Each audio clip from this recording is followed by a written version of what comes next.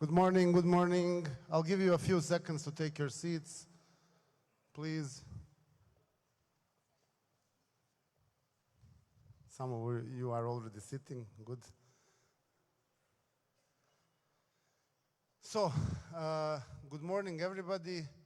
It's great to see you all here for the opening ceremony of the 12th Point Conference. So,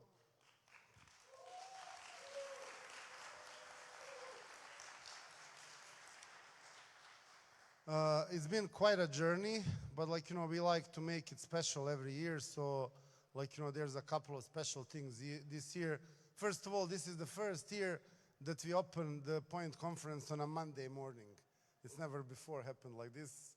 And there's a special reason for that. So this is a special year regarding Point because actually we are teaming up this year with back-to-back conferences. Instead of what you've usually been experiencing is 2 or 3 days of conferences. Sometimes we did it for a longer time, but it was usually 2 or 3 days. This year we're having the whole week of festivities. So we are joined by the Global Fact Conference, where this room is going to be slightly more full than now because it's already almost full. So thank you for that. And so this year there's POINT12 and Global Fact 11 happening in Sarajevo. So let's give an applause to our colleagues from IFCN. I'll briefly go through a couple of thank yous in the beginning. So first of all, traditionally, a Point Conference is organized by Zašto ne, together with our partners from C-Check Network and Action C Network. So please, let's give an applause for C-Check and Action C. Then obviously we have our partners. Some of them have been with us since the start for years. Some of them are joining on yearly basis. The kind of let's call them strategic partners of the conference are actually for years National Endowment for Democracy, Balkan Trust for Democracy, and Open Society Foundations here. So thank you. Actually, we have also we partnered on together with C-Check Network. A part of the conference is also in partnership with the European Union, and then we have 2 more partners this year. One is also already kind of almost a strategic partner is the Kingdom of the Netherlands through our anti-disinformation hub. Western Balkans Anti-Disinformation Hub project that have been supporting us. And this year we are very happy to also have the Sustained Media project bringing in I don't know how many of you, but there's quite a number of people here who have come through the Sustained Media project. Thank you all for being a part of this. But I mean, I don't have much time for the opening, but I want to use the time this year. I know 2024 is a very important year. There's a lot of things happening. There's I don't know what, 1/3 of the global population is voting this year. There's obviously a lot of other global events happening, but I want to actually have the 12th point opening around one other thing, which is something we've been thanking everybody that's been around for us, that's been supporting us, that's been kind of the audience and everybody, but there's one thing that we kind of never talked about at the opening of the conference, and that is the theme of Zašto ne. And I think that this year, having in mind that this is the second, soon to be the 3rd conference in a month's time that the team has pulled off, I really want to kind of thank the Zašto ne team this time from the opening. And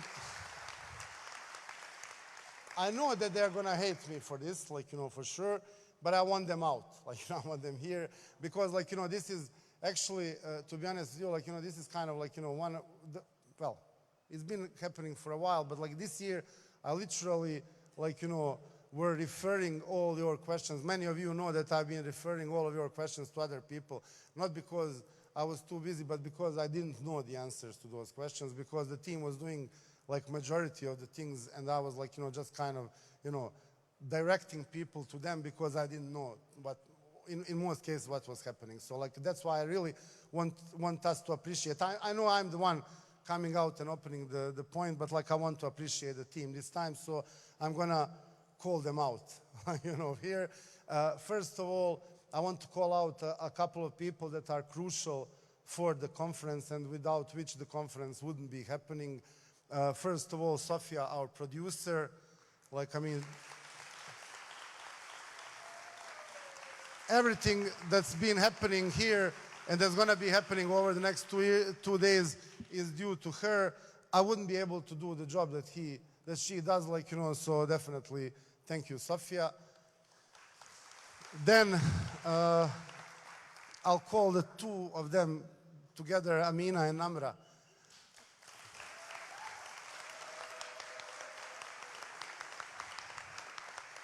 So everybody who's who's been traveling here, accommodated here, or anything, you know them. I mean, they've been communicating with you on so many levels. Is there anybody that needed a visa to come here? Really? Yeah, there are people, of course. So, but there'll be plenty more come to Global Facts. So Alisa is in charge of that. And also, pretty much all the other things, including everything in the graphics that you see in the creative part. That's Alisa. Yeah, please do. I mean, this is kind of the theme of the conference. And now I don't want to forget anybody here, so I'm gonna read, because we are quite a few people in the organization. So I don't wanna. We made a list. So I'm gonna go by now. After them, I can read out everybody as they are here on the list. Emir. Which one? Emir Zulejhic, Emir Velic, I'll call you both, come on. We have a couple of similar names or same names, so I'm gonna go like that. Dalio. Biljana. Haris. I'm not sure Haris is here. Some of them are not here. Emina. I know Emina is here. Ismar is not here. Lamia. Minel. Elma. Admir. Maida didn't come yet, or did she? She's coming, but she didn't come yet, Maida. Yeah, Elma. Another Elma. Aldiana. Aldiana is here, I guess, yeah. Alena. Irna. Maida. Tijana. Rashid. Mladen, Nerma. Marija, two Marijas. Amar. Dženana, Merima. Belma and Dino.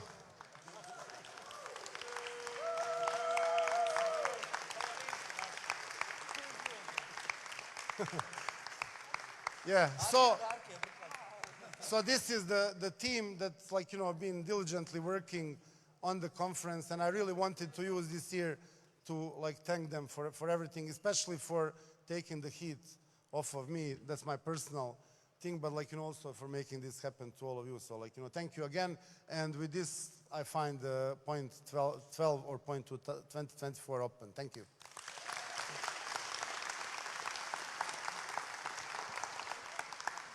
Prozvat ću ja.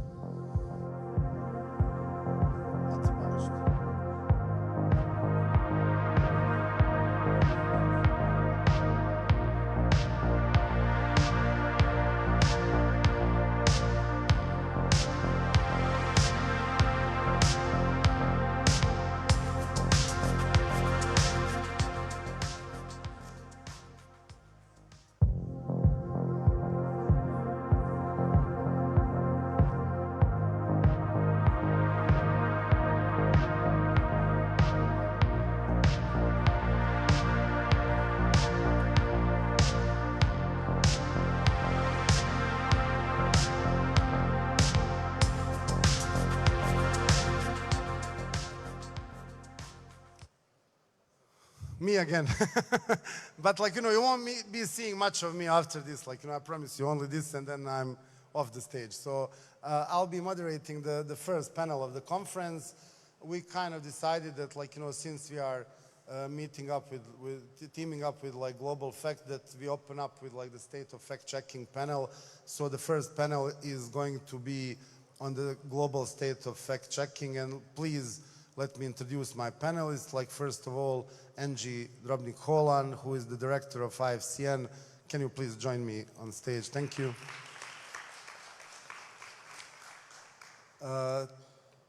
Tai Nalon from Aos Fatos, Brazil. Yeah, she's there. Thank you. Doreen Pesacek. Doreen. Yeah, there is she. Thank you. And Tiana from Zašto ne Local. Thank you. There's one microphone there. There's one here. So.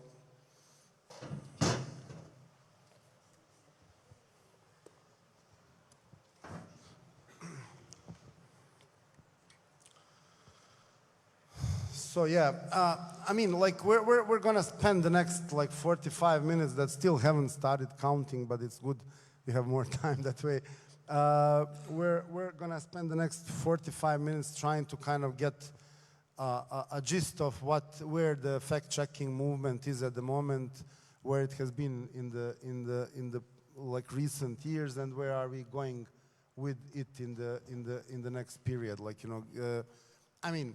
The whole thing started off, what was it, like 13, 14, 15 years ago or so. Like, I mean, Global Fact is 11 years, Point is 12, and it's been there for a while before that. So like I would say around 15 years is since it started. Like, you know, then there's been a lot of things happening. We came from, I don't know, like what, 30 people in London on Global Fact 1 now to, my people would know better the number of people that registered, but I guess like it's definitely more than 500 people that will be in Sarajevo this week. So, you know, it's a lot. Like, you know, at the same time, with all of these developments, like, you know, there have been a lot of like also issues, not to call them like problems. Like, you know, there's been everything from, you know, lawsuits, harassments to like, you know, trying to shut down the work of fact checkers.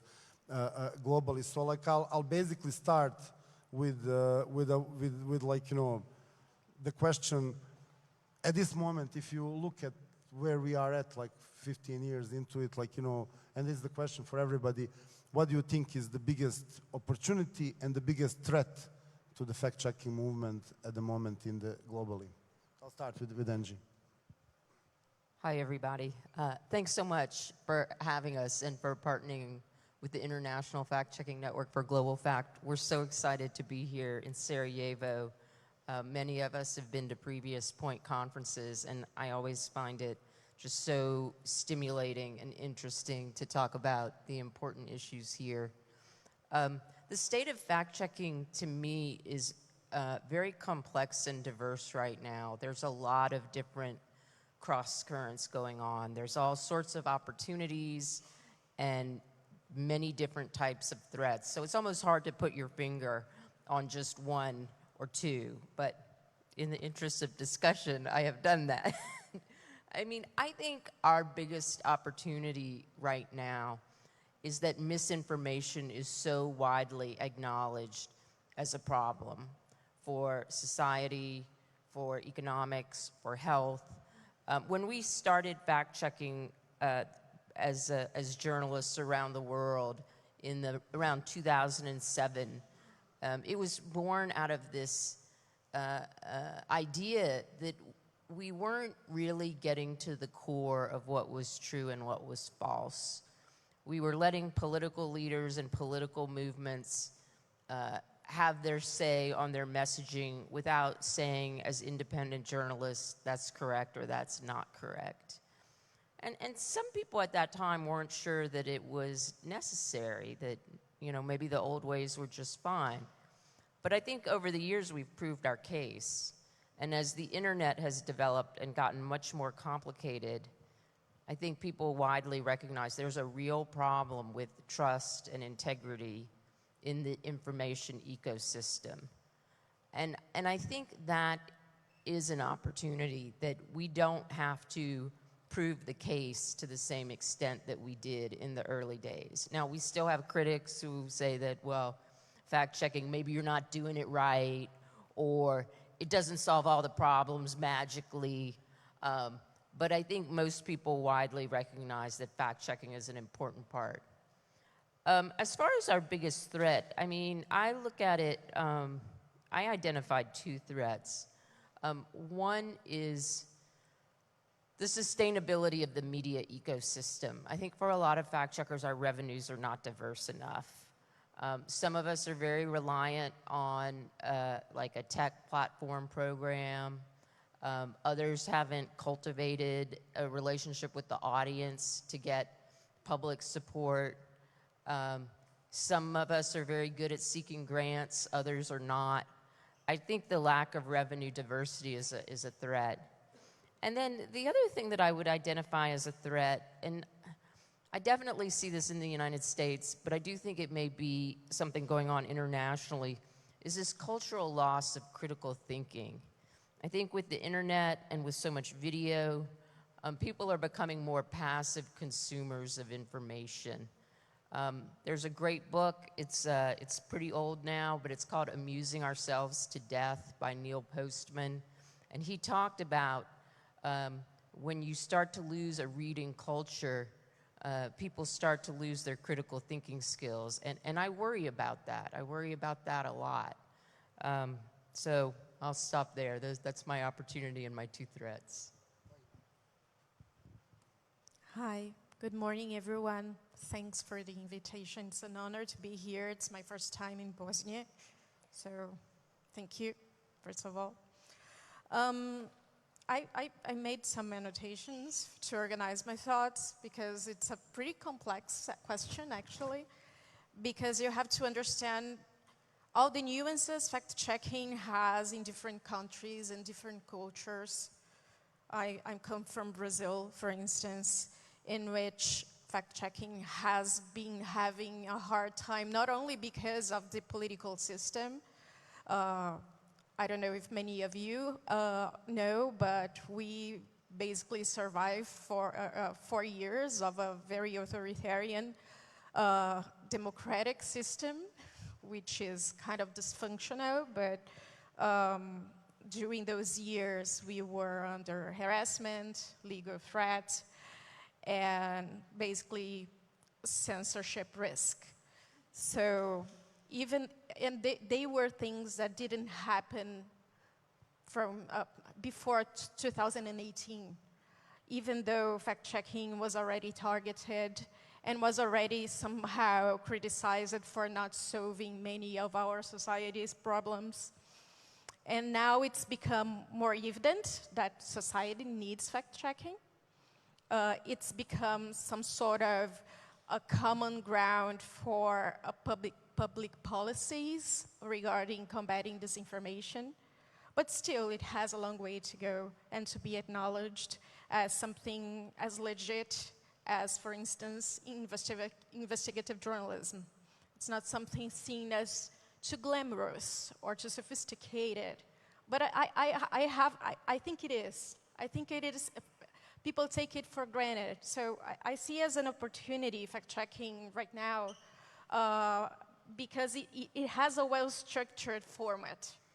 It has a good case for training AI models, for instance. We are all talking about AI, and I think that the format says something about how chatbots like ChatGPT could provide context and information to people by considering qualifying source and analyzing critically context. I think that fact-checking has a good case for qualifying sources because our biggest advantage at the moment and what differentiates us from the most news outlet out there is that we name sources, we qualify them, we structure them, we say what's false and what's not, why we are using those sources to subsidize our fact checks. And differently from other curation-based models such as community notes on Twitter, we know how to use them. So I think that we should be perceived as source curators for those models and take advantage of that. And as a threat, I think that the biggest threat still is the long-term exposition to false and misleading information. I mean, we are talking about that since, I don't know, more broadly, of course, since 2016. So it's been 8 years. We've been discussing every day the threats, disinformation imposed to our digital, for instance, ecosystem. And long-term exposition to that, as Sanja said, has led us to loss of critical thinking, but also to kind of cement divisions among our society.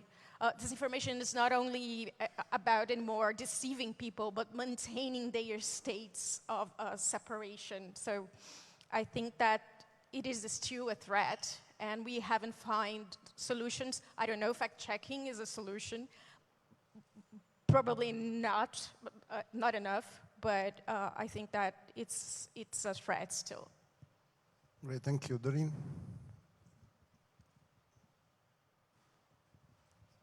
Sorry, my voice has decided to take a small break.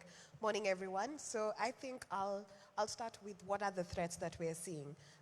Given the fact that, fact-checking, especially in crisis, has become critical, we are also seeing a shift in ideologies, where each team in a crisis situation or each fact-checking organization is taking a different stance from the other. I'll give a very controversial example, what's happening in Gaza.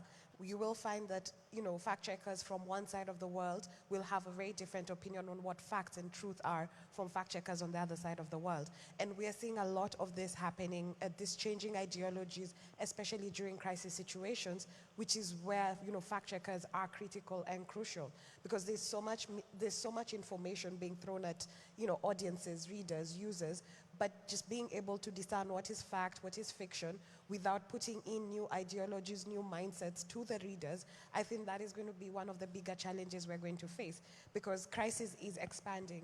In Africa, we have what's happening in the DRC, what's happening in the Sahel. We do have, disinformation coming in. We have foreign influence where our narratives are being controlled by, foreign countries, foreign economies. So how do we as fact checkers not become, the mouthpiece for the disinformation with our debunks? With every debunk we write, how do we not get used as the mouthpiece for IMI? So I think that's one thing that I would say is a threat. But that also now brings out the opportunity for people to learn how can we, elevate fact checking over and beyond the way we are currently doing it, which is do a fact check, submit to a platform, or do a fact check and publish it to the audiences. How else can we now deal with the actors behind the misinformation? There was a heated conversation yesterday over dinner on how do we not just deplatform but demonetize misinformation and disinformation spreaders. So I think that's the current opportunity that we have as fact checkers, finding a way to deplatform and demonetize those that are behind the mis and disinfo. Yeah. Thank you. Well, I'm thinking of two things which are at the same time I see as opportunities and threats. One are these increasing attempts to like the attention that's been paid, the institutions have started paying to fact-checking and the fight against disinformation, which was brought about, for example, in the EU mostly because of the invasion of Ukraine, and like these like big traumatic events produce this effect that, for example, the European Commission is investing a lot of effort and a lot of resources into acts like Digital Services Act, and has facilitated the creation of the Code of Practice Against Disinformation, and then what is it called?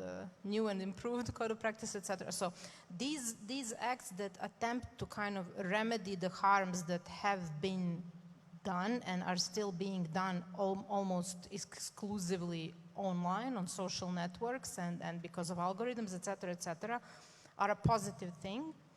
But at the same time, they do carry a threat. They do carry a threat. there's this line that we are always very careful around, like where's the line between freedom of expression, freedom of speech, media freedom, and regulation and co-regulation, and these similar models. So that's why I say it's about an opportunity and the threat. And it kind of draws on what you said, which is like we cannot continue to just like do fact checking as like a whack-a-mole. Like there's a claim, there's a debunk, there's a claim, there's a debunk. We clearly need more systemic solutions. So institutions trying to do something is a good thing, but depending on how committed they are to democratic processes and how good checks and balances there exist, and how healthy is the democratic culture and the media culture, that's going to depend, that's going to determine of like how much this can be a threat, depending on where we are. And the second thing, of course, is this boom of like AI and generative AI, which is going to create a lot of opportunities for fact checkers, like you mentioned as well. Now we have data, we have tons of data, all of us have tons of data that we have been just kind of like piling up like little hamsters. Now we can use them very, very like proactively because there's this like AI boom. On the other hand, there are threats there twofold, I would say. One, to us, because we can be exploited. Our data can be used without our consent, without even our knowledge. It's been known to happen.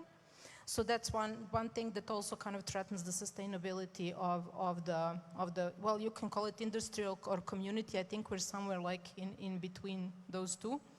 And another, of course, is the fact that the AI is making the production, dissemination, and the believability of this information, it's kind of like it's a whole new planet.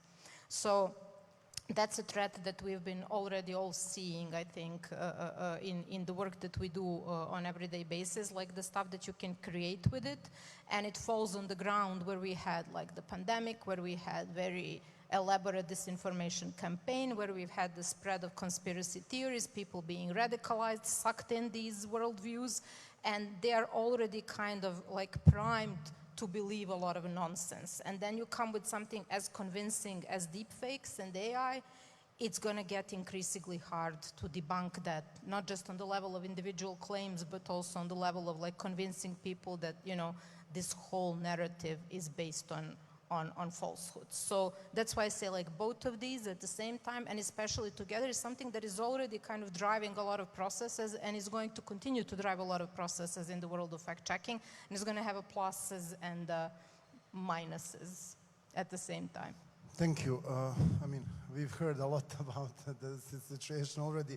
I'm going to dig deeper into a couple of things. Like, you know, first of all, I want to ask Angie, I mean, it's the election, it's the ultimate election year. One of the probably the most important elections this year, like globally, are the U.S. presidential elections. Like, you know, what do you make of them and the potential impact on the fact-checking? Regarding the campaign, how do you think that the campaign is going to be challenging or not?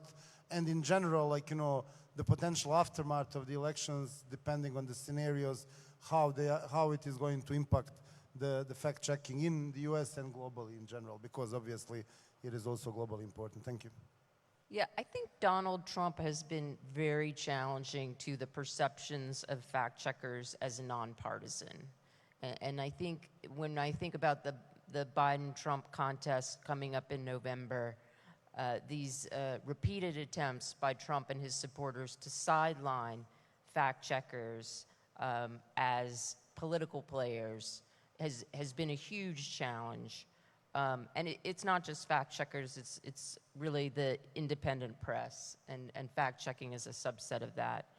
And then also the way Trump and the far right, they just have doubled down on falsehoods. And I mean, even Trump's supporters do not give him high ratings for being honest or telling the truth. So that's a deeply challenging dynamic for fact-checkers who are trying to hold the space that there are objective truths that can be verified or debunked. That's been really challenging. And then there have been attacks on fact-checkers from the far right, harassment, attacks online, sometimes real-world attacks. I know that there are other places in the world where fact-checkers are under much more attack than in the United States, but in the United States too, And then it's hard to predict the future. We did go through 4 years of a Trump administration. Would another Trump administration look like that, or would it be more challenging? It's really hard to tell. Trump's supporters have talked about their plans of what they want to do if they gain power. I think there would inevitably be more attacks on journalists and on fact checkers. But what exactly that would look like, it's really, it's unclear. But I think it would definitely mean more pressure, having to work under more harassment, having to work harder to stake out the space for nonpartisan fact checking. Yeah, interesting perspective. We'll see after November. Tiana, I want to go back to you. We've heard about the U.S. What's the situation here in the region? POINT is like kind of a regional conference. So, and I know that, we have either published or about to publish this report on the state of fact-checking in the region. What's the situation in the region?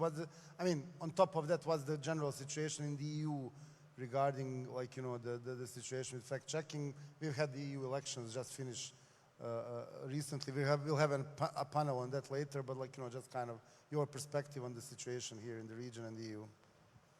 Yeah, I'm hiding because the report is stuck in me and I have to finish editing it so we can publish it. But it's a very good, I think also very good illustration of what we mentioned is where fact-checking should go, beyond just daily debunking. This is something that the C-Check network, that's the regional network of organizations that deal with debunking disinformation. This year we have, with the support from the European Commission, created this set of country reports of state of disinformation.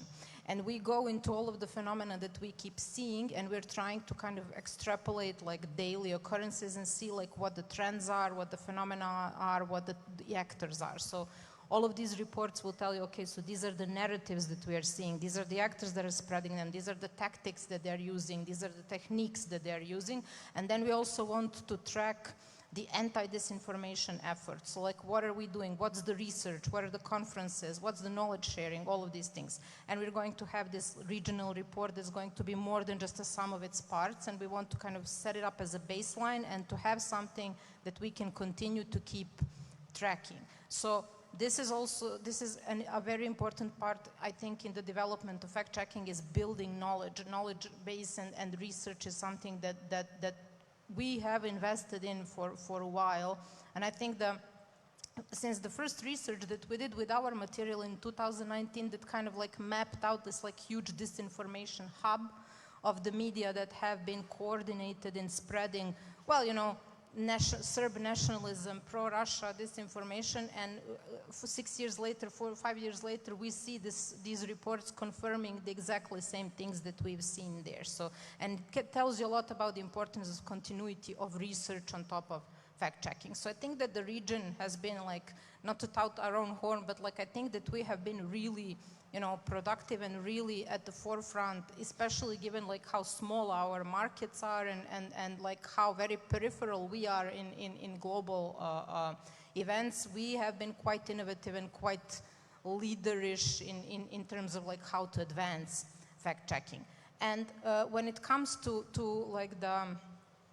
how the region, what happens in the region as a response to the EU elections or the US elections, whatever happens out there reaches us at some point. It's going to come here. Even the most outlandish things that you would not, believe that will have an influence here, I don't know, QAnon, or the whole nonsense around the Stop the Steal movement and stuff that's kind of, you would say it's a very focused US thing. It comes here and it has an echo here. And the same is going to happen this year with the US elections, I'm sure. And the way that fact checkers feel it is usually through enhanced harassment. Because the right wing, and not just the right wing, there's a lot of radicalized people in the, new age spirituality movements. All of this is now becoming this mush of people who are basically anti-liberal in some sense and anti-institutional and pretty much kind of ready to believe anything conspiratorial. This reflects on us usually by heightened attacks, more kind of doubt being cast on the work that we do. We're presented as censors, we're presented as agents, et cetera, et cetera. So this is something that I unfortunately expect to happen this year as well, because this has been our previous experience. Like whenever something that Angie described happens in the US, sooner or later we're going to see this echoed by local actors as well. Thank you. Let me go back to Tai now. So, like, I mean, you have the global South perspective, obviously. So, like, what do you think of, like, the whole situation from the global South? And, like, you know, let's go more deep into, like, you know, the regulators, the platforms. How do you see them responding to the challenges of disinformation? Like, and what's the future there potentially? Sure. I don't know about the whole global South. We are diverse and big enough, but we face some challenges that are pretty common. For instance, what Jana said about what happens in the US right after can happen anywhere else. The 6th of January in the US and 2 years after the 8th of January in Brazil, the attacks in the institutions, they are basically the same. It was the same stop the steal rhetoric, it was driven by disinformation, it was induced by the government. So we've seen, luckily we were able to hold politicians and other leaderships accountable due to that, that movement.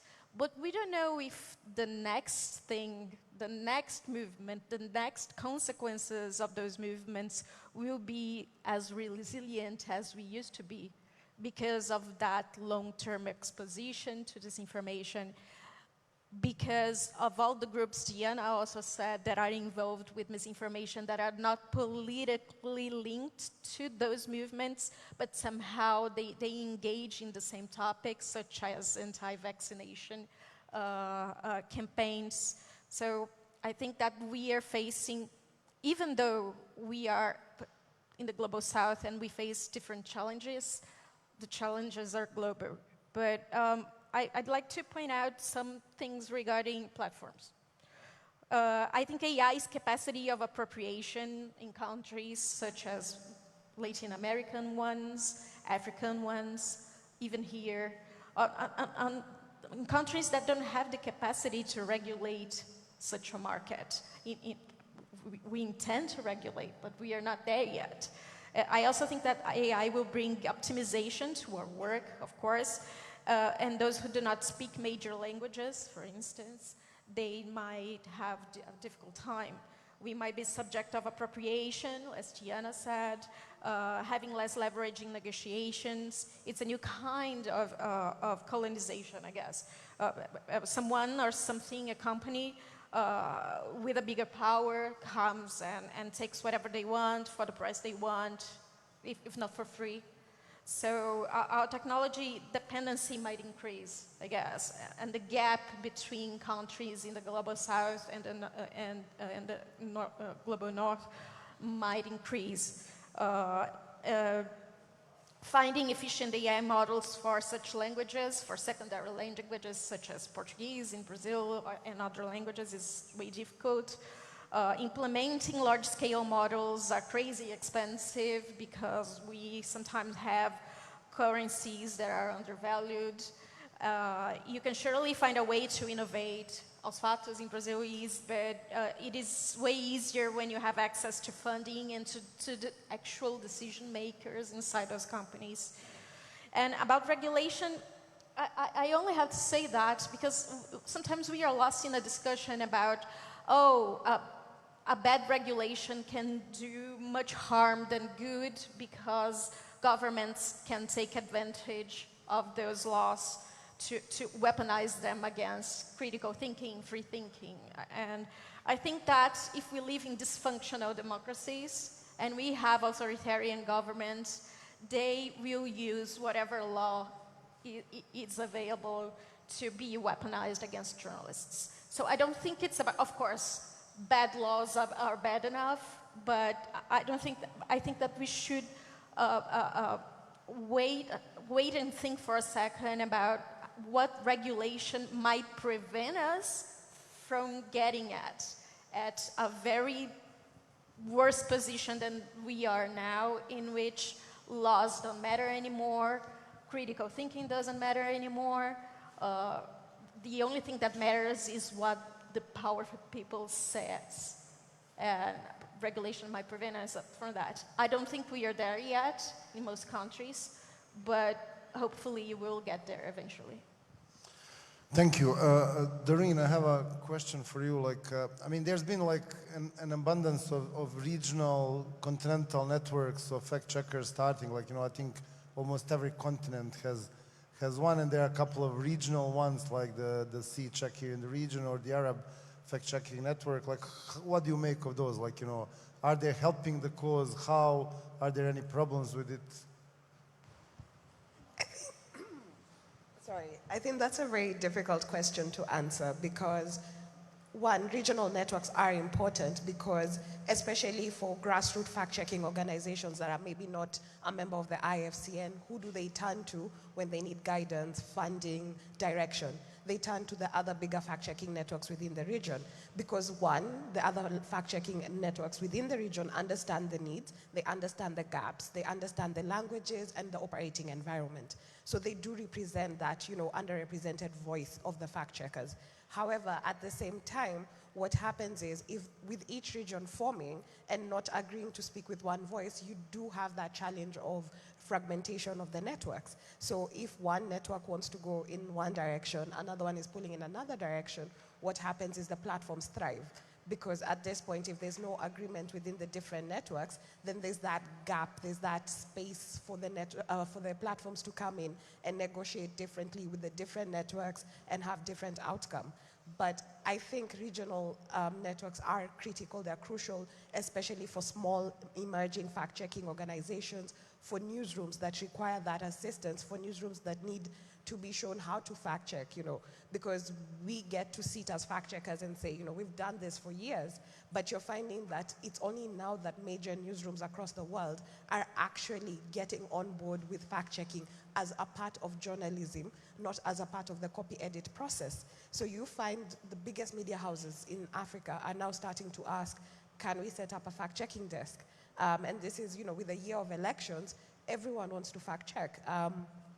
During the South African elections, you had the South African media houses attempting to fact check.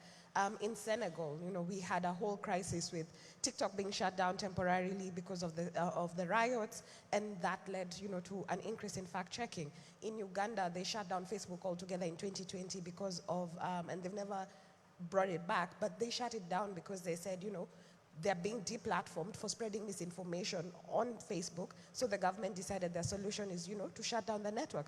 So what do you do in such a situations? Such situations are unique, to specific continents. So what we do is, we now come to the table as a regional network and have that conversation around it. So it's, again, a double-edged sword. You can't say it's a good thing or a bad thing, but it does help, especially for bigger fact-checking networks, for bigger organizations, to help the small organizations within a region. And I think Angie would agree that it's easier when, the region comes with one voice and says, this is what we want, these are our needs, and then now we all sit down as the different regions and agree, this is what would work, this is something different. You'll find the legislation in Europe is very friendly to demanding information from tech platforms. But in Africa, you find they don't even have offices. You're dealing with the EMEA office, the Europe, Middle East, and Africa. It's one person, but they do not come to the table with African organizations. Or you speak with a policy person in Nairobi, but when they go to the global meetings, it's like, it's a small country, so there's nothing much that can be said or can be done. So I think they are critical for the different, but we just have to be careful to not over-fragment the different regions to a point where we have different voices. Great, thank you. I mean, I'll just abuse my position a little bit more. I'll ask one final question, because we've built it up all the way to this. There's the International Fact-Checking Network. I mean, we haven't talked about it, and what do you see of it? Where is it now? Do you see anything more or less needs to be done, in terms of what the IFCN should be doing or not doing? like, you know, where is the global fact-checking movement and how the IFCN fits into that? Like, you know, question to all. I'll start with you, Angie, and like, you know, let's try to leave some time also to the people to ask questions. Thank you. Yeah, the International Fact-Checking Network was started by fact-checkers to build up our community. And I think it's really important to remember that in the years since the IFCN has grown, it's still supposed to be a product of the community and what the community wants, the fact-checking community. So we're very encouraging of the regional networks and wanting to work with them because they are closer on the ground. Like Doreen was saying, they're very good at capacity building among the new fact checkers, and they are better positioned to address the details of their context. So like the European Regional Network, the European Fact-Checking Standards Network, or the EFCSN, is much better positioned to deal with something like the Digital Services Act than a group like IFCN, which is global. I do think IFCN's role is still to connect the fact checkers on a global basis through things like our Global Fact Conference. Our Code of Principles has been very important in maintaining high standards among fact checkers, regardless of cultural context. And our role, I think, continues to be to build up the community and to defend it in the face of attacks. It's very powerful when one fact checker in one country is under attack that you see all these fact checkers from around the world speaking up in their defense. I think there are a lot of different directions that we can take the IFCN as we move forward, especially with some of the opportunities mentioned, like artificial intelligence, and making sure that fact-checking has a role in the infrastructure of the internet. But I do want to see that direction determined by the will of the community, not a top-down model. So the regional networks are really good for helping the local communities and for helping the IFCN to stay in touch. So we're doing everything we can to encourage them without fragmenting and staying unified. Thank you. Tai, let's go in this order. Tai, Doreen, Tiana. Yeah, I agree with Angie, of course. I've been around in the fact-checking movement for 10 years almost, formally. Before that, I was a politics reporter. So I have this background in which we used to register everything a politician said, independently of its meaning, if it was false or misleading, or if it was true, to an instance in which we basically state to society what is false and what's true in a very natural way. It is expected for the press to do that right now, at least in Brazil and in some places. So I think we've grown in a direction that was the direction that we actually wanted us to grow. We were productive. We were successful in that.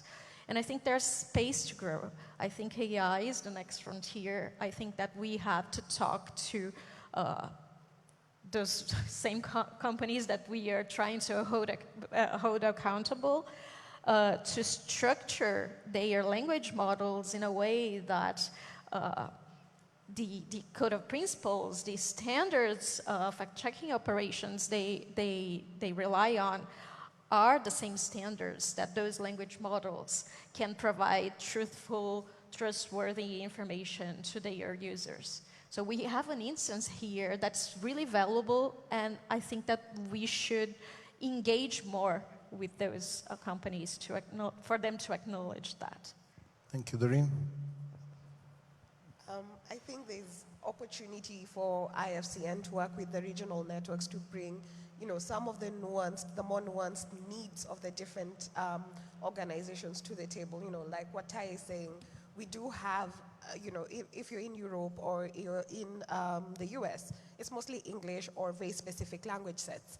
But then once you move to what we are calling the Global South, we are very unique. We do not communicate in English. We do not communicate in the languages that are known to the platforms or known to the language models. We need something that's tailored towards us. But then when you find that the regional network may not have as much influence as, say, the IFCN, that is where we would need, the IFCN to help better represent the different regions and the different networks. And I do understand it's a very difficult task, when on learning, what are you prioritizing, the needs of the collective or the needs of the individual elements that form the collective.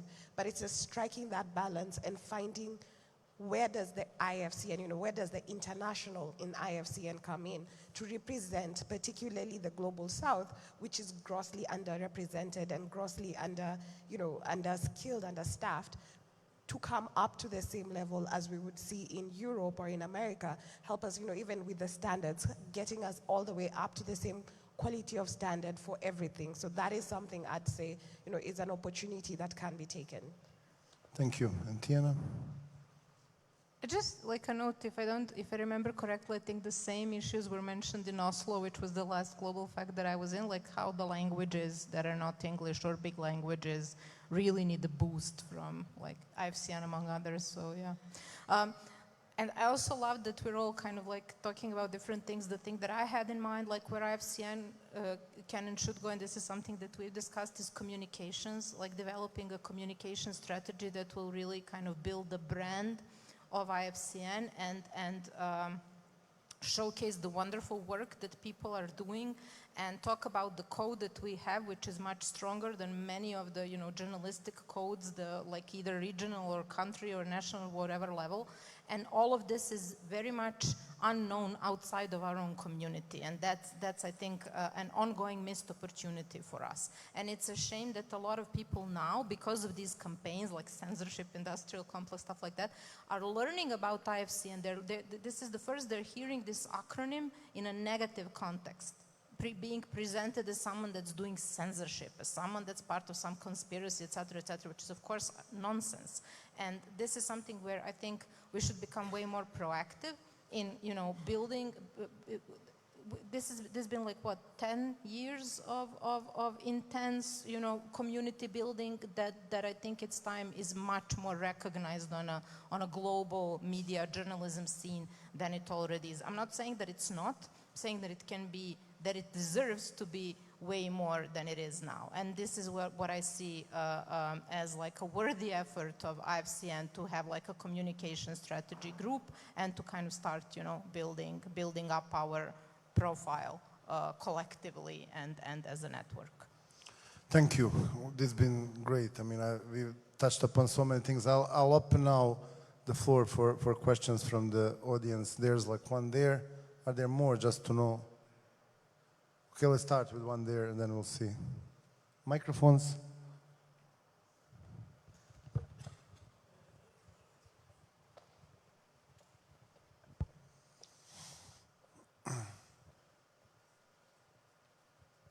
Thank you very much. Yeah, you can hear me. That was very interesting landscape of the state of fact-checking. I would like to add or ask about one more layer, the state of mind of fact-checkers and fact-checking teams. And if I can challenge you not to say tired, but maybe describe more emotions, like where you are with motivation, being open, or maybe feeling betrayed. I would love to hear more about the pulse check of humans in the fact-checking world. Thank you. Just to be sure, is there any more questions? There's one more there. Hi, everyone. There is some challenge with the tech companies, and if you have some examples about tech companies. Thank you. Okay, we can take one more if there's one more. There's one more there.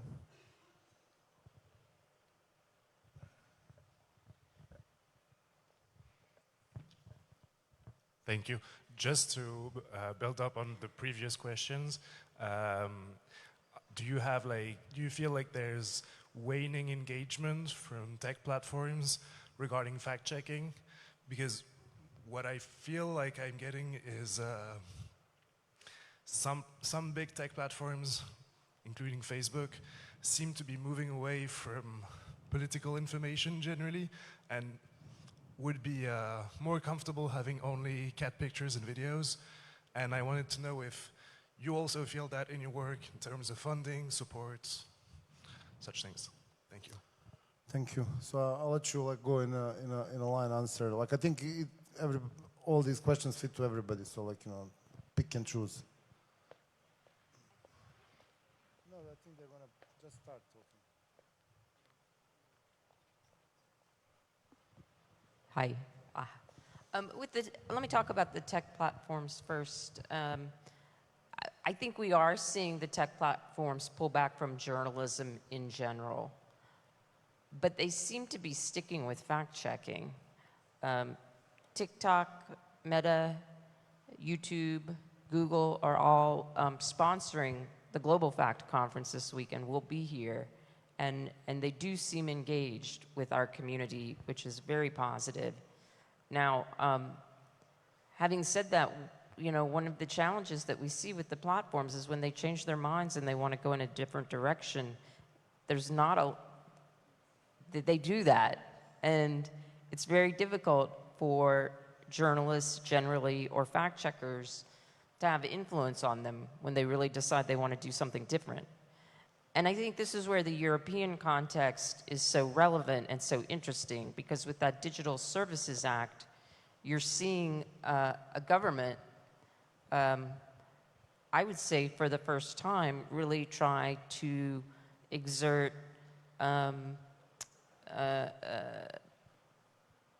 pressure on them in the form of regulation and fines to be answerable and accountable to the public. And that's a very big deal.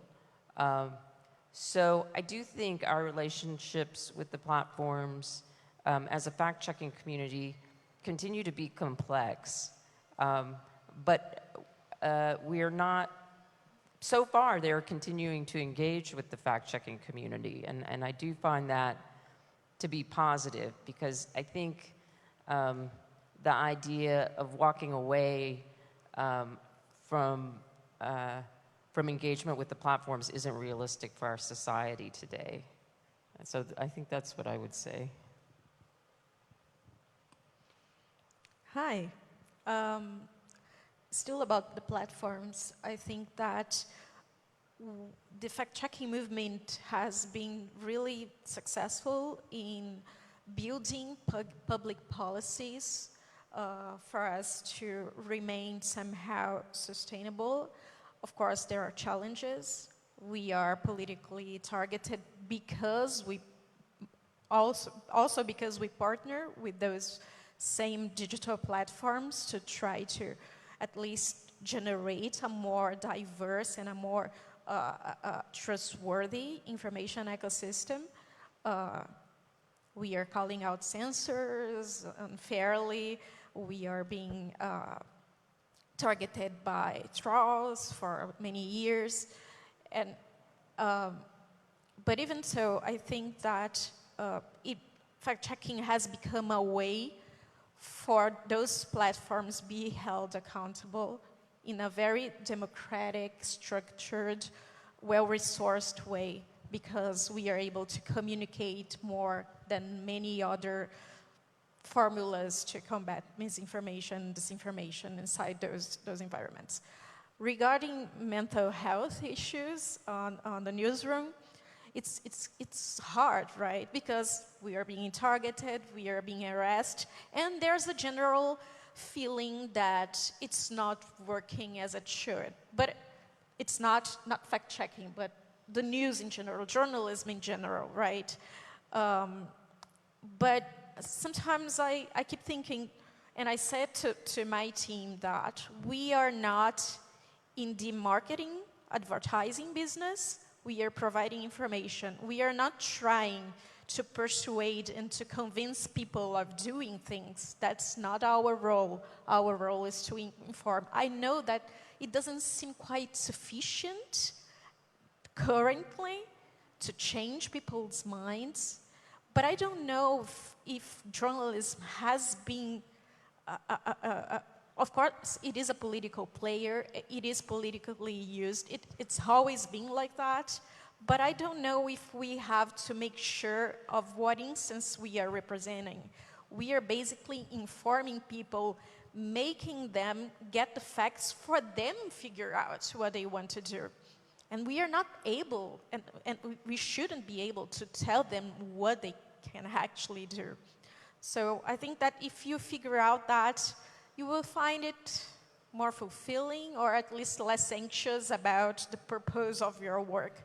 And it's not a magic formula, of course, but I think it somehow it helps. Doreen, Tiana.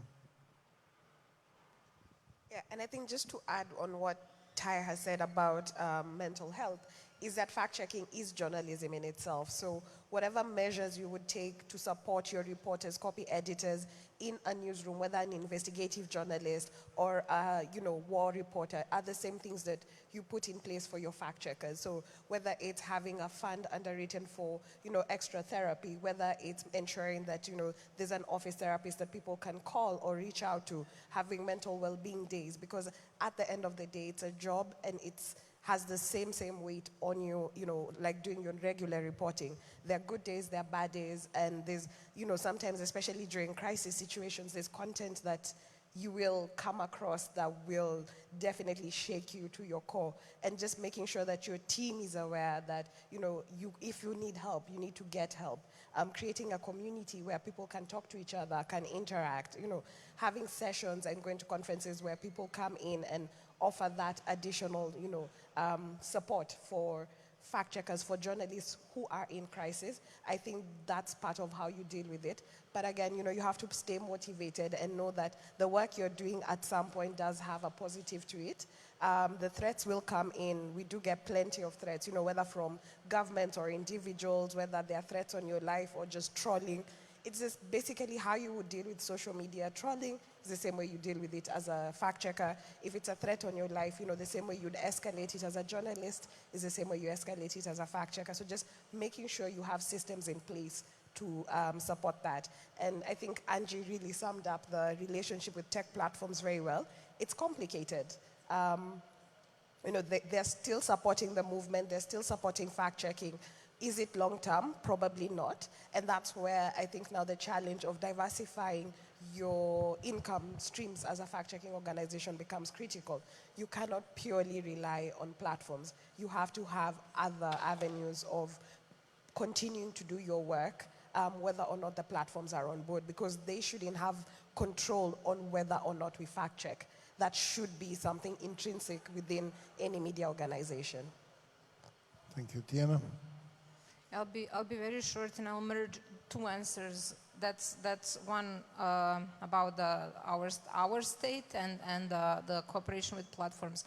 The word that comes to mind is frustration, because we seem to be doing the same thing over and over again, which I think can be solved by using these wonderful tools that we have, AI and algorithms, etc. For example, I'm opening now several topics of global fact panels that are coming up. Like if we're fact-checking hoaxes, and a lot of us are, and we see that there's a pattern that is being used to, I don't know, trick elderly people into buying some fake medicine, and it's like using deep fakes to do the same thing over and over and over and over again. I'm quite convinced that there's a way for algorithms to recognize that, and that we don't need to be fact-checking these every week.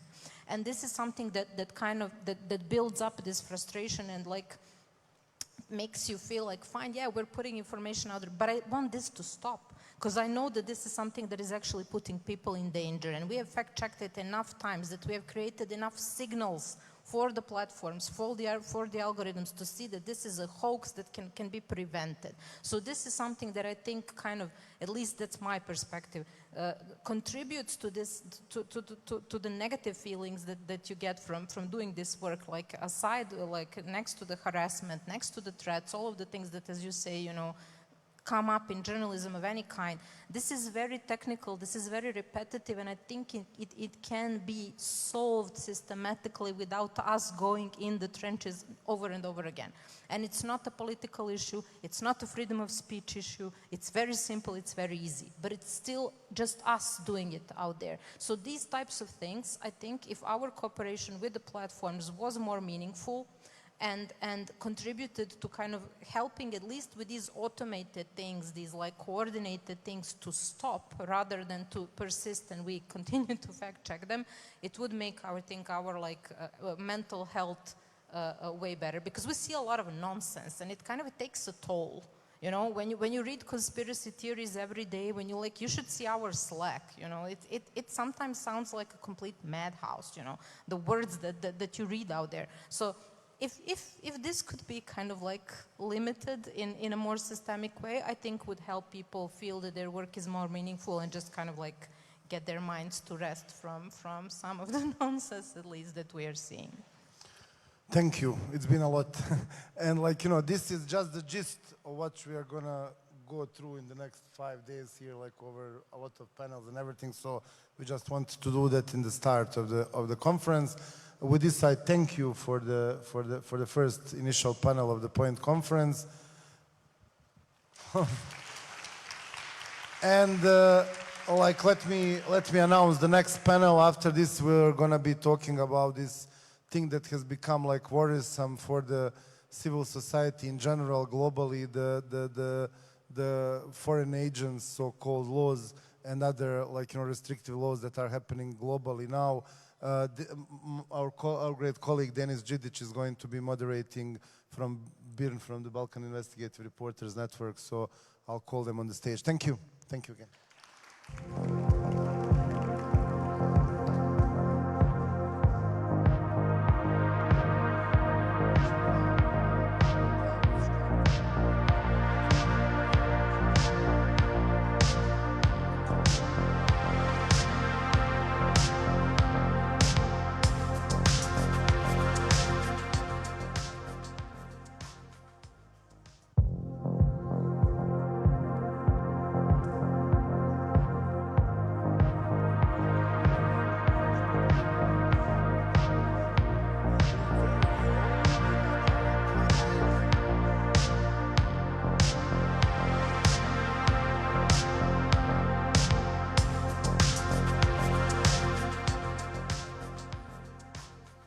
Hello, everyone. It's my pleasure to greet you all this morning. As Darko said, we will be talking about laws on foreign agents and what countries around the world, or CSOs in countries around the world that have these restrictive laws are doing to kind of combat that. And we have a really good panel.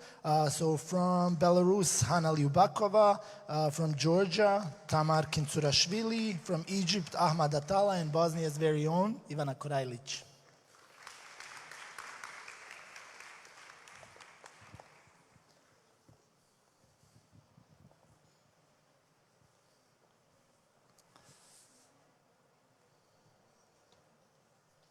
Thank you, Ahmad.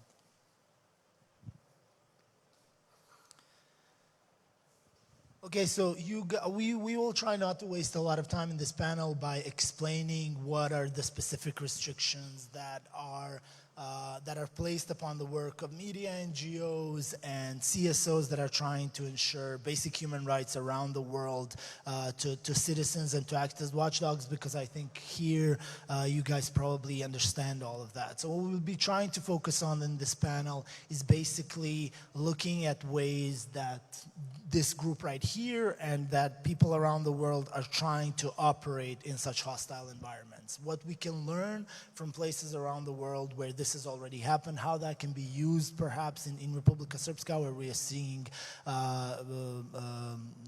pushes to adopt similar legislation, and how we can all work together, and we will try to end with maybe some recommendations or ideas moving forward to kind of all act acts better and more in a more harmonized manner to try and assist CSOs, human rights advocates, media who are trying to operate in such environments.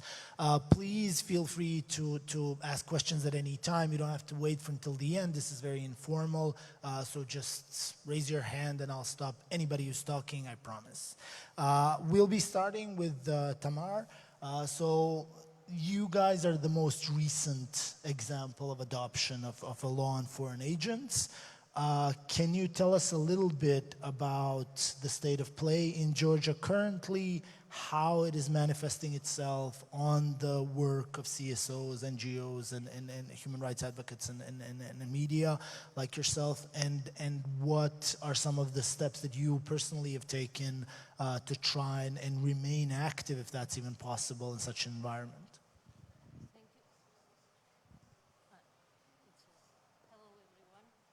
Doesn't work. But yeah, okay. Thank you, everyone. I'm happy to join this conference for the first time.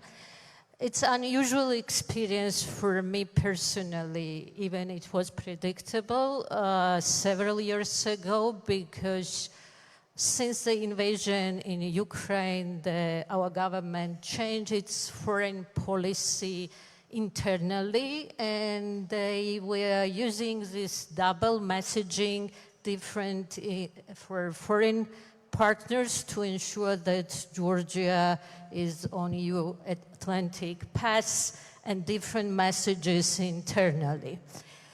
Situation is similar because our office was vandalized twice even before adoption of this legislation. We already were announced as a traitors of the country, executors of foreign interests rather than serving the Georgian people, and we are receiving Western funding to support democracy in Georgia. But democracy is a threat for current government. That's why they are fighting with democratic institutions. And fact-checkers are not only targeting this new environment, the opposition, activists, those critical voices that are watchdogging ongoing development. Irony is that last year we started screening of documentary Putin's Kiss. If you watch this movie, it reflects activities of organization Nashi, which is radical youth movement in Russia. And now we can share similar experience with you, how these people are vandalizing our offices, and we are not protected. We have dysfunctional institutions. There is no ongoing investigation, and we are left alone. Before the West was arbiter and the West was Western announcements, statements coming from human rights organizations were red line for our government. Right now, this is everything about the so-called notion on sovereign democracy, which was developed by Vladimir Surkov, who is advisor of Vladimir Putin. And this concept consists two messages. The first one, if you are questioning, the first one that Russia is democracy, and second, if you are questioning democracy in Russia, you are interfering in internal affairs. The similar method was used by our government. They are perceiving support of democratic institutions as a meddling in internal affairs, and they're propagating that we should set the rule of games. But human rights are universal. So when someone stranger calls my daughter to intimidate me and intimidate my family members, it's violation of my human rights. And when I have problem to operate, and I assume we will see more repressions after enforcement this law from September. We have 1 month in August, which is holiday season. And one thing international organizations can do to support us to monitor repressions in Georgia. So have you taken like some precautions? Have you taken any steps to try and ensure you guys are able to work from September? Anything specific that you will be changing from September 1st? Actually, first of all, we are not planning to register because it undermines trust in our operation. We have partnership with Meta, Pointer, IFCN, EFCC, and they granted status of independent fact checker. It's not compatible with the foreign agents, the name of the foreign agent. Secondly, we will face operational challenges, and we're planning to register abroad but operate locally, because we are not planning to leave this country unless we are forced to do so. Thank you. This is, it's often been called like the Russian model of laws that has been adopted in Georgia, that has been planned in RS, and obviously Belarus has a lot of experience with that as one of the most illiberal countries in Europe. So Hannah, can you tell us a little bit about what Georgia is about to expect once this is implemented, and how you guys have been working to try and ensure your operations in such an illiberal country? Yeah, let's probably take you to the more dystopian landscape. So we don't really have a foreign agent law in Belarus. That's not because Belarus is a democracy, God forbid. That's because our dictatorship is so old that we don't really need that at this point. Since at least 2001, we've had this kind of law that restricts foreign funding for civil society organizations and for media. So if you receive any grant, you had to register that with the presidential administration. So it's been around forever. We've had this before it became mainstream, as people usually joke. Since 2020, when we had this massive protest and the revolution in Belarus, the regime got more, I guess, weird, even crazier, even more dictatorial than it used to be. And they basically criminalized the profession of journalists and also civil society organizations. So if you are a journalist in Belarus, you would be, and if you report on politics, or if you, well, conduct investigations and do some other critical reporting, you will be most probably jailed. And we currently have 38 media workers in jail in Belarus. We have thousands of media outlets, web pages, websites basically banned, or they got extremist labels. And that's something that kind of the next level that I'm talking about. Extremism is a criminal offense. So if I'm, by the way, right now on trial in Belarus in absentia, and I'm charged with 4 criminal cases. I'm a threat to national security. I'm a member of an extremist organization. I incited hatred and something else. And I called, and something else. I attempt to seize power. I keep forgetting. So 2 of these charges are punishable by up to 12 years in prison. So this is not just the foreign agent law. This is, you know, the next level. So where are we right now? So inside Belarus, it's practically not possible to report those journalists who are independent, right? They're not controlled by the regime. They're still there, but they cannot report. They cannot do any critical reporting anymore. There are questions like we discussed whether it's worth being inside. I think it's still worth being there and kind of be the eyes inside the country. For us in exile, I'm in exile, we lose the connection with people on the ground, so it's very difficult to preserve trust because we're outside, but we are kind of trying to do that. There are many issues with traveling. That's why I'm just Belarus journalist here, because I could not really put my name, and there were many issues regarding the on the dark knows what we went through to get me here. So people just freak out whenever I travel outside the EU, so it's been really difficult. So yeah, there are many kind of restrictions, and there are many issues that we are now facing. And that's kind of the next level where hopefully Georgia is not heading, but we are already here. Thank you very much, Hannah. Ahmad, this has often been talked in Bosnia as a very kind of European problem. We always look at places like Belarus, Russia. Georgia has been talked about a lot in our media here, but we kind of lose this perspective that it's happening around the world in illiberal places. You guys in Egypt have had a very draconian law since 2016 that even allows for imprisonment for peaceful work. Can you tell us a little bit about what is it like operating in Egypt for CSOs and for activists under these circumstances, and what are the ways, because as I understand there's much more people, CSOs still active there compared to Belarus where many have had to flee. Yeah, thank you very much. Actually, I would like to return back a little bit to 2013 when the military took the power from the first elected president, Morsi.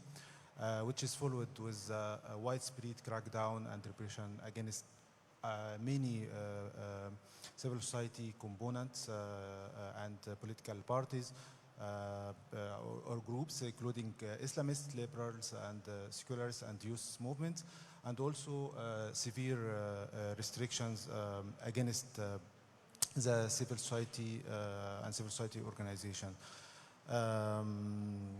I think that, yeah, it became more difficult to work safely as human rights defenders and civil society organizations inside Egypt. Yeah, still there is like some organizations still working from inside, but with specific limit or specific tune or something like that. But I want to highlight more on the how can we adapt it with this restriction that we face since 2013. After this targeting and persecutions and adding a lot of human rights defenders, journalists, and political activists to politically motivated cases and judicial and security persecutions against them. Some of the political activists and human rights defenders actually were forced to go into exile, not just for survivals or for survival or seeking safety, but also a strategic decision to keep working and continue their activism. Yeah, of course there is some problems actually, and they face some struggles, but I think that the exile allows for the activists to work freely and effectively more than working inside Egypt. Of course, the government actually, in response, targeted some of these activists, adding them in politically motivated cases and also adding them to the terrorism entities lists and targeting their families and relatives inside Egypt. I think also what happened, this kind of crackdown actually give us the opportunity to rethink about our work and how can we adapt with that. So we decided to focus more on the international advocacy, focusing more on the international mechanisms and including UN and EU and African unions, etc. And I can say that we have successfully achieved or encouraged the UN mechanisms, several of working groups and special rapporteurs to respond more with submissions that sent by the NGOs, and based on this engagement, actually, they kept requesting from the government to provide more information about the communications and statements they issued.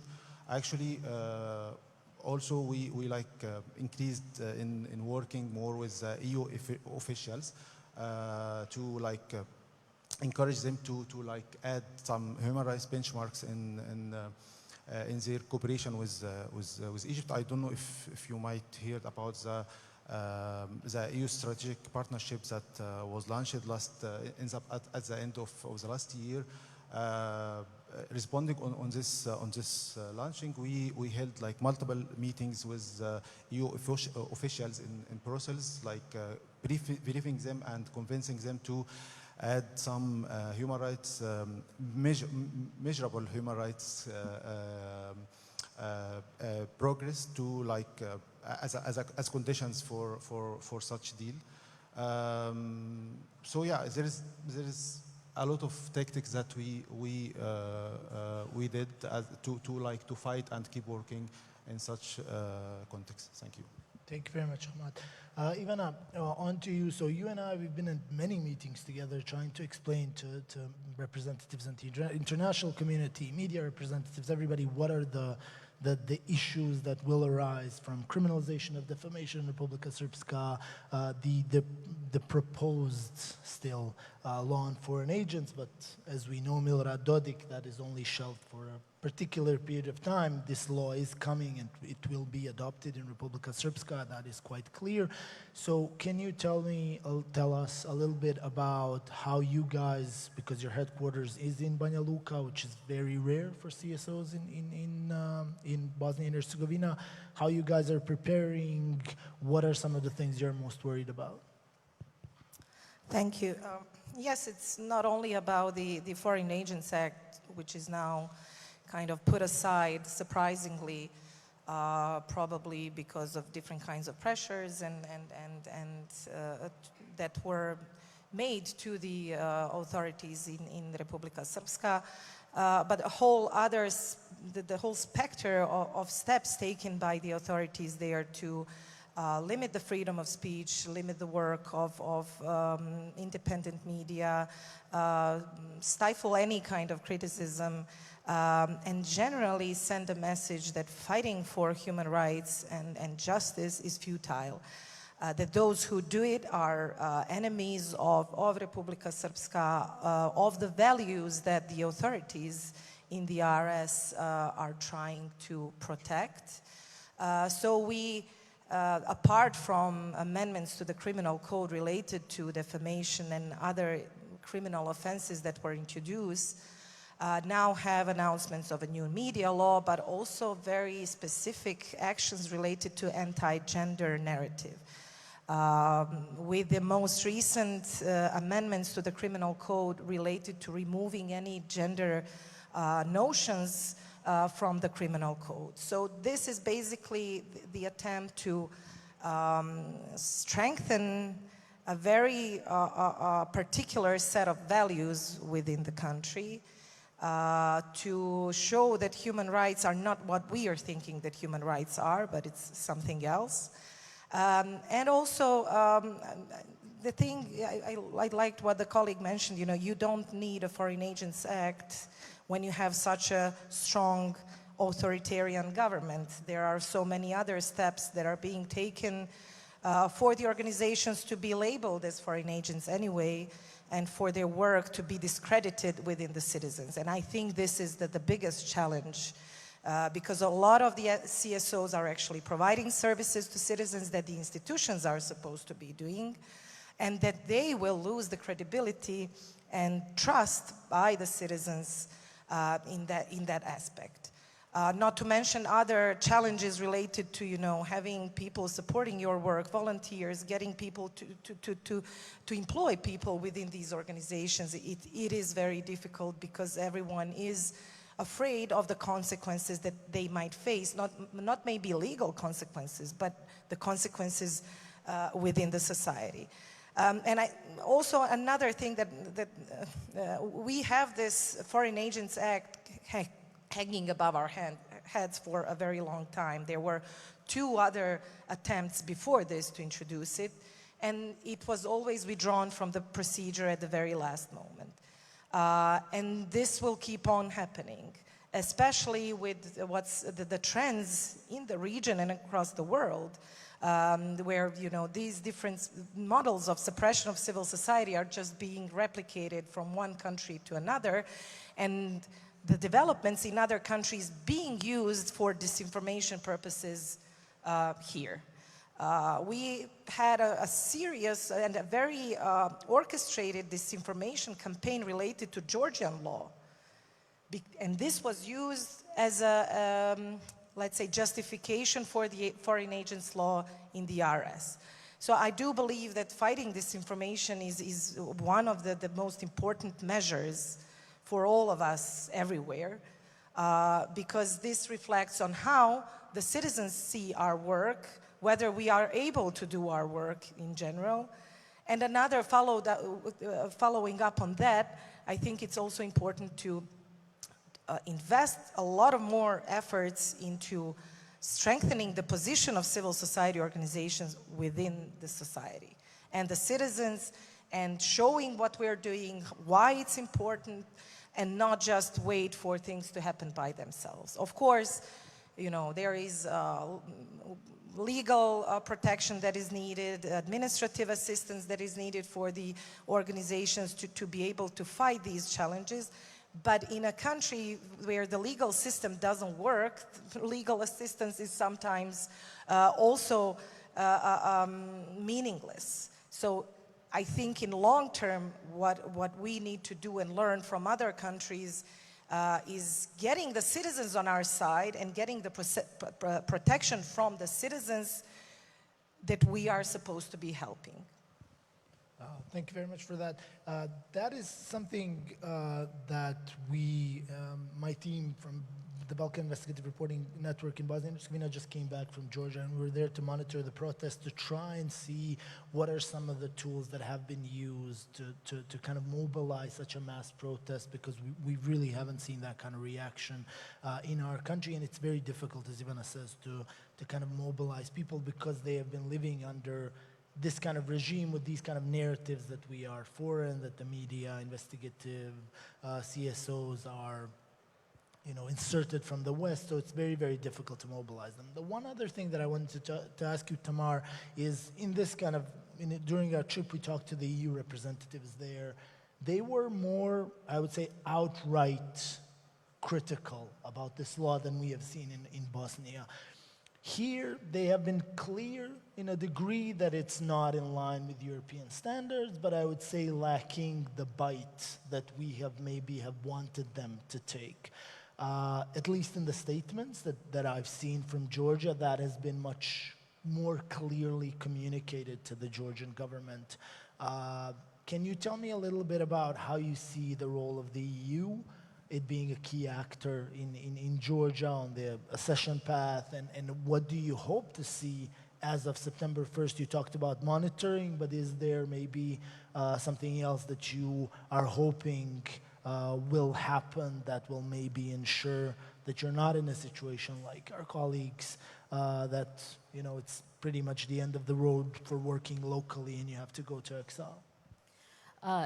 Today I saw the statement from EU that EU foreign ministers are discussing developments in Georgia, because when Georgia received candidate status, we were transitional democracy. Right now I don't know what is the rating for our country, because we experienced, not me personally, physical threat, unpunished one. The US government announced visa restriction for MPs who supported this legislation. And I think it's a little bit late, because we are already in the process of enforcement this law. And we have elections in October. And election monitoring is one issue, and critical one. And people are mobilizing, and they have trainings to monitor elections locally to defend the votes. And I don't think our government plans to have democratic elections at all. There is another law on restriction of gay propaganda, and they will use this legislation to control the content and regulate content. Because current legislation is similar to US. It's inspired by the First Amendment, and we have quite strong protection mechanism in current legislation. But we have no independent judiciary. And I think government tries to keep us busy ahead of election, Before departure, I received a lawsuit from anti-vaxxer who is associated with Gorchakov Foundation and demanding 20,000 lari because we labeled the content as a missing one on platforms. We have registration issues, and there are a number of NGOs who we will be targeted in August, and I mentioned the time framing. So I think it was, we celebrated EU candidate status, but maybe it was a mistake compromising on certain reforms because our government thinks that there is a war in Ukraine, there is a crisis, and we can achieve it anyway. So, but they build relationship with China. They are attracting funding, investment from China. And, you know, financially, we have Russian oligarch who is quite wealthy. We have state capture,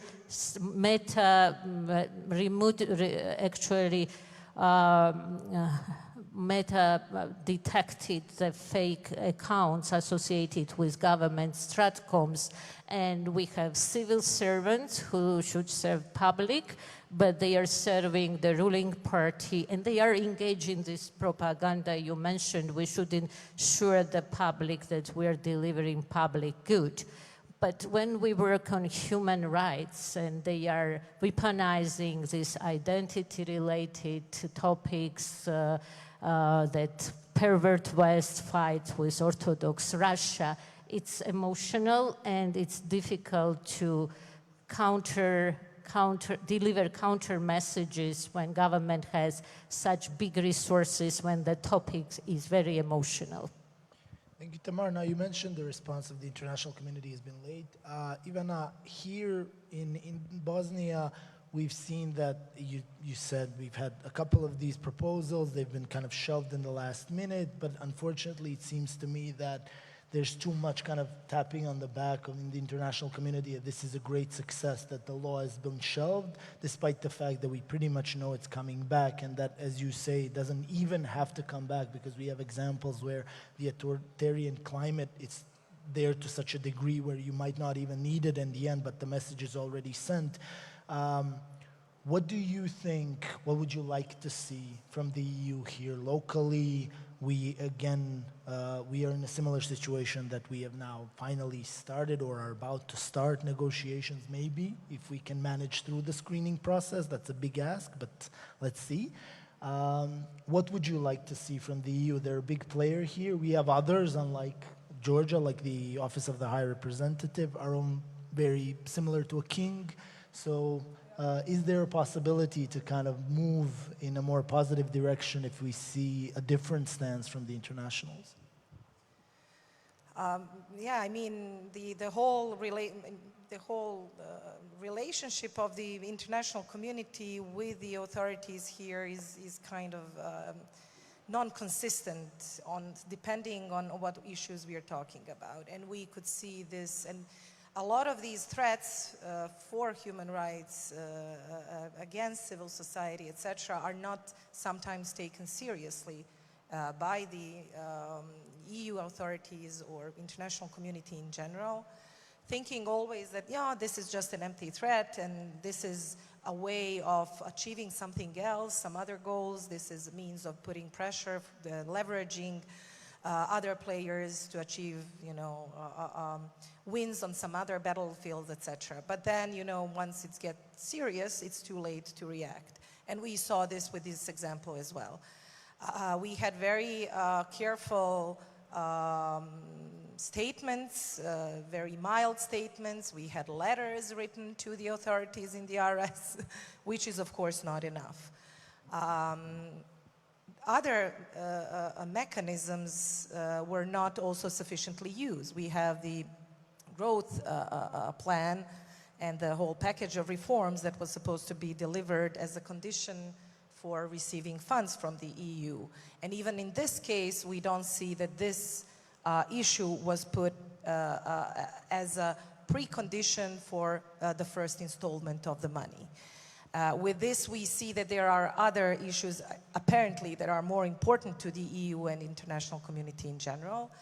When this was happening, the last time that they referred this as in the form of the proposal in the Assembly, the Foreign Agents Law, there were a whole other set of laws being discussed in the Assembly, including the election law, the immunity law, etc. And there's always a big crisis, a bigger crisis to solve, and then all of these issues remain on the side. And I understand, of course, it is more important to keep the country stable, to prevent a war, to prevent the dissolution of the country. But then, this red line keeps on moving, and the government in the RS knows this well. Every time they take a step further, and they go a step further, and at the end, the international community pretends that this is just a play, that this is not really happening. The only strong steps that we've seen are in the form of sanctions from the US, which personally affected a lot of individuals from the government in terms of, at the end, blocking their bank accounts, which is, I guess, the first time that they were really worried about the sanctions. We will never see this from the EU.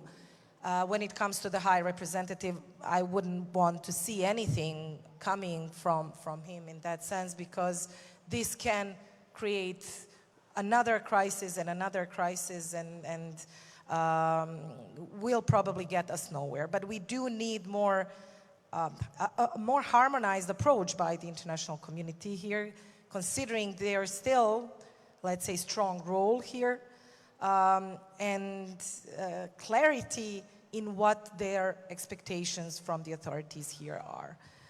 Because the next time, when this happens, we saw the statement from Milorad Dodik saying that, they withdrew this law in order to harmonize it with other EU countries, which probably means Hungary, so we won't get much out of it. We can even get something worse.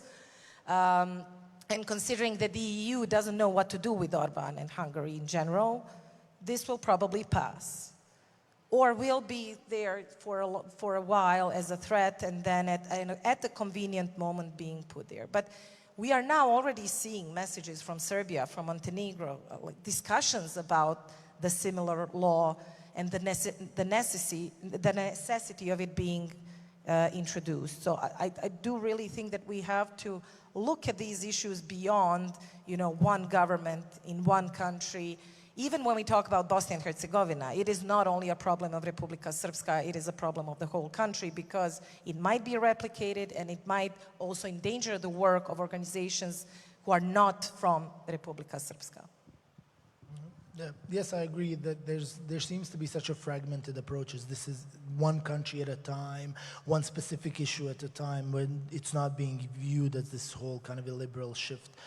Hannah, I'd like to ask you if you can cast your gaze kind of forward-looking.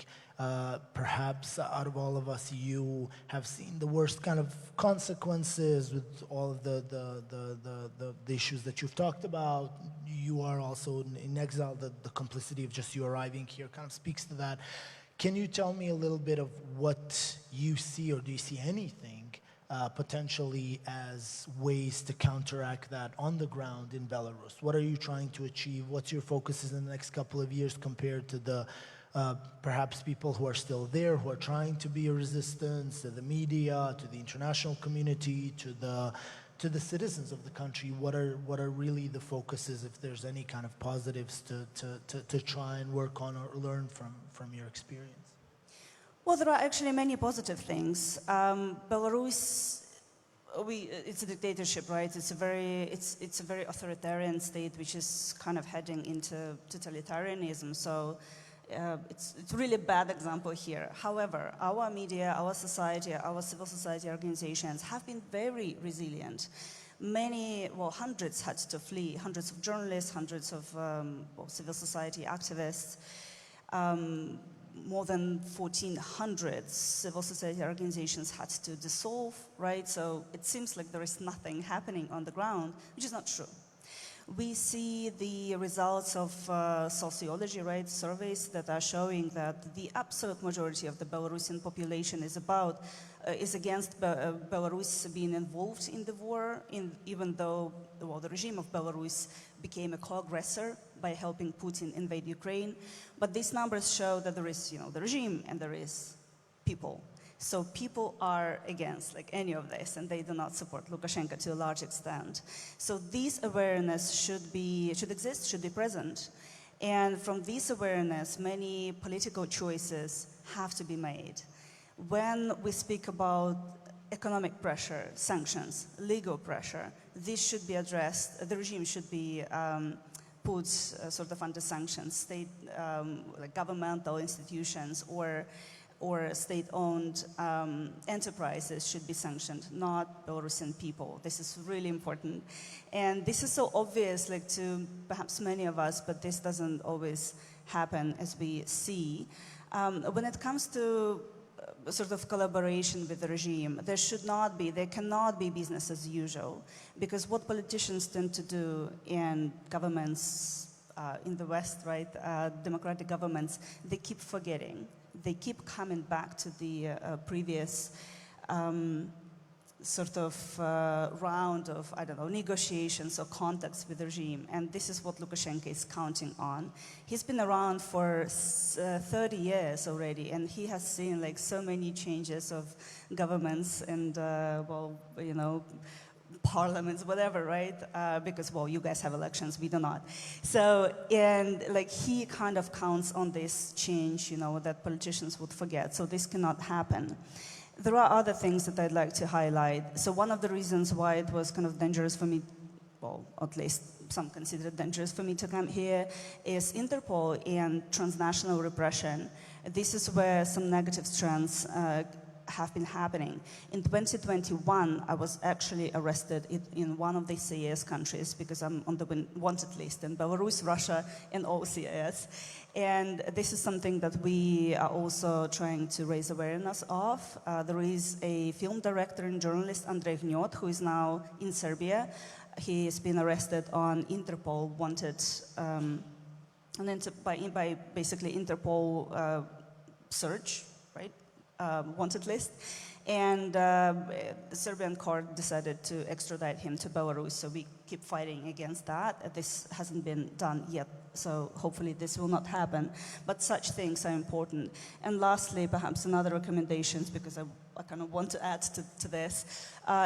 For us, for such dictatorial authoritarian countries where journalists or civil society activists had to flee, help them with visas, with mobility. And this sounds obvious, but this doesn't always happen. Even in Belarus, where many governments helped, obviously, such as Lithuania or Poland, now we see that Poland announced that they will lessen the amount of visas that they're given to Belarusians. So these trends will continue, and this is something I'd like to, not continue, and change. Thank you. Thanks, Hannah. So Ahmad, you've talked about rethinking about the role of organizations who are kind of affected by this law, and even also said that what we really need to focus on is to kind of try and get the citizens on our side, kind of the support. Hannah said that there is a possibility to do that in Belarus. People are against the invasion of Ukraine. Tamara also have seen the mass protests in Georgia. Can you tell me, in your kind of view, what this rethinking of CSOs, of investigative media, generally free media, activists should look like, and what are some of the things that you are maybe doing that you would like to see more kind of this, maybe a grouping, a holistic kind of approach of all of us to kind of rethink this in a different way, so we are not seen as individual problems across the globe that are dealt or not dealt with adequately? Okay, so I'll start firstly regarding the inside Egypt. We also, beside of what explained in the beginning, we also increased in open channels with pro-democracy MPs and board members of national dialogue inside Egypt to deliver our recommendations, our proposed policies to to deliver it to the government and put pressure on the government through this way. So we try to combine between putting pressure on the government from the outside, from the international advocacy, from the international mechanism, from the EU, etc. But also we try to deliver our recommendations through our channels inside Egypt somehow. So regarding your question about if there is other ways that we can or we expect to crossing the region, etc. I think that expanding the solidarity groups or solidarity networks is very important. To work jointly, to go to jointly with to the international mechanisms to demand the government to release more political prisoners and legal reforms and policy changes, etc. I think it's very crucial, and we have experienced that for the past 10 years, and I can say that we have succeeded in that somehow, but we need to expand this this effort. I think also we need to put more pressure on the EU institutions or US institutions to put pressure also on the government to comply with the human rights standards and the international human rights law, to put activate the conditionality while cooperating with the government, but as I said, the measurable human rights progress and democracy progress inside this such deals, which is, I think, this is effective way to put this pressure, especially considering the current migration and economic crisis in Egypt that has increased, especially 3 years ago. Thanks. Okay, guys, you've not interrupted, and I wouldn't have either. These guys were fascinating, but we do have some time, a little bit. So, do you have any questions? Here, we have one. There, up at the top, the second one. And Tiana, the third one. No, he's first. So maybe we take all three questions, and then I will give my panelists the time to close, okay?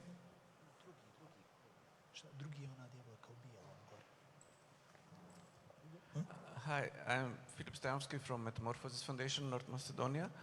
And I would like just to add to the concern about the implementation or adoption of Russian-modeled laws in the region.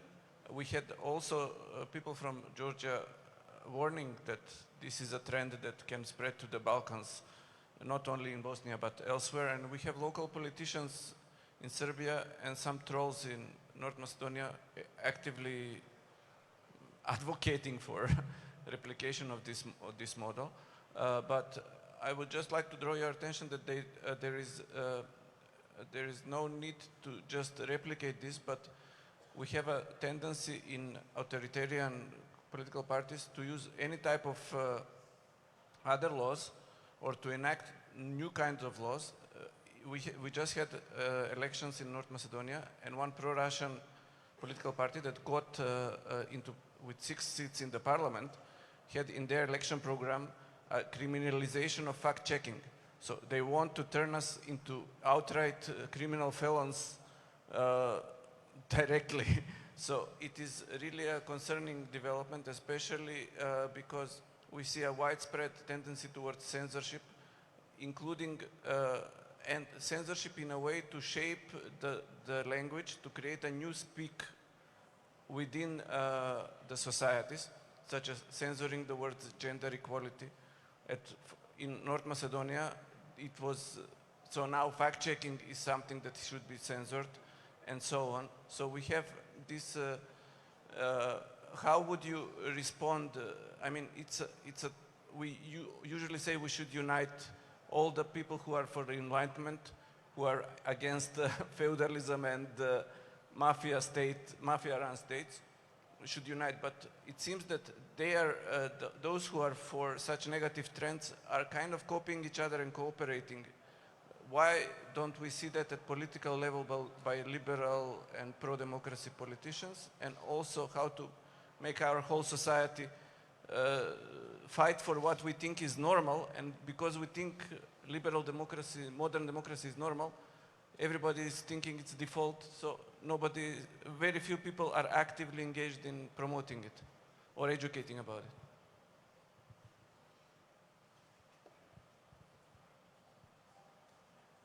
Oh, hi, yes, yay. I'm Biljana, I'm from Balkan Civil Society Development Network. It's a network of CSO organizations that monitors actually the civic space, so we're very much aware and distressed about the issue. I have two questions and one comment to add to the discussion. Not only like all the restrictions that are planned regarding the foreign agents law and the trend that we are seeing, but they actually started to use the excuse of foreign agents and the upcoming laws to further attack the environmental activists. And this is something that we are seeing as an emerging trend. And the pressure the environmental activists are actually under, like this even will further add to their work and to the attacks they're experiencing on all sides. So this is another dimension and sort of unintended consequence that they're using the excuse like you're foreign agents, so your cause, your activism is not legitimate in protecting. And the second thing is we want to count on the support of the international community, but we tend to forget that EU has the notorious Defense of Democracy package.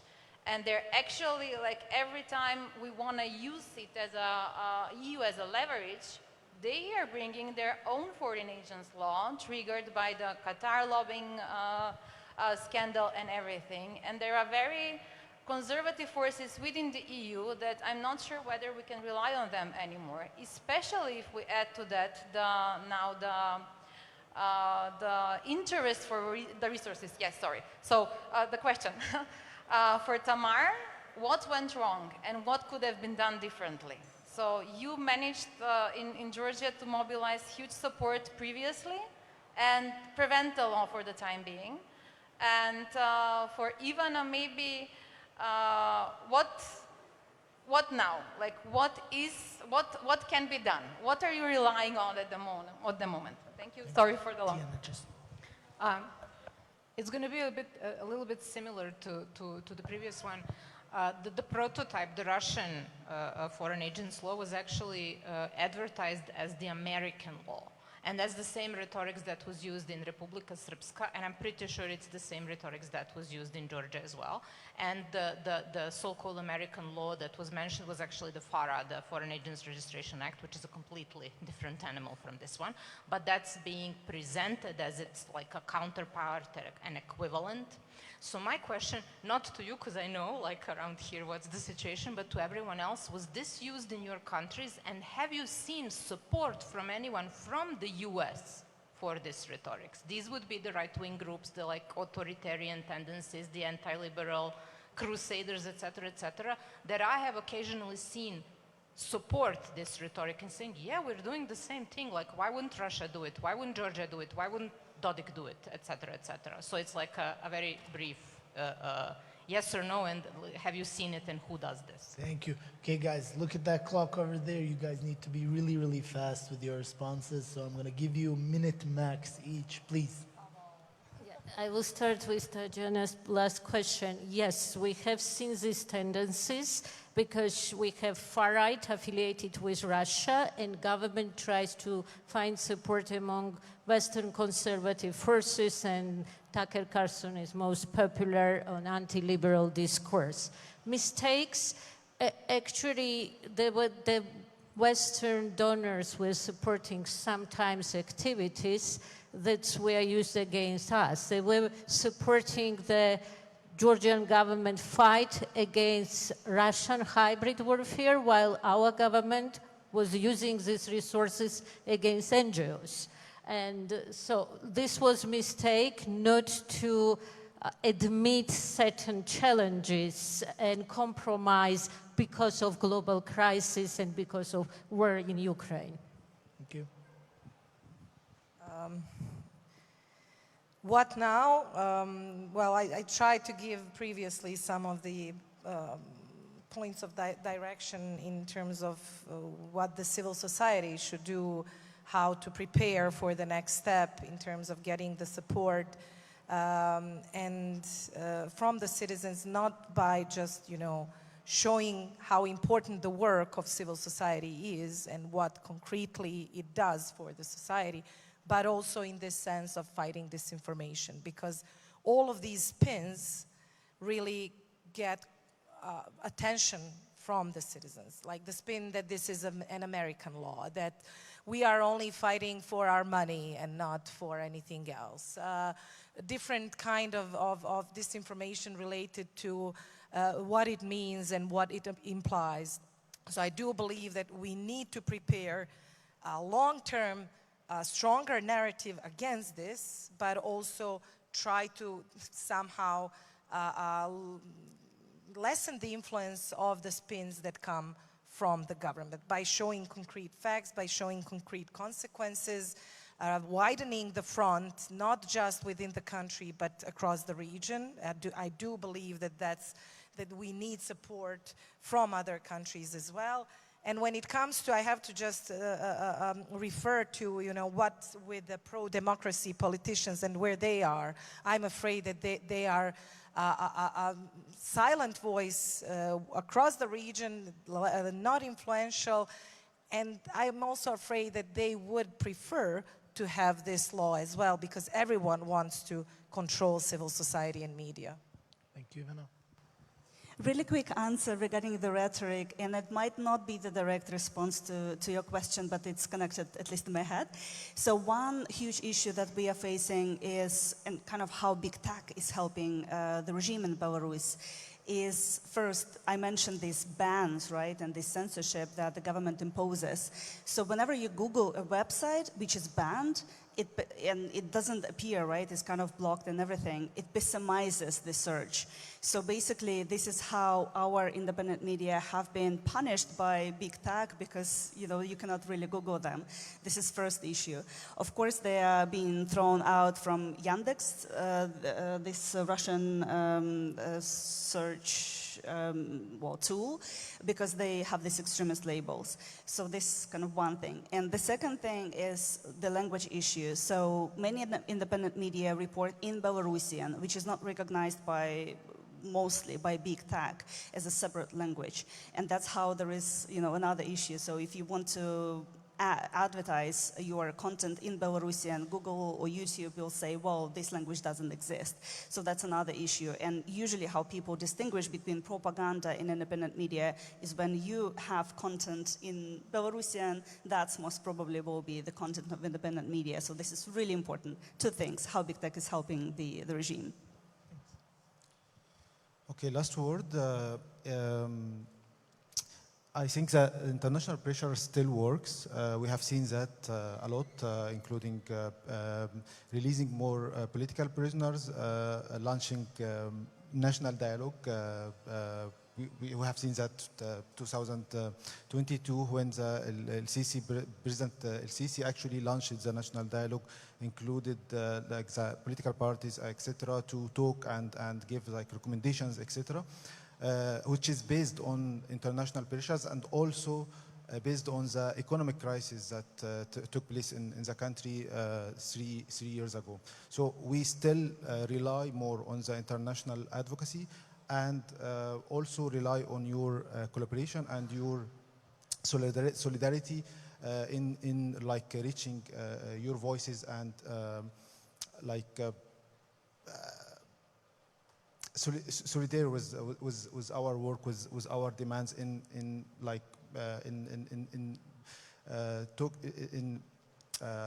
what can I say? If I try to find the best word, that to talk to say to the government to like you need to reform the legal context. You have to change the policies. You have to change the practices. Also, you have to release more political prisoners inside Egypt. Thank you. Thank you, guys. Please, a big round of applause for my colleagues here. And I leave you in the safe hands of Sofia Popovic, who is going to be talking about EU elections, what happened and why more right-wing geniuses are heading our way.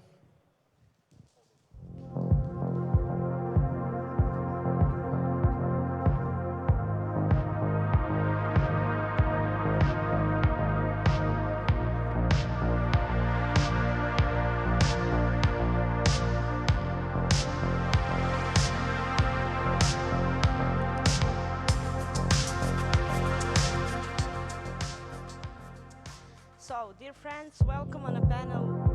Okay.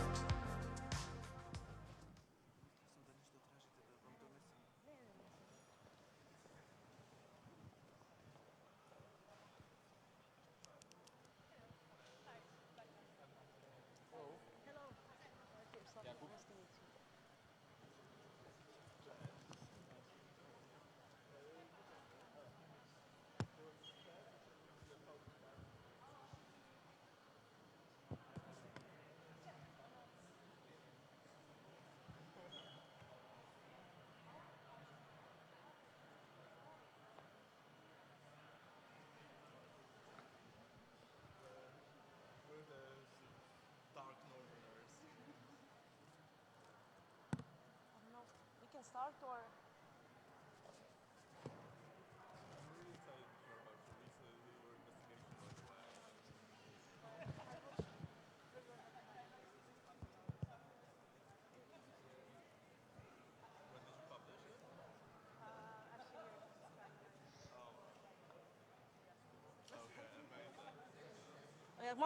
So, dear friends, welcome on a panel dedicated to the recently held European elections. My name is Sofia Popovic. I'm researcher at Center for Contemporary Politics, think tank based in Belgrade.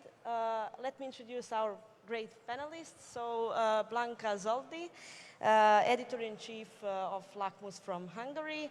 We have Maciek Piasecki, journalist at Polish radio broadcaster. Journalist at Polska Radio, a public broadcaster from Poland.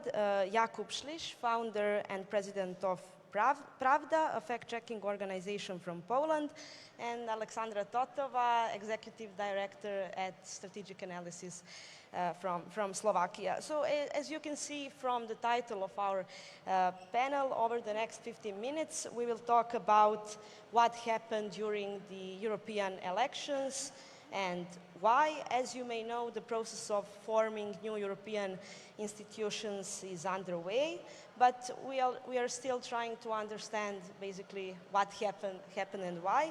So today we will discuss about European elections, but from some other perspective. I mean, from perspective of media reporting and challenges that media faced during the election campaign. So let's start from you, Blanka. Your website carried out an interesting project during the election campaign. Basically, you analyzed political advertisements on Meta and Google, and for the first time in your country, you showed how much money each social media platform is making by promoting false and misleading information. So could you tell us more about this project? What are your main conclusions? And I think it would be useful for others if you can share your methodology you use to collect this data. Yeah, thanks, Sophia, and hi, everybody. It was very exciting to listen to the previous panels because yes, I come from Hungary and I see the Hungarian landscape, but actually all what you're talking about is very familiar in Hungary, and this is what Ivana mentioned in the previous panel as well, that we are not separated and fragmented in reality, but we are united, well, with our problems and hopefully with our solutions as well.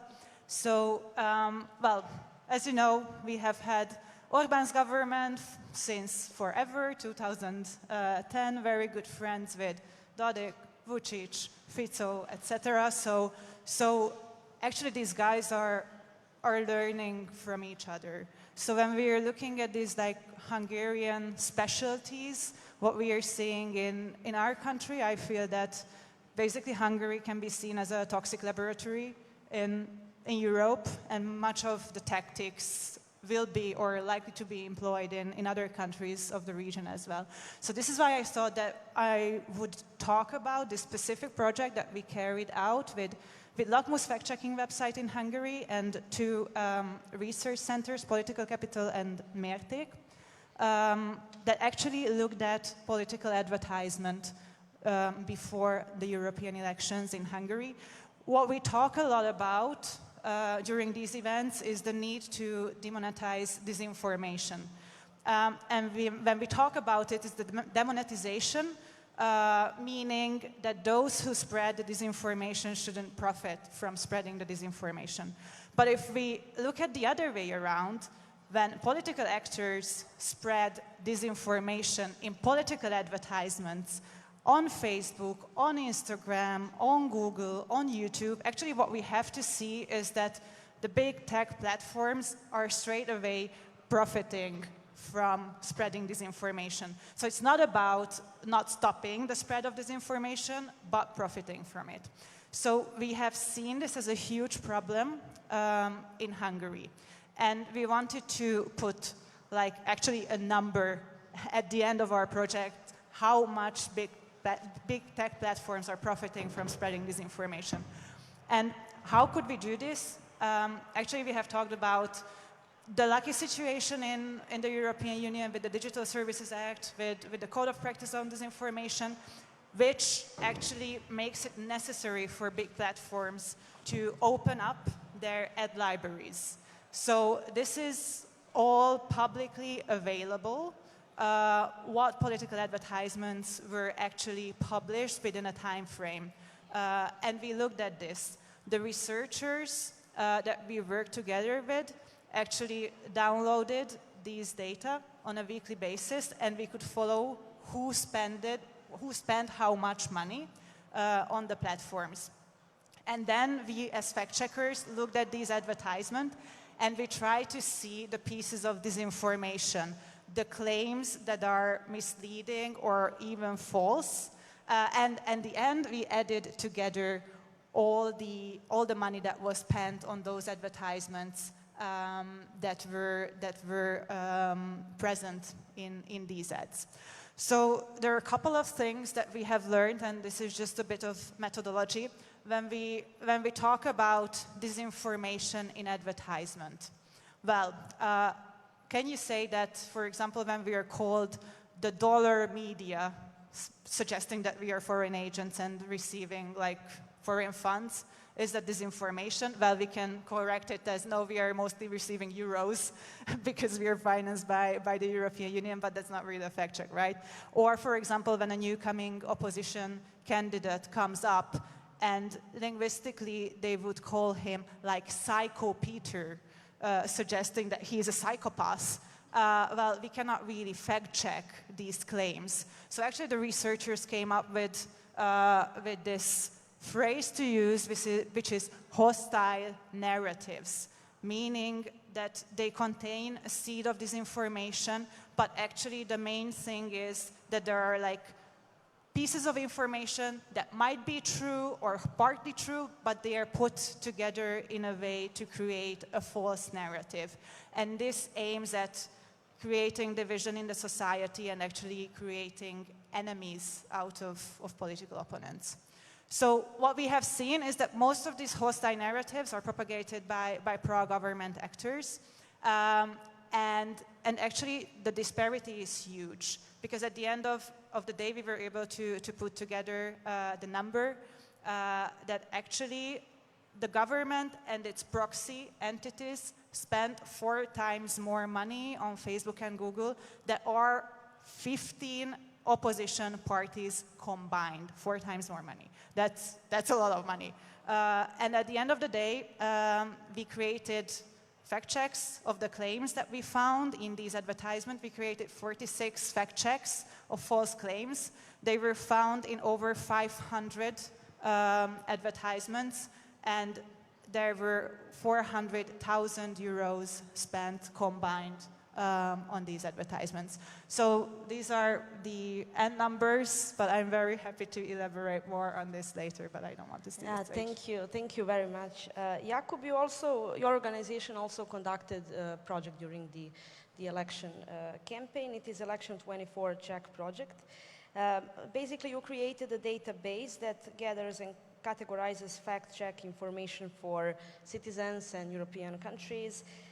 It has been created in collaboration between fact-checkers, a lot of fact-checkers organizations from EU member states. So can you tell us and present this project, and can you explain us how basically fact-checkers collaborated and what lessons we could learn from your experience from your project? Yes, of course. Hello, everyone. I'm not sure if I will get... Oh, I have the presentation. Okay, so I prepared some slides. I hope it will be nice because today I'm wearing 2 hats. I work in Pravda Association, which is Polish fact-checking organization, but I also work as a project manager for European Fact-Checking Standards Network. So, okay. Oh, okay. So what is European Fact-Checking Standards Network? It's the first of its type network of European organizations containing 39 organizations.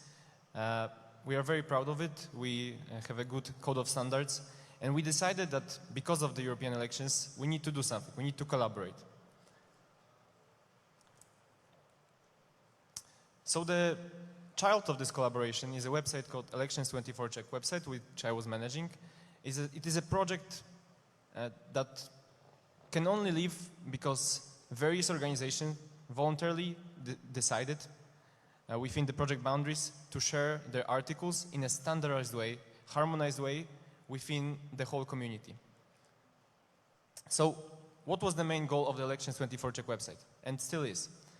First of all, we want to harmonize, so standardize the way we input the articles into one-way database.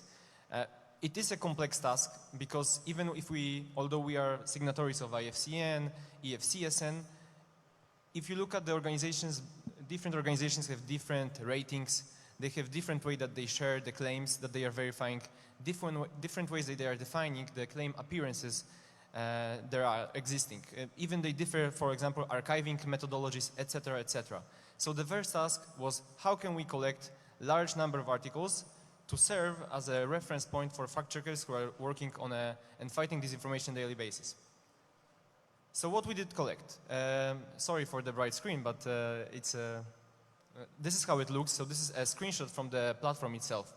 So we collected general information related to the article containing metadata such as date of publishing, authors, etc. We also collected, and this is the most important part that later is very useful for the narrative analysis I will tell you about, we collected claim appearances and claims themselves. So we asked human fact-checkers to manually input the claims they are verifying in order, similar to what you might know from claim review, in order to collect the data and later use it in an analysis process. So our main goal was to help in research, verifying, and getting context faster. And how do we do it? First of all, we implemented, using different generative AI and AI models, we implemented a pretty good embedding, multilingual embedding system that can help us search fact-checking articles without language barrier. So basically, we wanted to create like let's call it a search engine that helps to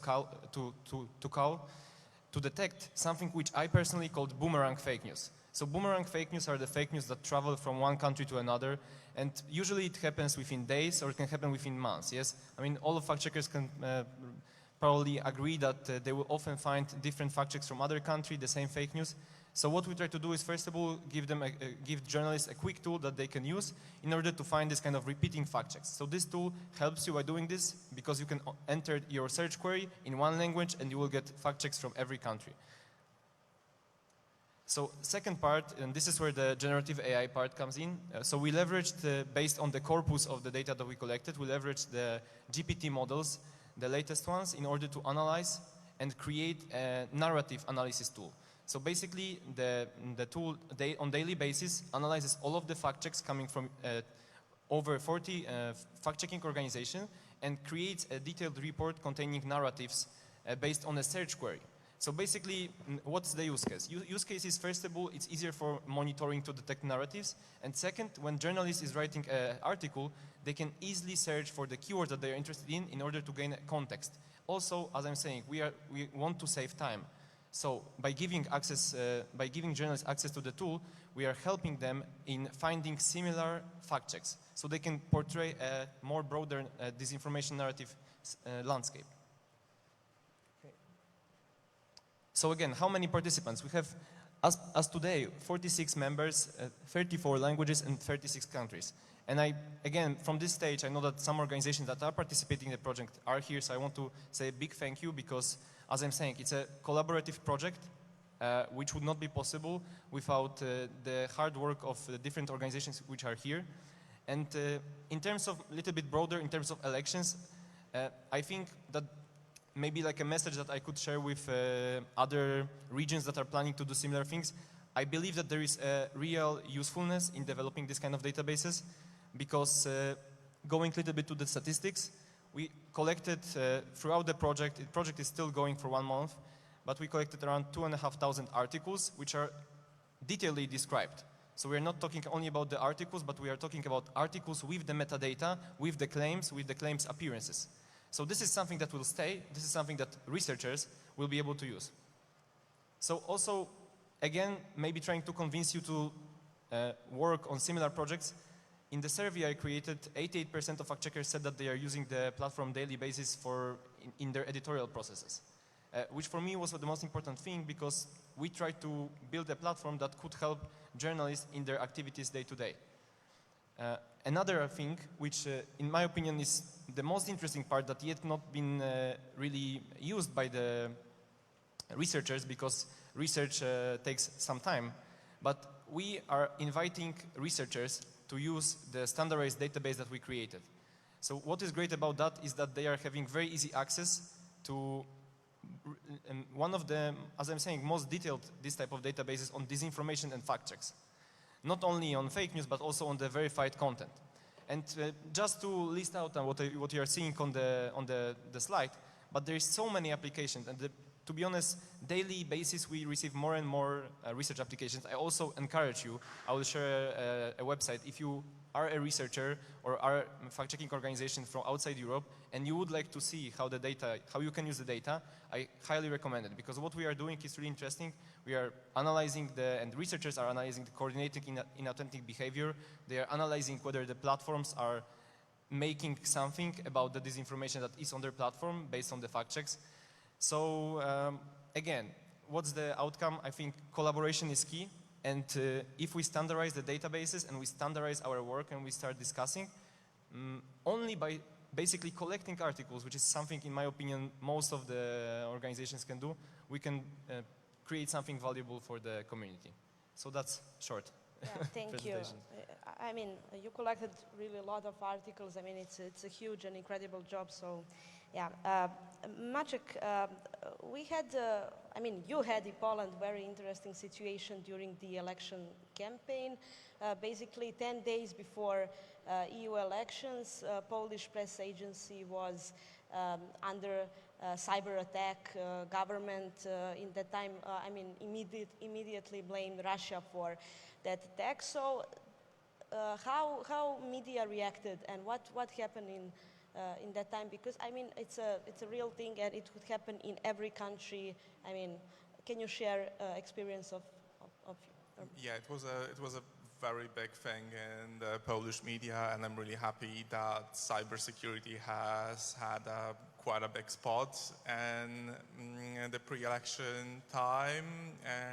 According to the government, all the ties lead to Russia right now, and the Russian threat has been something that I think dominated the pre-election time, with the increased tensions on the Polish-Belarus border, where groups organized by the Belarusian Russian regimes are using people migrating from humanitarian or financial reasons into Europe.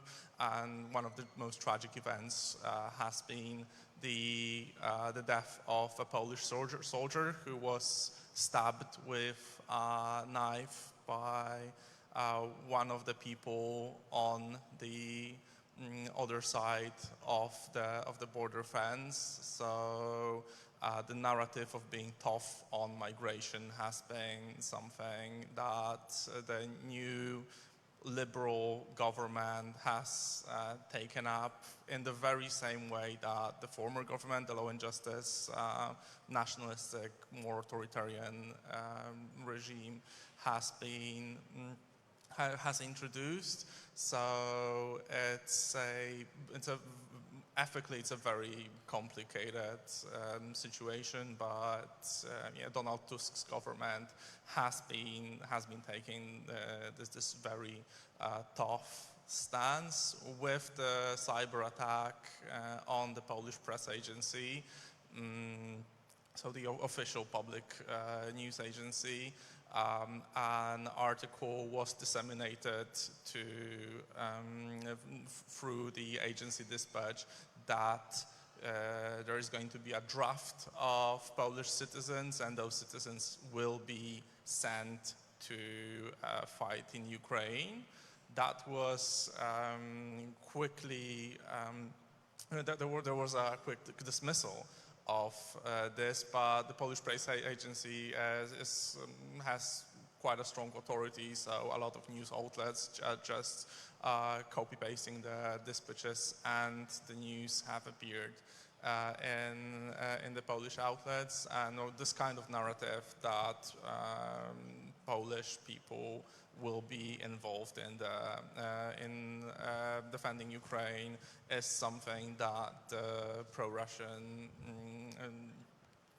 groups have been bringing up in at least the past several months, and the narratives, it was part of the narratives of the so-called pro-peace demonstrations,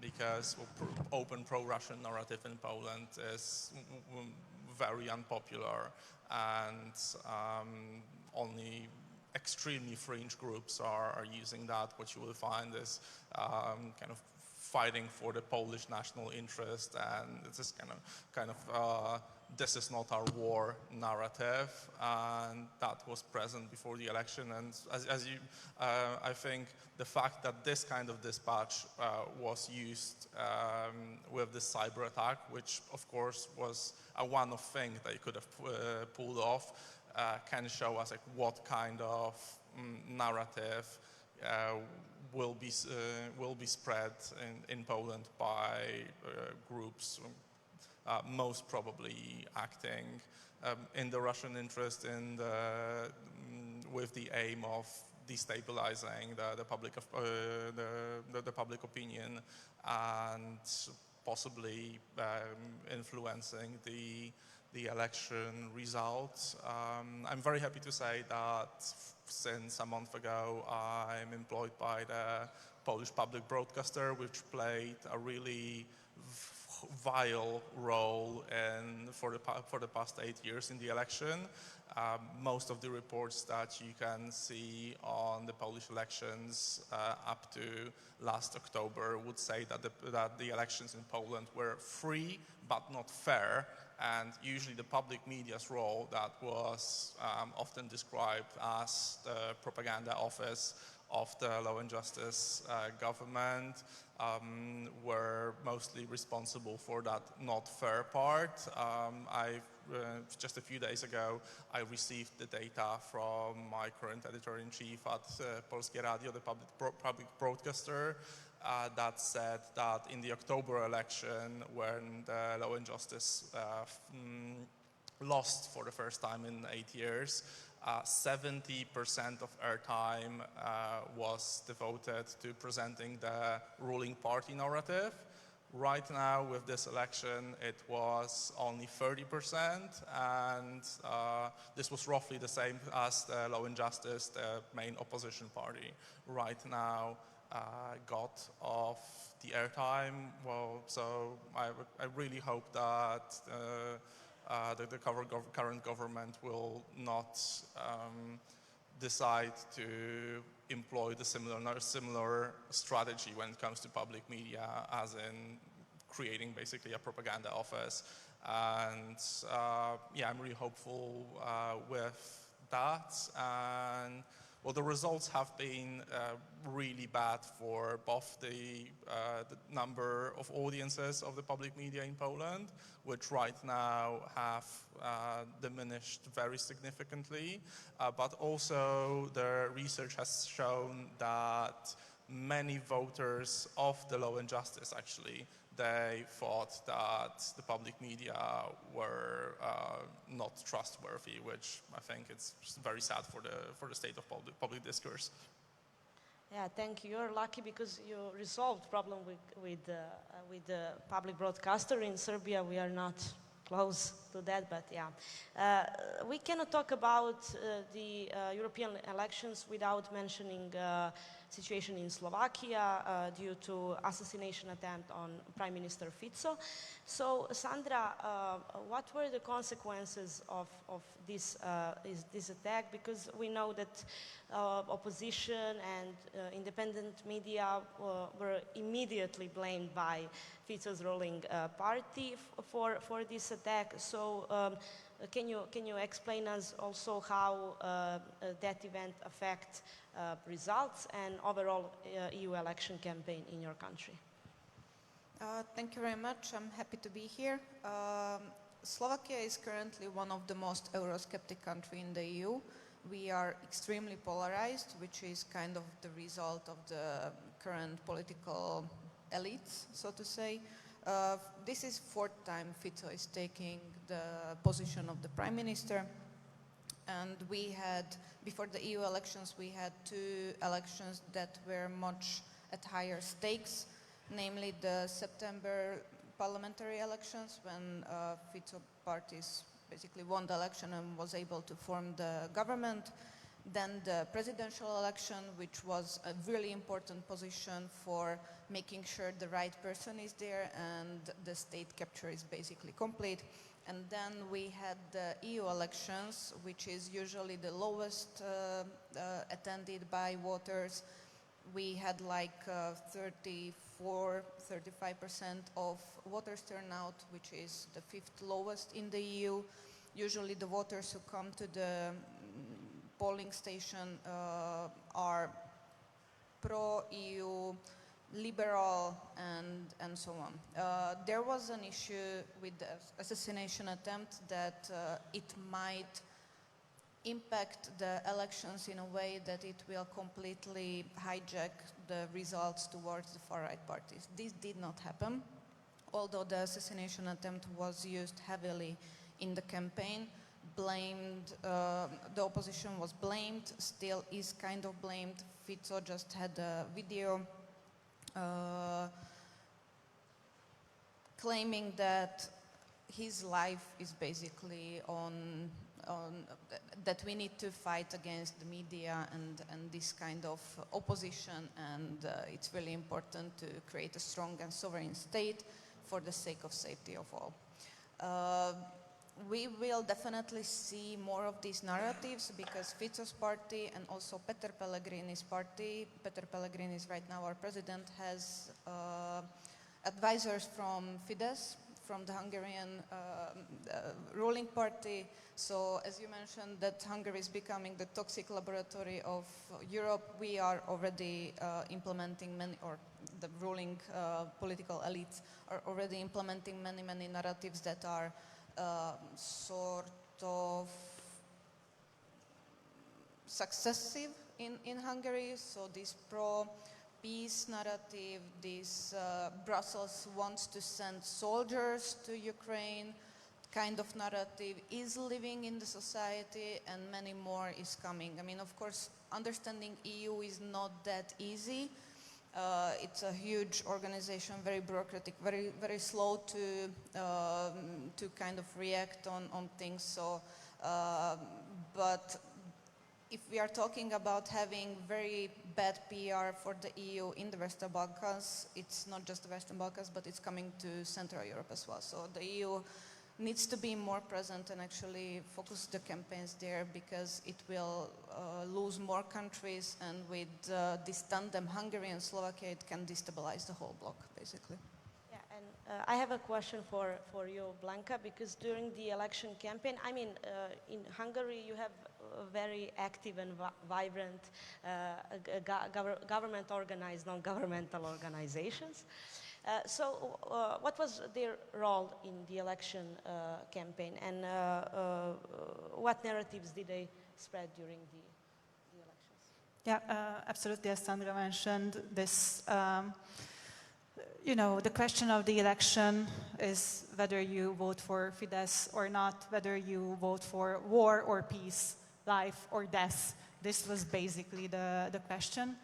But this narrative is nothing new, because we had the last parliamentary elections in 2022, not long after the full-scale invasion of Ukraine. So that was the question already in the 2022 elections.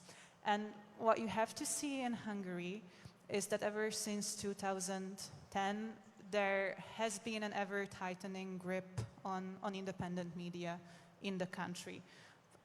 The online newspaper where I started to work as a young journalist after university now is the most important mouthpiece of the propaganda machine, like attracting readers by naked women and then actually posing a couple of articles, obviously, about Russia is doing great on the Ukrainian front. So it's, yeah, insane. You have to live there to believe it. But what happens is that while the traditional media is being taken over, there are still independent journalists that are working in the online space, and much of the people actually choose to read independent journalism instead of actually listening to the public media or to these type of online outlets that are completely taken over by government-affiliated people. So in 2019-ish, actually there have been a realization in people close to Fidesz saying that, well, we have taken over much of the mainstream media, but we cannot really do anything on social media. We don't have the resources, we don't have the right-wing voices presenting themselves on social media. So let's do something about it. There is a Hungarian specialty, which is called the Megaphone Center, which translates as the Loudspeaker Center. This is an organization that says that it aims to amplify right-wing voices on different social media platforms, because so far only the left-wing voices were popular. So what it does is that this center offers like different trainings to anybody who applies on how to behave and how to create videos on social media. But more importantly, they also spend a lot of money on, well, putting advertisement money on these like social media influencers. How is this center funded? It's completely intransparent. It is claimed that it is funded by private donors, like right-wing businessmen who would like to see more right-wing voices. online, but there have been lots of investigations, journalistic investigations going into the funding of this center, and it is shown that it is partly financed by public money through several foundations, and the public money just trickles down to this weird organization. So what we have in Hungary, and this is what we had already in 2022, that the official government campaign slogans are more like, vote for Fidesz because we are going to preserve peace. On the other hand, we have these like grassroots-looking, original social media influencers who would straight away echo the government's messages, but at a completely different tone. So they would be calling us foreign agents, they would be discrediting the opposition parties, like all the dirty work is actually put on these social media influencers. And yes, we haven't talked about even like other like non-governmental NGOs, but this is the way it works, and this is what we have seen also in our project that monitored the social media spending, that what actually politicians spend on social media, it's a lot, but it's not that much. The real crazy amount of money is put together by all these proxy parties that are seemingly independent, but they're absolutely echoing the pro-government messages. So I haven't seen anything like this in other countries than Hungary, but I would be very interested to see also in the region whether there are like any social media influencers who might not be as original as you would think. Thank you. We don't have a lot of time, but Maciek, I have one question for you. You mentioned that situation is quite better after government was changed last year in public broadcaster, but when we are speaking overall about media landscape in Poland, has anything changed regarding the role of media in? I would say it's still being untangled by the current government that has the majority, but the president is strongly affiliated with the former ruling party, Law and Justice, and is blocking a lot of the endeavors. There are institutions like the state media regulator that is withholding money for the public media, so the public media are being starved in this way. The former government has inspired a transaction where the biggest petrol company, which has a majority stake that's in the hands of the Polish Treasury, has bought a really large media chain that is mostly comprised of local newspapers and websites called Polska Press. And it used to be owned by a German media company, and that was the very strong narrative and the Law and Justice narrative that we need to re-Polonize the media. And there's, as far as I know, this is still a thing that the petrol company needs to tackle. The petrol company is called Orlen, which was actually strongly affiliated with the Hungarian MOL. So there's a lot of links that can be seen in this way. A lot of the media landscape that was funded by government or government-related funds were the strongly right-wing media that would openly support the officials of the former regime, as in giving the Person of the Year award to the minister in the government or the leader of the party, and these titles have been living off different types of government grants, but mostly advertisements of the state-controlled companies.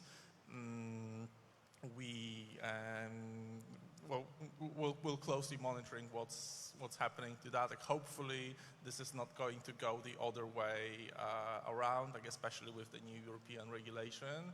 I would definitely like to see conservative papers receiving state companies' adverts as well, as long as they're doing a good job and providing a balanced conservative perspective. But the situation is still unfolding. As we see, it was expected that it's going to take just a few weeks after the election for things to change, but this is proven much more harder to untangle that presumed. Sandra and Jakub, very briefly, the same question for all. How do you assess the role of the EU when it comes to fight against disinformation in the EU? Is the EU enough strong for fight against disinformation? The EU is slow, so it would be good, but the EU is not known for reacting fast. What can ensure fast reaction is the civil society, which is currently under attack in Slovakia. We have the foreign agent law tabled as well as one of the EU countries. Funnily, the exact date when the law was tabled is the same as in Georgia or in Kazakhstan, and the wording is also very similar. So we hope that the EU will stop the implementation of the law, but that can take ages. We don't even have capacities for fact-checking in our country. I noticed that in the map, Slovakia is completely blank. I guess Meta has like 2 fact-checkers who are dedicated to the Slovak language, so we are really severely understaffed.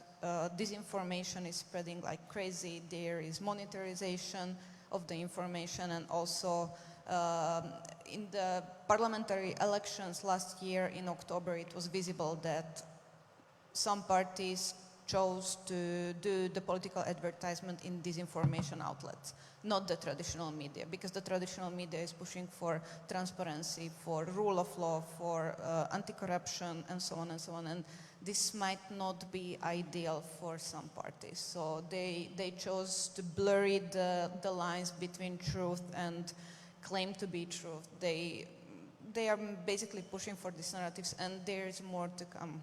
Definitely, because the independent media is currently under heavy attack. There are journalists already who are leaving different outlets which were considered as independent because there is already involvement in their work and how strongly they should criticize the government and so on and so on. So can the EU help? Yes, but it will not be quick, and meanwhile we could go just lower and lower and lower. So we'll see. Jakub, sorry, maybe we'll have a time later, but now we must open floor for your questions. So if you have questions, please raise your hands.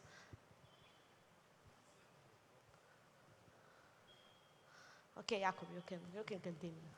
Okay, thank you. I mean, my opinion is I would totally agree that EU is slow, but I think it is partner for us in things such as making sure that we can talk to the platforms. I mean, through organizations such as EFCSN, for example, for me, smaller fact-checking organizations or even bigger fact-checking organizations have a mean to communicate with EU on things such as accountability of platforms, like, or even funding. So my opinion is that it is helping, and of course it's acting slow. I mean, there will be an interesting panel today about the DSA, code of practice, etc. So probably they will discuss it in more detail what's possible, but I think that there will be our strategic partner in fighting disinformation as civil society, so I believe they can help. So collaboration is a key in the fight against disinformation. Again, if someone has some question. Okay, do you want some final statement? We have like 2 minutes.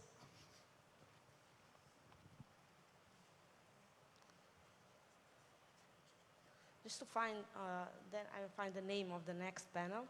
So stay in the room, because now we have a panel, the global threat of ad-driven scams and disinformation.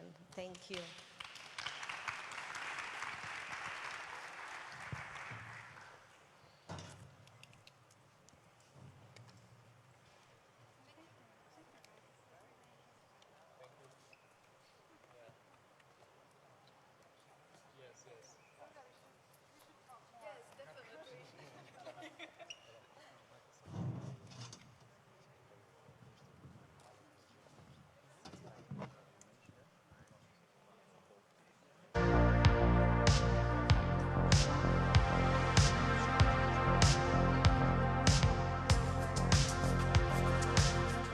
Mislim da je neotvorena, pa je ostavi slobodno.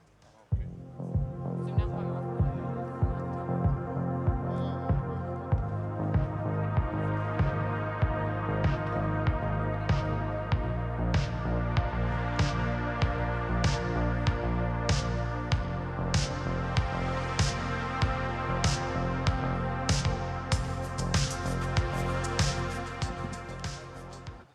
All right.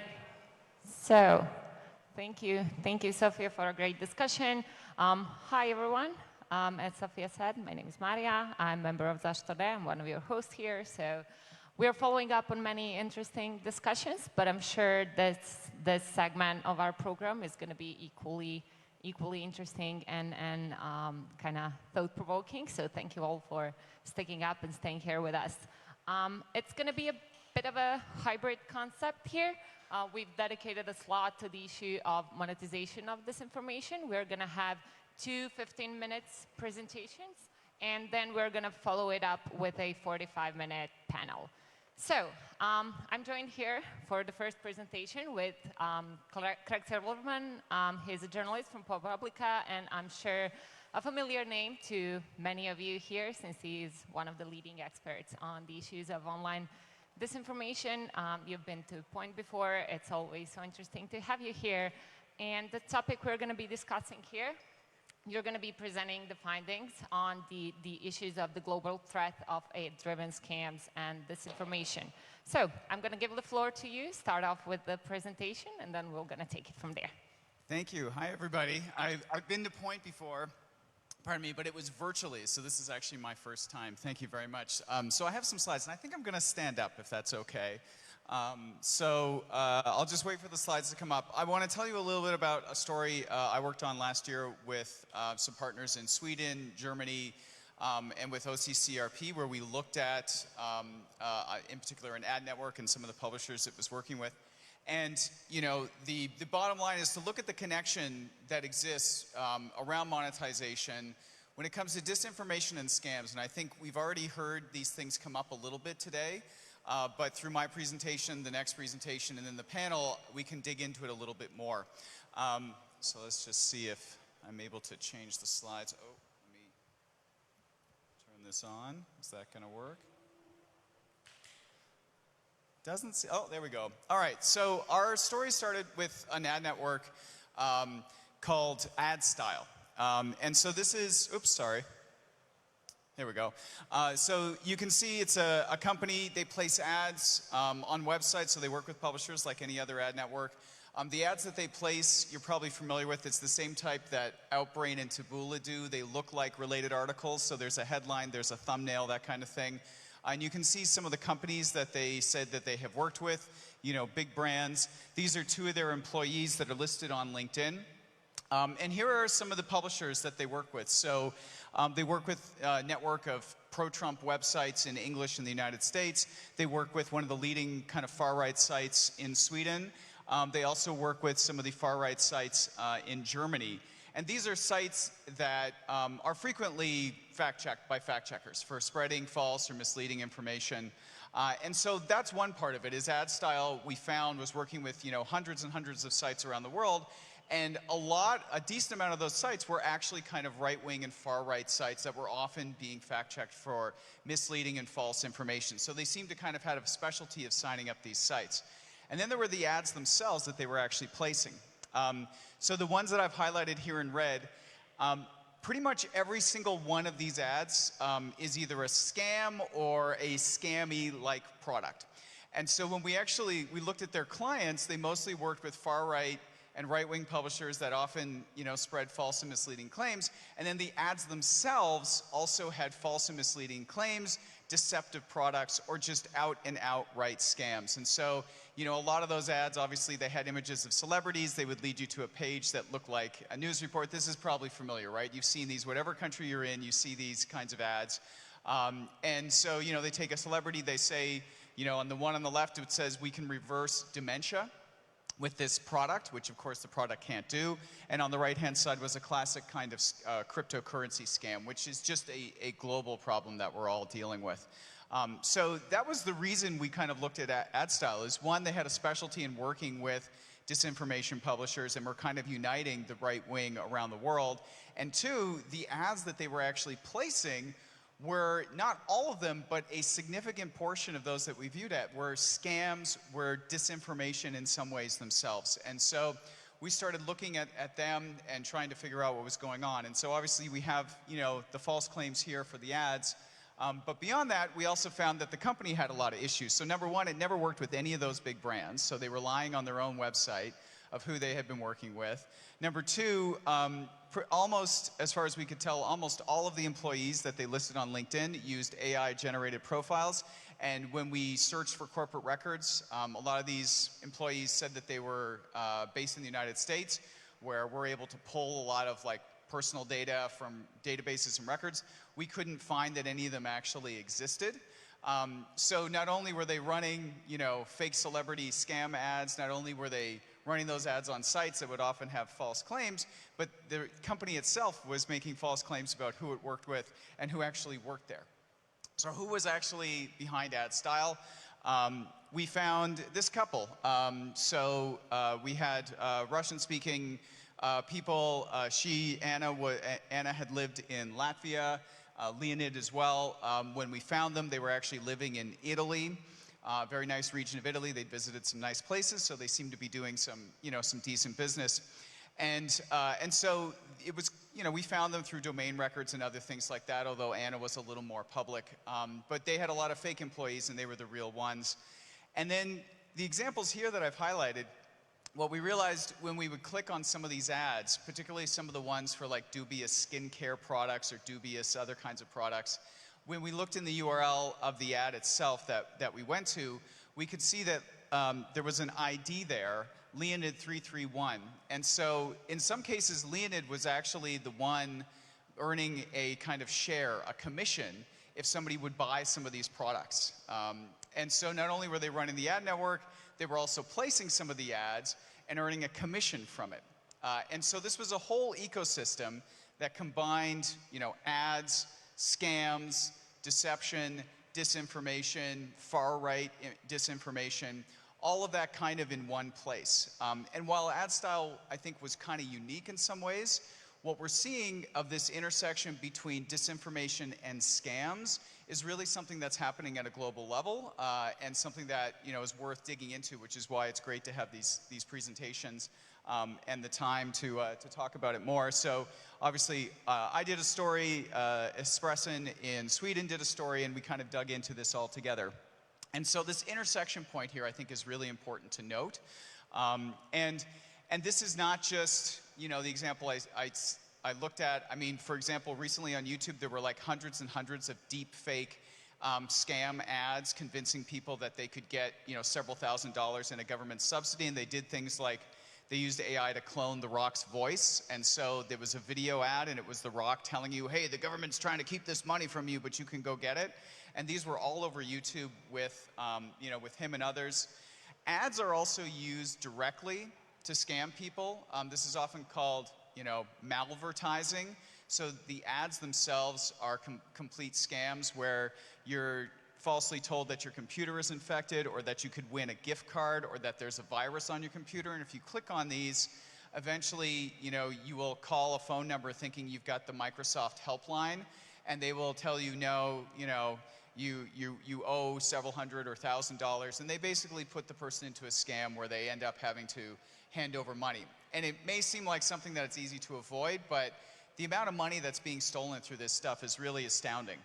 So just to give a sense, the interesting thing is, well, we're having this conference here in Sarajevo. Today and tomorrow, there's also a conference happening in Brussels, and it's being held by the Global Anti-Scam Alliance. So this is taking place right now, where experts from around the world are talking about how to deal with the exploitation of people by scams, a lot of which are in the digital environment. And the numbers are kind of insane. So when they did a survey of many, many countries around the world, they found that almost 60% of people say they encounter a scam at least once a month. So this is happening all over the world, and ads are one way of delivering this, and ads on sites that you may already be fact-checking is one way of delivering this. And just in the US, where I sort of deal with it, I mean, losses in 2022 were estimated to be more than 10 billion, but globally, you know, it's more than $1 trillion stolen by scammers. And the truth is that I think those numbers are actually quite low, because most people who are victims of scams do not report it. And so the amounts that we deal with are often based on reports of people who have lost money. But so many people really feel ashamed when they lose money to a scam that they don't report it. And so some estimates are like that number is maybe a tenth of what's actually out there, which is an insane amount of money if you think about it. And you know, at the same time that you have the ads trying to scam people, you also have legitimate advertisers who are placing their ads on the kinds of sites that people have talked about fact-checking and dealing with here. So you have one point where ads are used to scam people and exploit people, and then the other part is where ads from legitimate companies are placed on sites that are huge sources of disinformation, where they might place their ad on an article that is climate change denial, where that brand is maybe, you know, a very green brand, a very, you know, a brand engaged on climate change issues, and yet they may literally be giving money to a site that is publishing information that, you know, is completely misaligned with their brand. And this is just a recent study that was published in Nature, one of the, you know, kind of world's biggest scientific publications, and it found that 67% of top brands were advertising on misinformation websites. And this was a more US-focused report, but you know, this is something that's happening on a much broader scale around the world. And to give you an example, I mean, this on the right here is there were recent floods in Brazil. These are, you know, ads placed on a YouTube video with completely false claims about what had happened in the floods. On the left-hand side, this is a translation of an ad that was run on Facebook in French, basically spreading misinformation, you know, anti-EU misinformation. And so you have, you know, brands unwittingly funding disinformation, and then you have the platforms themselves also taking money to run ads that spread disinformation and propaganda as well. So the ad industry is a huge issue. And 2 years ago, I worked on a project, and it involved Zastonei and some others, where we actually gathered fact-checking data from around the world, and we looked at how many of the sites that are most frequently fact-checked in countries are actually being monetized by Google, which is the largest ad network in the world and also the one you can earn the most money with. So while those right-wing sites that we started with, maybe they couldn't still work with Google because they'd actually, you know, at a certain point had published so much that Google didn't want to work with them anymore, and they had to work with AdStyle. There are many sites that are among the most fact-checked in countries all over Europe and elsewhere in the world that are still working with Google in spite of, you know, regularly being fact-checked and regularly publishing information that goes against some of Google's advertising guidelines. And that was the project we worked on 2 years ago, where we gathered data, you know, from some of the Balkans region, a little bit in Africa, a little bit in South America, and looked at how much Google was monetizing these kinds of publishers. And you know, these were the findings that we had when we looked at the 30 most fact-checked sites in the region for Bosnia and Herzegovina, Croatia, and Serbia. We found that 87% of those most fact-checked websites were earning money with Google. So they were earning money with the biggest ad network, most lucrative ad network in the world. And we also analyzed articles that had been rated as completely false.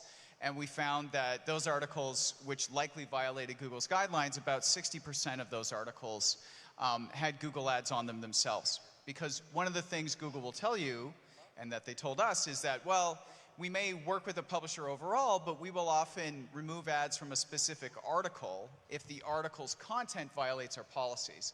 But when we did that article level analysis, we found that just over 60% of those articles that really likely violated Google's policies were still getting ads on them. So their ability to detect and remove ads from content that violates their own policies seems to be really poorly done. And we did this study with one kind of hypothesis, was that the stuff in English would probably have better enforcement than in languages with smaller populations because, of course, Google spends a lot more time and effort moderating and earns a lot more money from English language publishers. And so we assumed that they would have more people working on that. And that did pan out. We did see fewer, lower percentages of frequently fact-checked sites in English having Google ads and lower percentages for the articles having ads than when we looked at regions like this one. And the website there, I'm guessing, is familiar to a lot of people here. This is a website that was sanctioned by the US Treasury. And yet, when we visited it and we were doing our analysis, Google was still doing business with this website and sending it checks every month for the ads that were on it. And so we reran our analysis recently to see if things had improved. And I'm sorry to say that the numbers are basically the same. It's still about 87% of the top those fact-checked websites still working with Google. We reran the article analysis. It's still around 60% monetizing. The one good thing I can report is that ATV is no longer being monetized by Google. They did remove Google from that site. And so that's one thing that happened. But overall, not a lot has changed. And so this is why I think it's really good that we have this panel discussion now, because we need to think about ways of applying pressure in cases where it's deserved to help make sure that scams and disinformation aren't such a profitable thing. And with that, my time is up, so thank you very much. Thank you.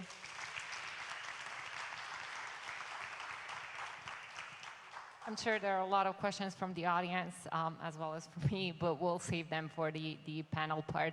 It was very interesting to hear what you were saying on one hand, but also extremely boring on the other, as you were mentioning a lot of things that we are seeing here. So like the native-looking articles that are actually scams, the AI videos of celebrities and doctors really promoting those scams. So yeah, it's interesting to see how they're kind of learning from each other and copying the behavior to different environments of different countries. I will now call to the stage my colleague Emir, as he will take over for the next presentation, right? Thank you. So no switching up, no big intro, so we're just continuing with this block of topics. So I will now invite Mirjana. Please join us. We can give her applause. Yes, thank you. Please. So Mirjana is our next presenter on this topic. She is an editor of the Radio Free Europe Digital Forensic Unit. Is pretty much newly established investigations team. So please give us some more information about your team and about the findings that you're gonna present us today. It is, okay, it works. Okay, Digital Forensic Unit in Radio Free Europe is a year old, and it is a new project within the whole company, not just the Balkan service. We are stationed in Belgrade, but maybe because the fact that Serbia and Balkans are kind of playground for Russian misinformation, and mostly what we are working on is debunking and spend a lot of time on Telegram. And this story actually came from Telegram, and I first of all want to thank Craig because 8 years ago when I wrote his piece and investigation about fake news industry in Veles, I was so impressed and I was like, oh my God, I would love to do this. And I just got lucky 8 years after that. I needed a little learning, of course, to keep a track. And Craig actually discovered also how these guys from North Macedonia were earning money with Google Ads. But now we had one spin-off story, like they were making their own products and using fake news to promote it.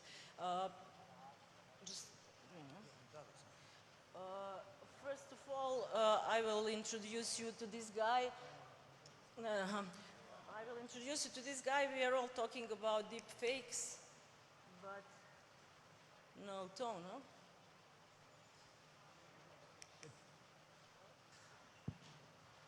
Can we get an audio from that video as well? My fellow Americans, I'm excited to announce the release of the most exclusive coin yet, the Trump Save America coin. This is an investment in American values, and with a market value predicted to be at least $70,000 per coin in just 6 months, it's an opportunity you don't want to miss. By investing in this coin, you're investing in the future of our great nation. With 5% of profits going to charity and 95% being reinvested, you can expect a tangible return on your belief in American values. Join the movement to save America and secure your future with the Trump Save America coin. Get yours now and make a wise investment in America. Thank you, and God bless. Okay, this is obviously a fake, and this is not what I'm saying. Some deep fake tool analysis are showing that tools are showing that this is fake, and this is not the first time that Trump-related products are offered on the market, we noticed maybe half a year ago that something strange is happening again in North Macedonia, thanks to our colleagues from now North Macedonia service of Radio Free Europe, and they just guide us to some closed Telegram groups, and after the investigation, we realized that lady from Nashville was buying this Trump cards or coins or whatever products they invented, and our search was for the organizers and the sellers here. We managed to identify, this is going faster than I talk, we identified 69 individuals from Veles. What is strange, it is small, for those who don't know, it is a small town in North Macedonia, maybe 40,000 inhabitants only, and they made like 88 websites. This is the part we could discover by practically infiltrating into Telegram groups. There are some editorial standards in Radio Free Europe. We couldn't infiltrate deeper, buy a card or try how it works or talk with some of them. So we used tools to trace them, as we could see that they created closed Telegram channels, and you would have like 300 members there, and you had the person who leads the story posting every day one fake ad that the guys should reshare to this big open Telegram channels that are usually visited by American public with the sensibility for Trump politics. I will give you some details how it looked like. Everything was leading to the fact, because these closed channels were only in English, but you could find a few messages that were in Macedonian. So you can read here, write us to explain you how to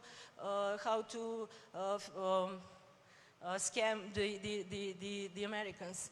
Even this word is bucame, pardon my Macedonian, but for some of our colleagues from Skopje it was not known because it's classical Veles slang. That was the start of it.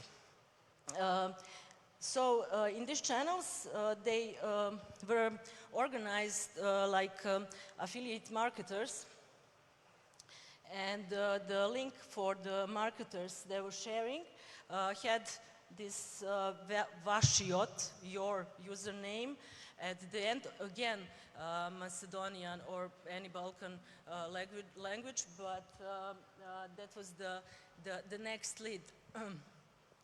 After that, we were looking at this link and thinking what we should do next, because you know at the start you don't know what affiliate marketing is and how it works actually, these paying platforms. So we investigated this link on this URL through the web archive to check what was this Save American Coin, what links with this site Save American Coin were picked by Wayback Machine. And there was, this is one name, but there was maybe 10 names, Macedonian names, catched by web archive for the start. So after that, as we realized they're all Cope card sellers and that is the platform for selling the products, we made our account and checked what they are selling there, and 90% of this selling platform, which is actually European, but had quarters, their part of the company in the United States. The whole part of this company in the United States were selling this Macedonian products, and that is how we managed to discover all these individuals. One of them, even this woman, Vesna Laftova, we identify her as a major at Veles Barracks Garnison, and she's already pensioned, and actually the plenty of these guys who had these names here were front for their children who were running this whole story. So this is how we at the end connected the dots. We found the victim, old lady from Nashville, Tennessee, and she sent us. She spent almost. She's like 86, and she spent $30,000 on different products, and thought if she buys this card, she will get at the end 4 million, and her family will be safe until the end of the world. So she sent us this card, and you can see the QR code was leading to this terrible collect card net. You can see how the website looked like. Now it is down, of course, and this website was connected to this lady, Vesna Laftova. So, as I said, this is just a spin-off, and in this environment we are living, I don't know, I had impression that this story was big in Macedonia, but for example was not interesting for Serbian audience. But I don't know if we are all aware in how fake news environments we live. On Balkans, you even have fake news in national media and regular media. It's just some narrative that is created without besides the reality. So I would not blame this lady because your father or my father, luckily he is not using Telegram, but he could catch on this. And I'm quite pessimistic that I don't know where where we are going next, and maybe it is my question for all of you, and how this is going to end, and where. At the end, I will just not quoting the guy from the start, but Irving Berlin, who wrote a song with this name, and that would be it. My time is almost over.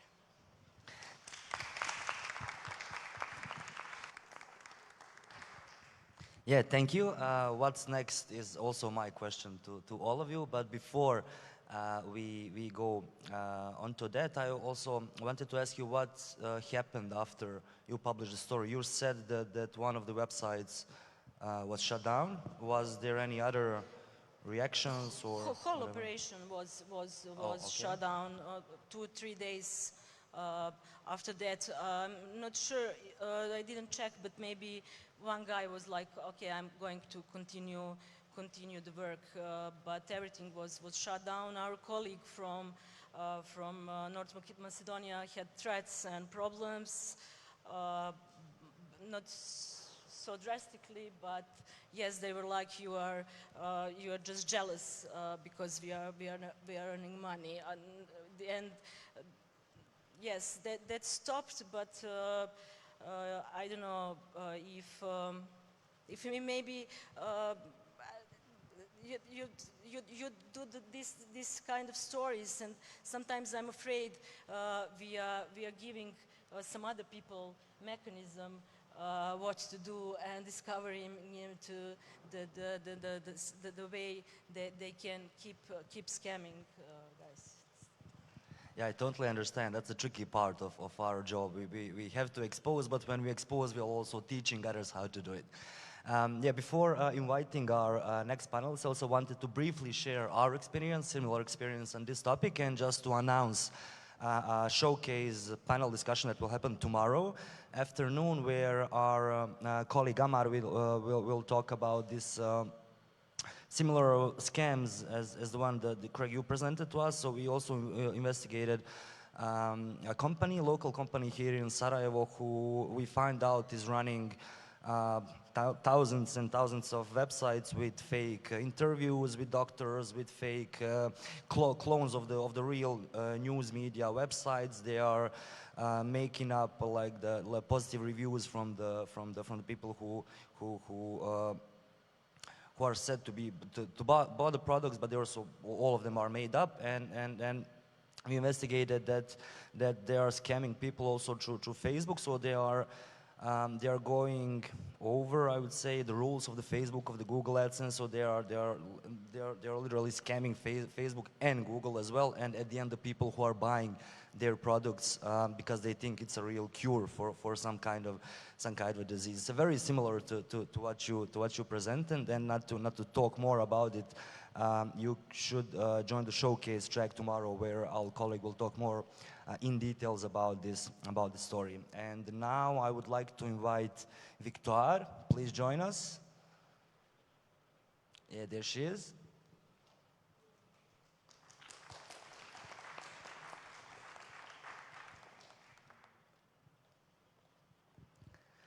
Hello, Victor. Victor from What to Fix is also doing something very similarly to what we all already hear today. So, Victor, please tell us a bit more your findings about the issues, and then we can continue with the discussion on the topic.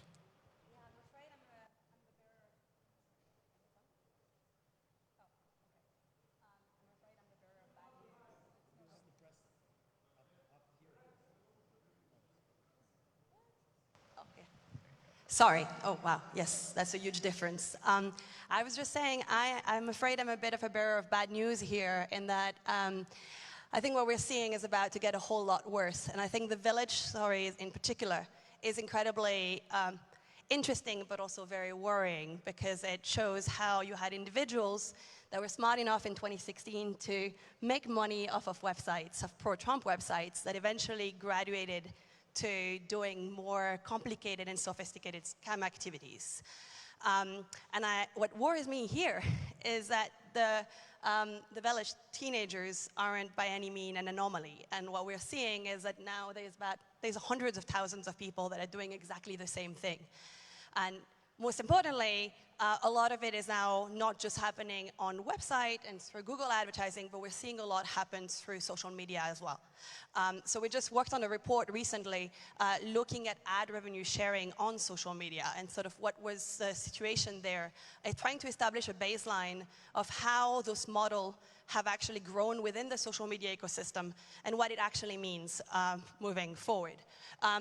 Just to really kind of importantly, I think what we're worrying, like what has been worrying, looking at all of these actors getting into the business of making content and propagating content for the sheer purpose of making money, is that in many cases, they're starting with Facebook, YouTube, or other platforms, and they're actually being actively prompted by these platforms to make money there. And some of you might have received this kind of notification on your own account. I'm not by any means saying that social media companies should not redistribute part of the ad revenue. It's actually only fair that they do. But the challenge is that we have very little transparency or oversight on this process, right? So what happened is advertisers are actually paying social media platforms to run ads, but then platforms are actually redistributing a share of that revenue to creators and publishers that are part of their programs. And whilst a lot of the transparency work that has happened over the last few years has really focused on getting more transparency around what's happening in the relationship between advertisers and platforms, we don't know anything about what's happening between platforms and publishers. And there's very little information on that front. But if we look at sort of what we've seen happen, is essentially a repeat of what happened in Velis, right? You get thousands and thousands of people now that are propagating content at scale for the sole purpose of making money from those social media ad revenue share programs. Here what you see is sort of an example of what we saw in the context of Myanmar for several years now, where a lot of the disinformation content that's coming into the market is actually coming from Cambodia. It's coming from individuals we identified that don't know the language, they don't know the context, but they're stealing content on YouTube and they're pushing it back into Myanmar. And they're making thousands and thousands of dollars, right? We've seen them regularly make upward of $50,000. If you're a Cambodian guy in your 20s, that's a lot of money. So in this report, what we try to do is to try to get a sense for the scale of the problem. And what we estimate at this point is that over $20 billion in ad revenue are being redistributed every year across all social media companies to at least 5 million accounts. But that's really the beginning of the growth, right? What we see here is a timeline of sort of the launch of the program. What you can see is half of the programs were launched since 2022. We're in the middle of a major boom. That has been fueled in part by a change in the model. It used to be that platform will only redistribute revenue to publishers that add ads within their content. Now, increasingly what we're seeing is platform paying for content that is before or after the ad, and platforms even moving to a more performance-based model as well. So it's a model that's growing, and it's growing really quickly, particularly in the last 2 years. So just to give you a sense of scale again, this is Facebook, right? So back in 2022, Facebook was redistributing revenue to 150,000 accounts. That has grown tenfold in the space of the last 2 years. We're now at upward of 1.5 million that are actively monetizing from Facebook. So just to add to this, what was said earlier by Craig and Mirjana is that we're actually now looking at a major increase of this problem being fueled through social media as well. Right. Thank you. All right. So we've heard a lot of really interesting stories here. To think of it as the issues of like from losing your life savings to the issues of someone making, you were saying about $1 trillion overall with the schemes. There must be something in place that should have stopped it. There must have been something that someone thought of, some policies or whatever, that should have and could have prevented this from happening. Was there anything like that? And if so, what failed? Who failed? Why was this possible to happen? I can give that to you, Craig, and then to you, Victor, probably as well. Sure. So if we're talking about the ad placement element of it, you know, there is a platform responsibility here if you're Google or another ad network, and you have platform policies that say, you know, we don't allow deceptive advertising, we don't allow you to copyright infringe someone else's likeness, we don't allow you to financially abuse the community. Those are all policies that pretty much most ad networks are going to have. So the ads should not be there in the first place. And of course you have the bad actors who are very motivated to place these ads, but it is the responsibility of the ad network to be able to enforce its own policies. And a lot of times what we'll hear from these companies is, you know, we do our best, these are not allowed, we have trained systems, we have human oversight to prevent them. And that's like, I can write their comments for them at this point, right? We've all heard that and received that so many times. If you even get a comment back, I suppose, is also an issue that a lot of people face. But they don't talk about their choice to operate at that scale and to operate globally, to operate all over the world and to not have the amount of people who speak the language, to not train the systems to detect and remove these ads. And so what Victoire showed about how Meta is scaling up its revenue share program in a big way, if you were to ask them, have you scaled up your resources behind that to see what kind of content they're doing? I mean, the answer is probably no, especially outside of English. So there's a platform failure in it. Are there other things out there? Absolutely. I mean, there are laws in, you know, pretty much every country has a law against outright scams, outright fraud. So in the crypto scenarios and other scenarios, those things are breaking the law. But what happens when you talk to law enforcement is that most of the time it is a cross-border thing. So the people in Veles weren't scamming people in North Macedonia. They went after wealthy people in the US and Canada and the UK. And law enforcement, usually they don't really do much for these victims. You know, even if they do investigate and they realize it goes overseas, they don't necessarily start an extradition process. So the danger for the criminal themselves is really mitigated. They're usually able to hide themselves reasonably well. And so they really have no fear of it. There are laws against it. There are policies against it. There's just barriers that choosing to not enforce, choosing to not invest, or legal barriers that prevent us from actually seeing a lot of progress. Yeah, no, just looking at the social media ecosystem, they are also a bunch of regulation, and I think it's in a way a bit simpler because there's only a single stakeholder. It's the same actor that's selling the ads and paying the publishers, but they are not. They actually are doing, supposedly, reviews not just at the scale of the content, but effectively, in order to monetize your content, you have to apply for the program. You have to be reviewed and accepted into the program. And what we're seeing is that despite policies of the platform and despite regulation about who you're actually not entitled to do business with, because in some cases you're dealing with sanctioned entities, those actors are still getting approved into the program. So there is a big issue of a lack of due diligence that happen at that level. And I think at the moment, the way platforms are approaching this is really content heavy. There's kind of, there's this push to say, oh, we have the capacity, which they don't, but they kind of claim to have the capacity of identifying which content is advertiser friendly and which content is not. And that they will basically only monetize the one that is advertiser friendly. What's happening in reality here is that we're not dealing with content, we're dealing with money. We're dealing with payments. That effectively is a fund transfer to a bank account. They need to collect the information about that individual before they can actually process this payment, right? We're talking about business partnerships. Those platforms are actually getting into business with a number of individuals. They have to do some due diligence before they actually onboard them. And despite that, very often what we see is that they're accepting a number of really problematic actors within their program. And that includes sanctioned entities, but it might also include a bunch of individuals involved in other form of illegal activities like blatant copyright violation, trademark violations, and whatnot.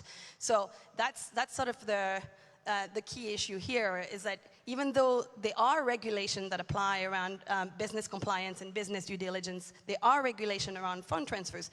And to be honest, what's really interesting here is that when it comes to social media, a lot of the people that are receiving payment from Irish-based entities. So the actual EU jurisdiction applies to payments that are being made to Bosnia and Herzegovina, to Myanmar, to Thailand, to a whole bunch of other places. So there are ways that we can actually start to regulate this, and actually there are regulations in place, they're just not being enforced, and they're not being enforced in large part because we have zero visibility as to who are actually within these programs. And without that visibility, we can't have external oversight, we can't really have legal oversight as well. Just to briefly touch upon, that was great. We've heard a lot of things you said are kind of echoing all the way from the first panel, the language barrier. There are policies in place, but they are mostly English language based, and they're not being properly implemented around the world. So a lot of it is really a large issue that is kind of running through not just the monetization part, but the disinformation part in general. Just a brief note, I've already seen a couple of hands from the audience. We'll make sure to leave enough time for questions after a couple more questions from us here. So, Amir, want to take it over? Yeah, why not? I'm wondering, does it make sense to spend our time and spend our resources in all of this, in creating all of these stories, in, you know, spending all kind of resources into researching and publishing these stories, but does it actually make any change? Does it drive any change into the actions or behaviors of the governments or platforms or any other actors? So does creating these stories and creating this and talking about this today, will it make any change? Or if you, Craig, again do your research, will you again find the same results after several years?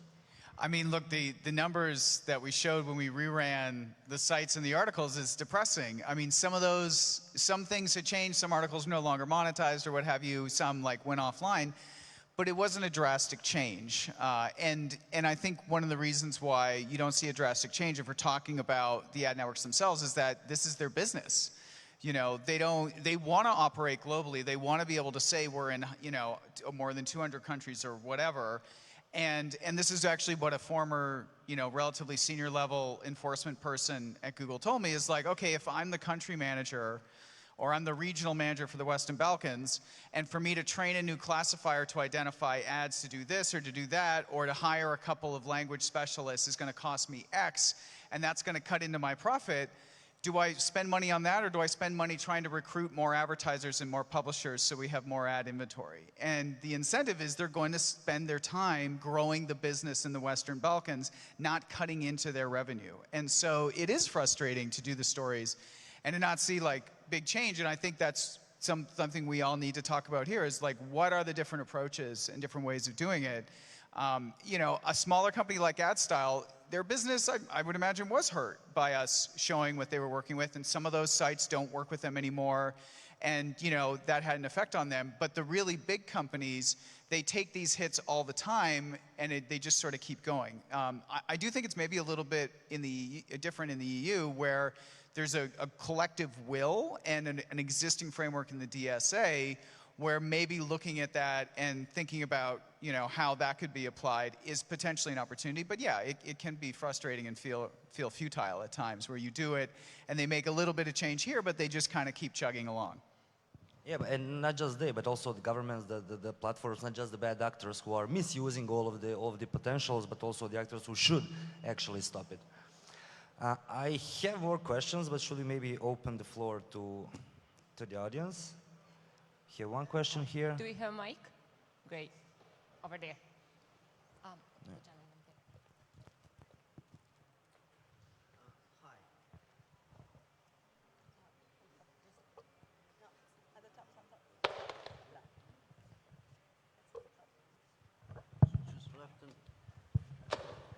Hi, so my name is Vladimir Petrisky. I'm editor of Truth Meter from North Macedonia. So yeah, we used to, and we still do, fact check those posts that sell fake medicines. And I can say that we did have a success. So the representative of that Bosnian ad agency for North Macedonia was indicted and he was convicted. So we were fact checking those ads from fake medicine since forever. And when, you know, he would say, like, this is a doctor from North Macedonia, and then when you do a Google search of the photo, is actually some lawyer from Moscow. and he would invent names of doctors. And where he made a mistake is when he started putting pictures and names of real doctors. And then, you know, those doctors reported those ads to the police, and those doctors are real powerful because they have powerful patients. And they really quickly discovered this guy. And yeah, and we had a journalist. She talked to this Bosnian ad agency, and they put all the blame on this guy in Macedonia. Like, oh no, we don't know. He's like, he did it on his own, which is not true, of course. But yeah, those ads started appearing once again. Just a couple months later, he's still using names of real doctors.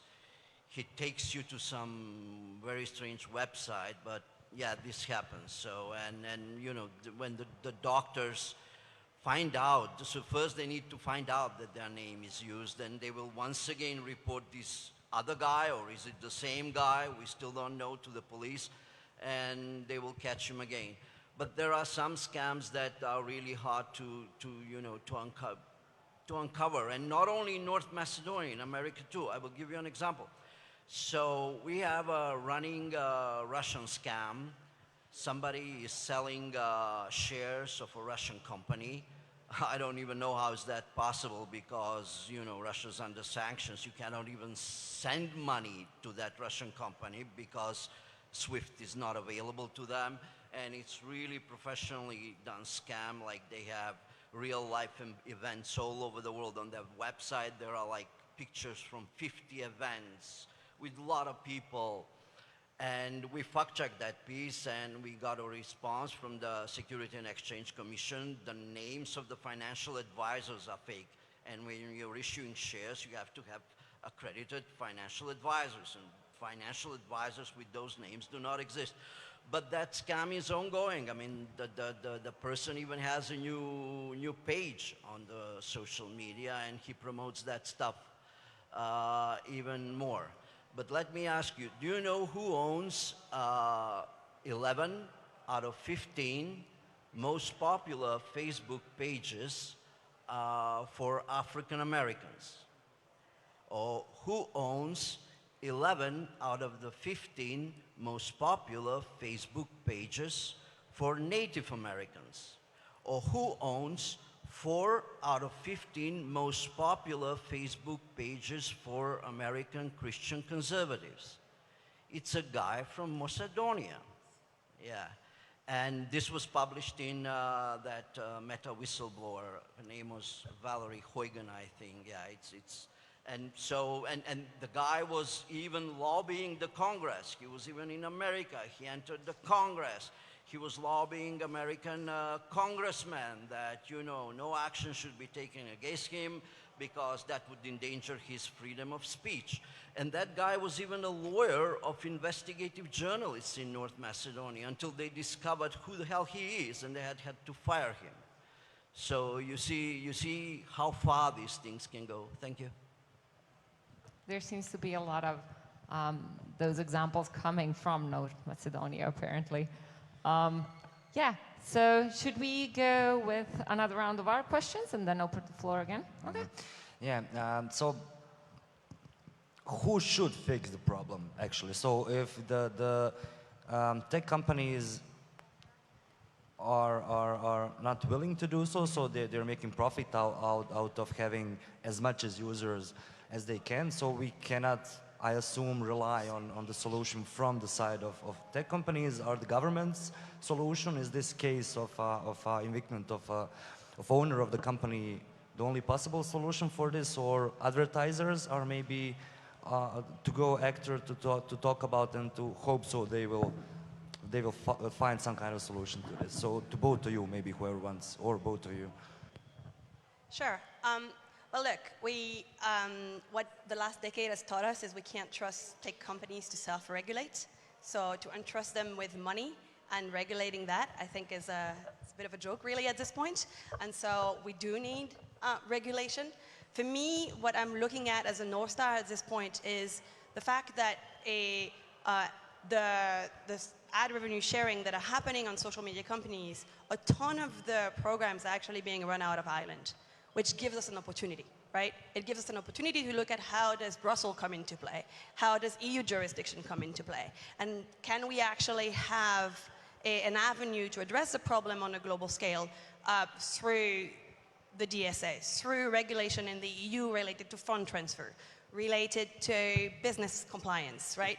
There's an opportunity there potentially. Now, it's not going to be a save-all problem, and the thing that really, really concerns me here is that even if we're really good and we stop tech companies from actually financing this kind of pages, right, this kind of actors, so we stop the money, this problem has been going on for so long already that there are hundreds of thousands of people all around the globe that have the skills and the infrastructure to continue this. So if the money stops coming from ads, these guys are going to go to the private sector.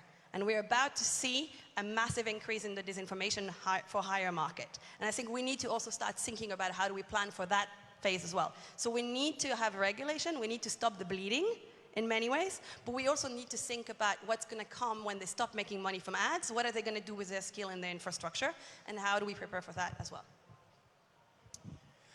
I mean, there's multiple players involved in this, so that in the end it's multiple pressure points if you actually want to see change. And so like obviously governments are a piece of it, obviously the platforms are a piece of it, and platforms will respond to extremely negative coverage. They're sensitive to that. They will respond if governments start putting more scrutiny on them.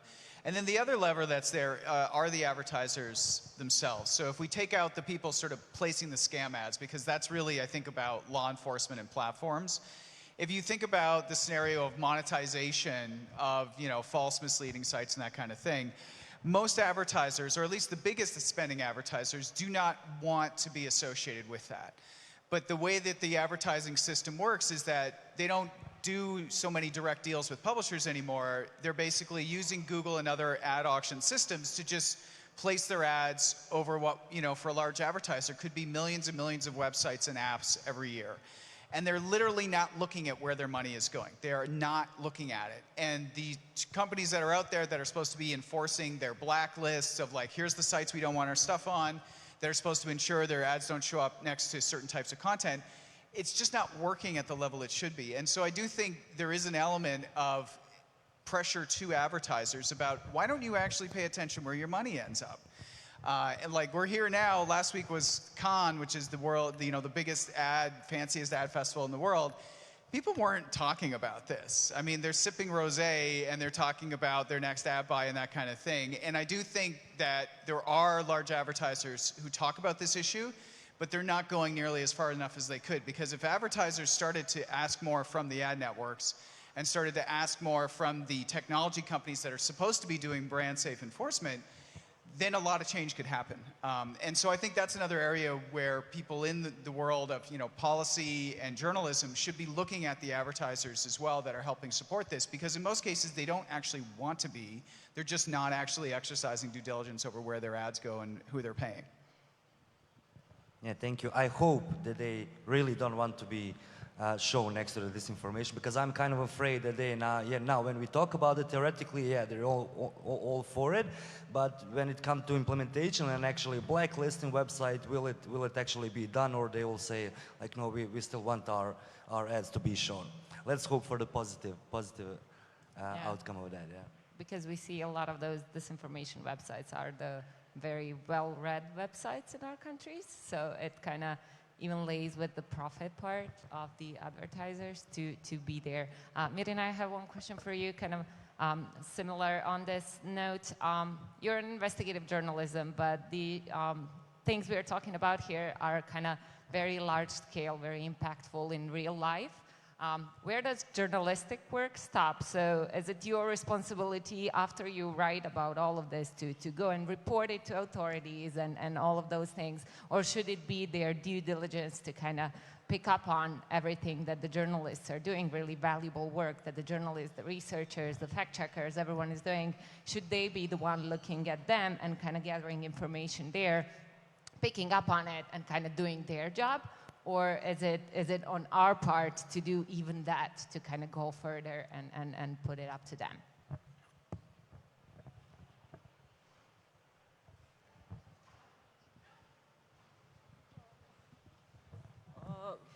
first of all, I want to just, my impression here, and I don't want to audience to get this impression that scammers are all in North Macedonia, and we heard it too much time, and please don't think like that. In Serbia, we also had some even extradited scammers, so I guess you all have to check your neighbors how big this is going. I don't think that our job should be going further in that direction you asked. Lastly, I know the prosecutor's job was to read the papers, you know, and to follow the news. So I think that this story was done from the victim to the whole network. I'm sure there are enough evidences to go and check, and even I don't think that they even have to do much, you know. So I don't know why would I help them anymore, because I have other things to do. That's exactly, there's a lot of work being done on this part, but the part that's kind of lacking is the part that actually has the power to effectively change something, is what we've heard a lot around here. We have about 15 minutes left. I've seen some hands in the audience. Maybe we can give it over to the audience now and then pick up the discussion from there, if you still want to. All right, we have a question there.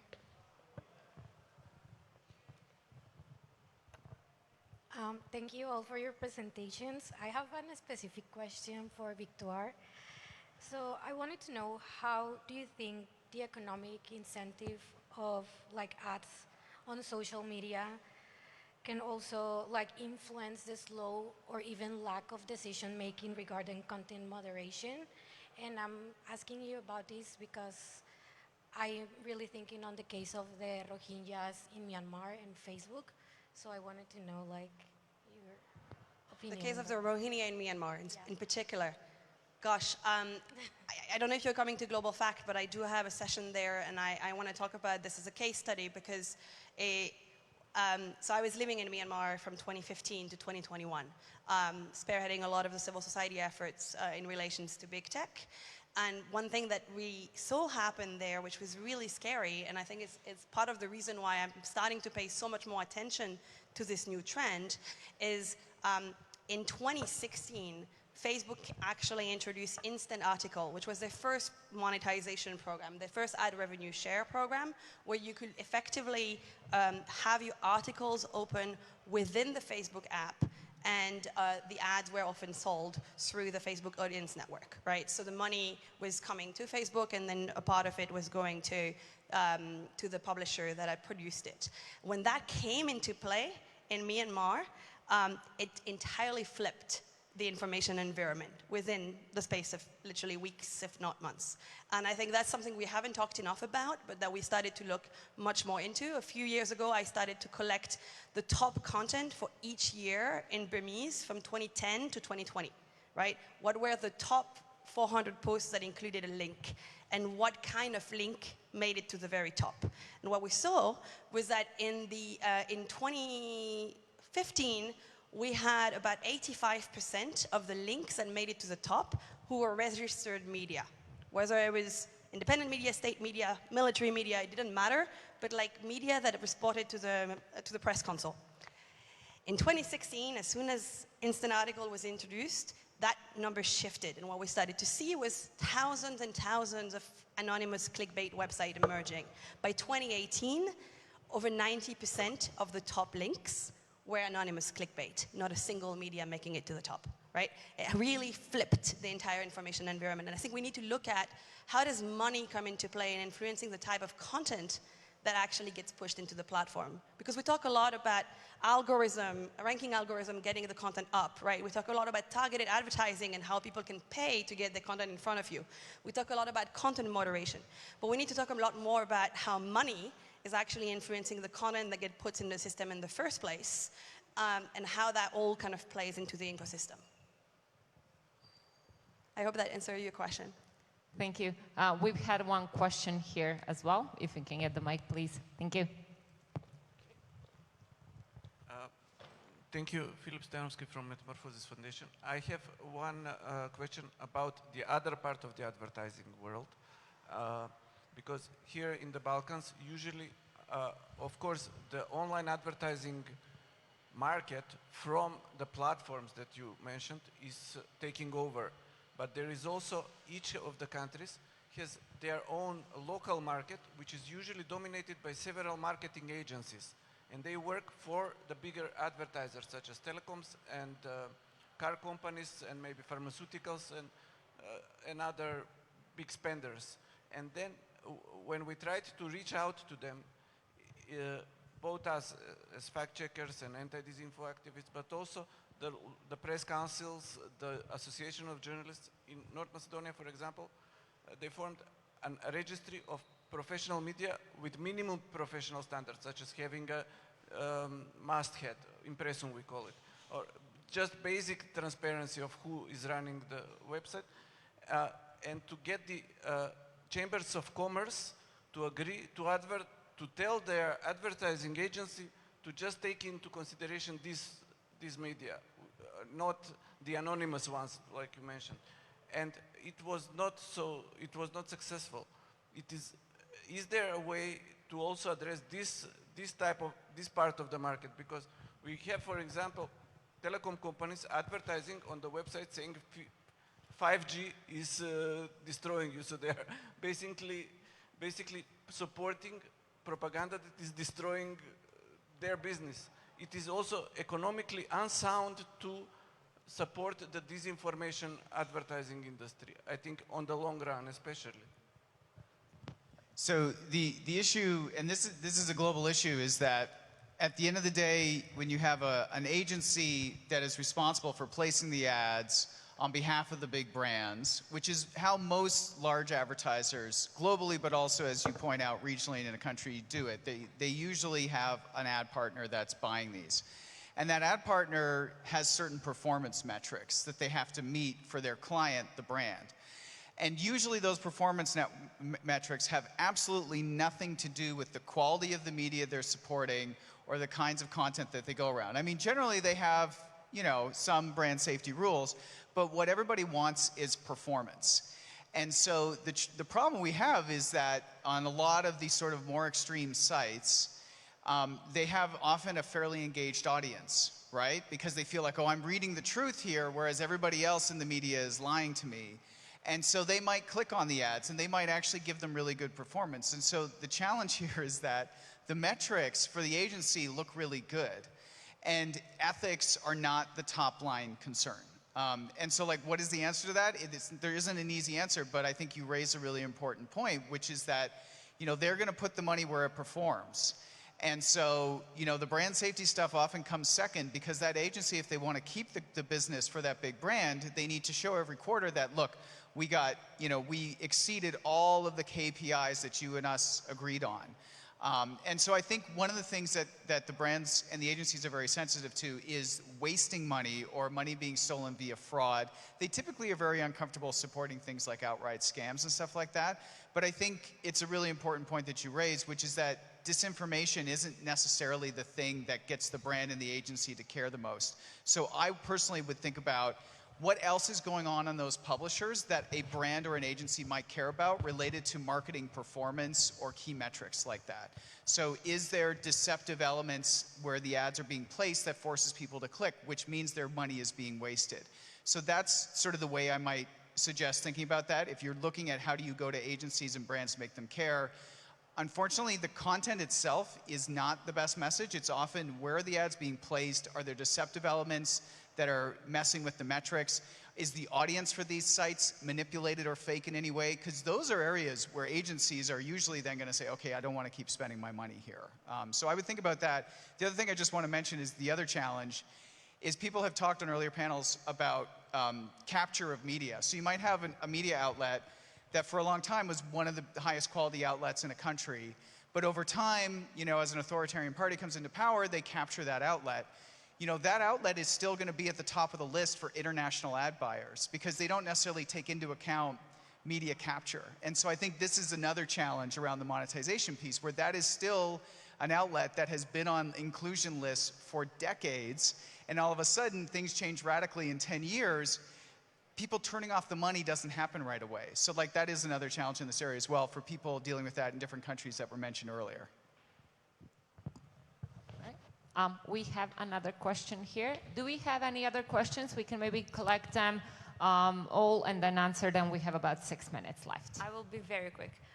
So while I was listening to you, maybe this is not about ads, but it's again on monetization and disinformation. I was working on this article about this YouTuber. So YouTube basically pays for the views of the videos. And when I went to the content of the YouTuber, the content was full of disinformation, was violating,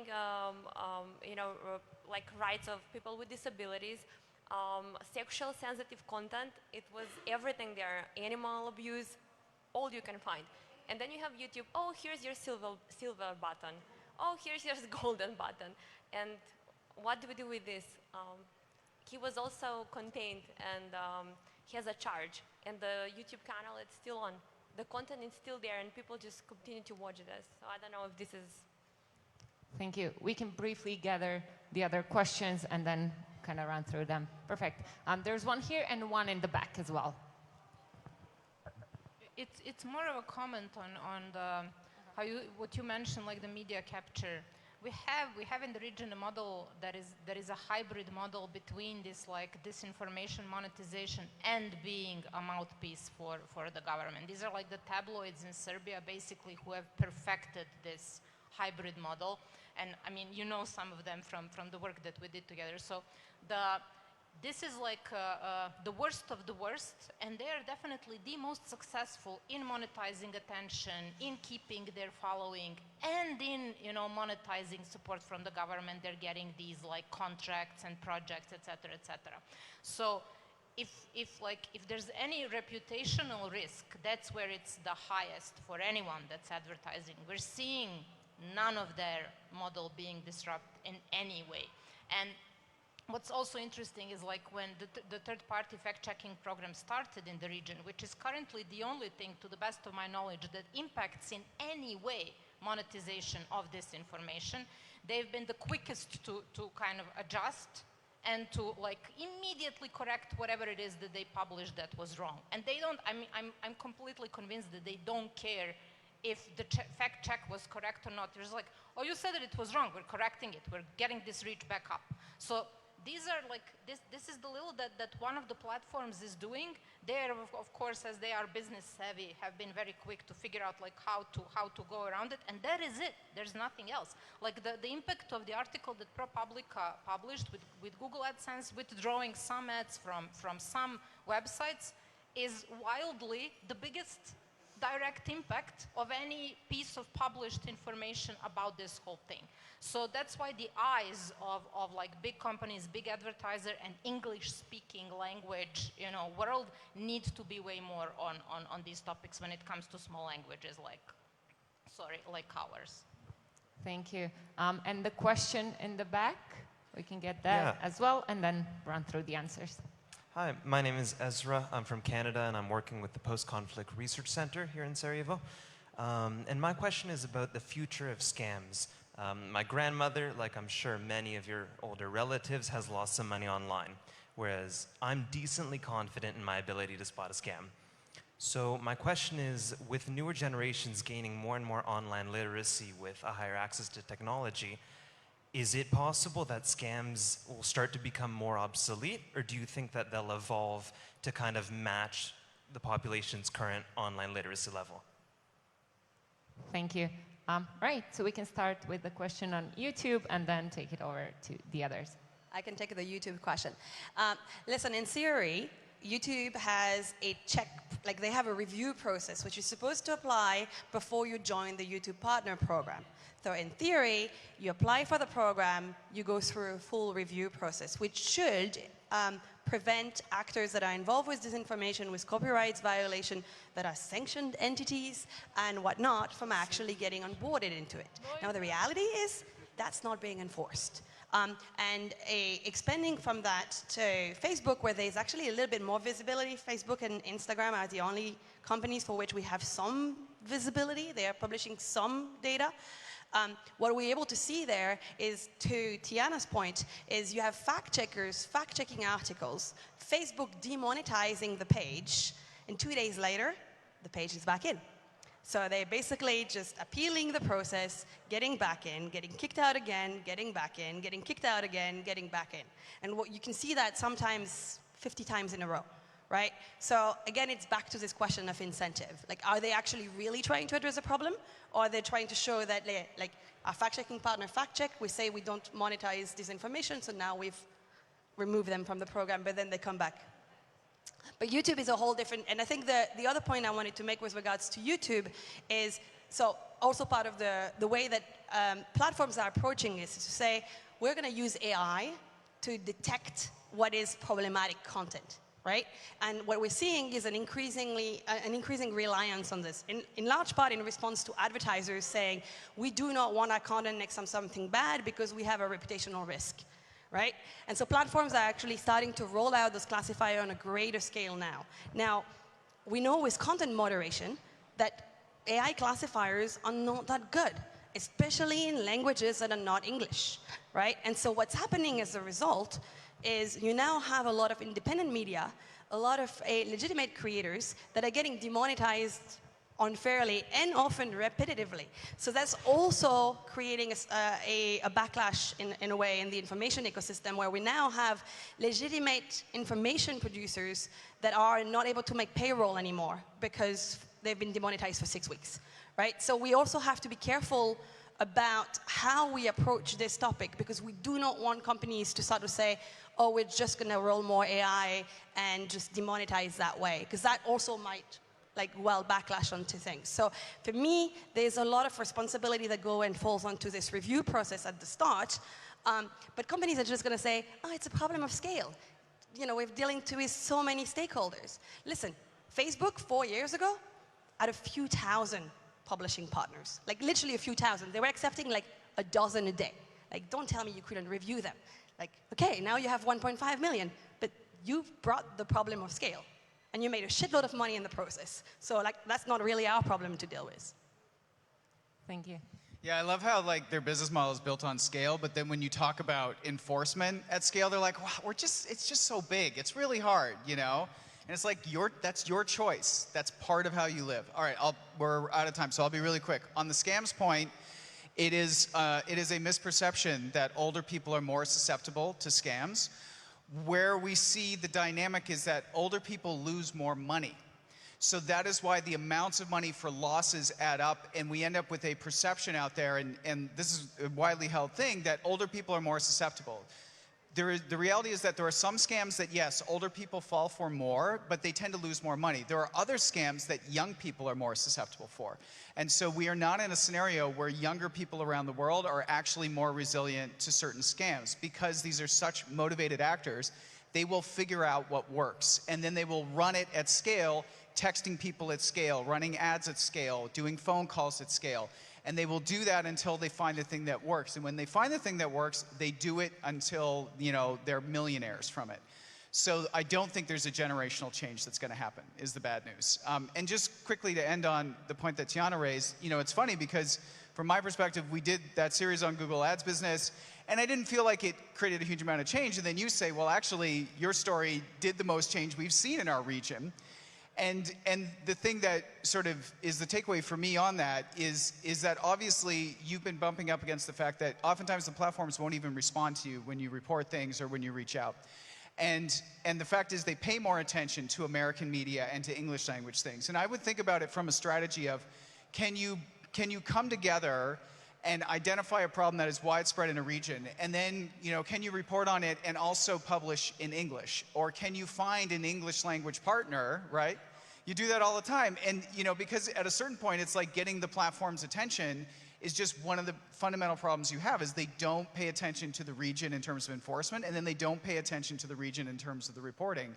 And so, like, if that project was the one that got the most impact, then maybe we need to figure out how to do more of that, you know, and at a bigger scale, because they're just not paying attention. Yes, we'll talk. So let's all talk and figure it out. Yeah.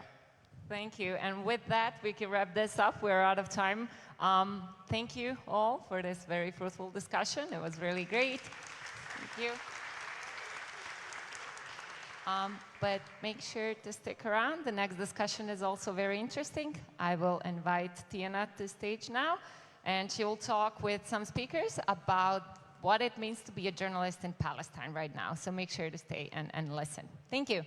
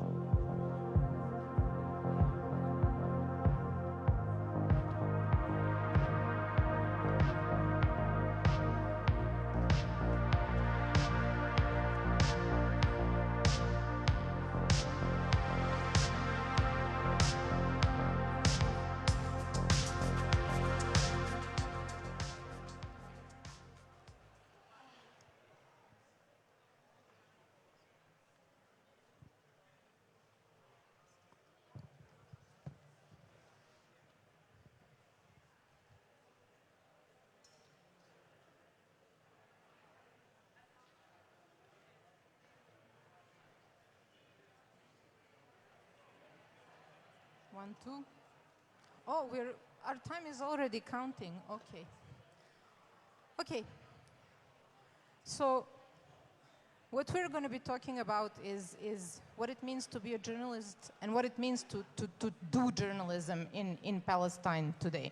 And before we go into that, I would really like to go through some very disturbing facts that make up for the context for journalism in Palestine today. We know that the history of the region and the history of the conflict in the region is really long and complex, and it would take way too much time to go through it all.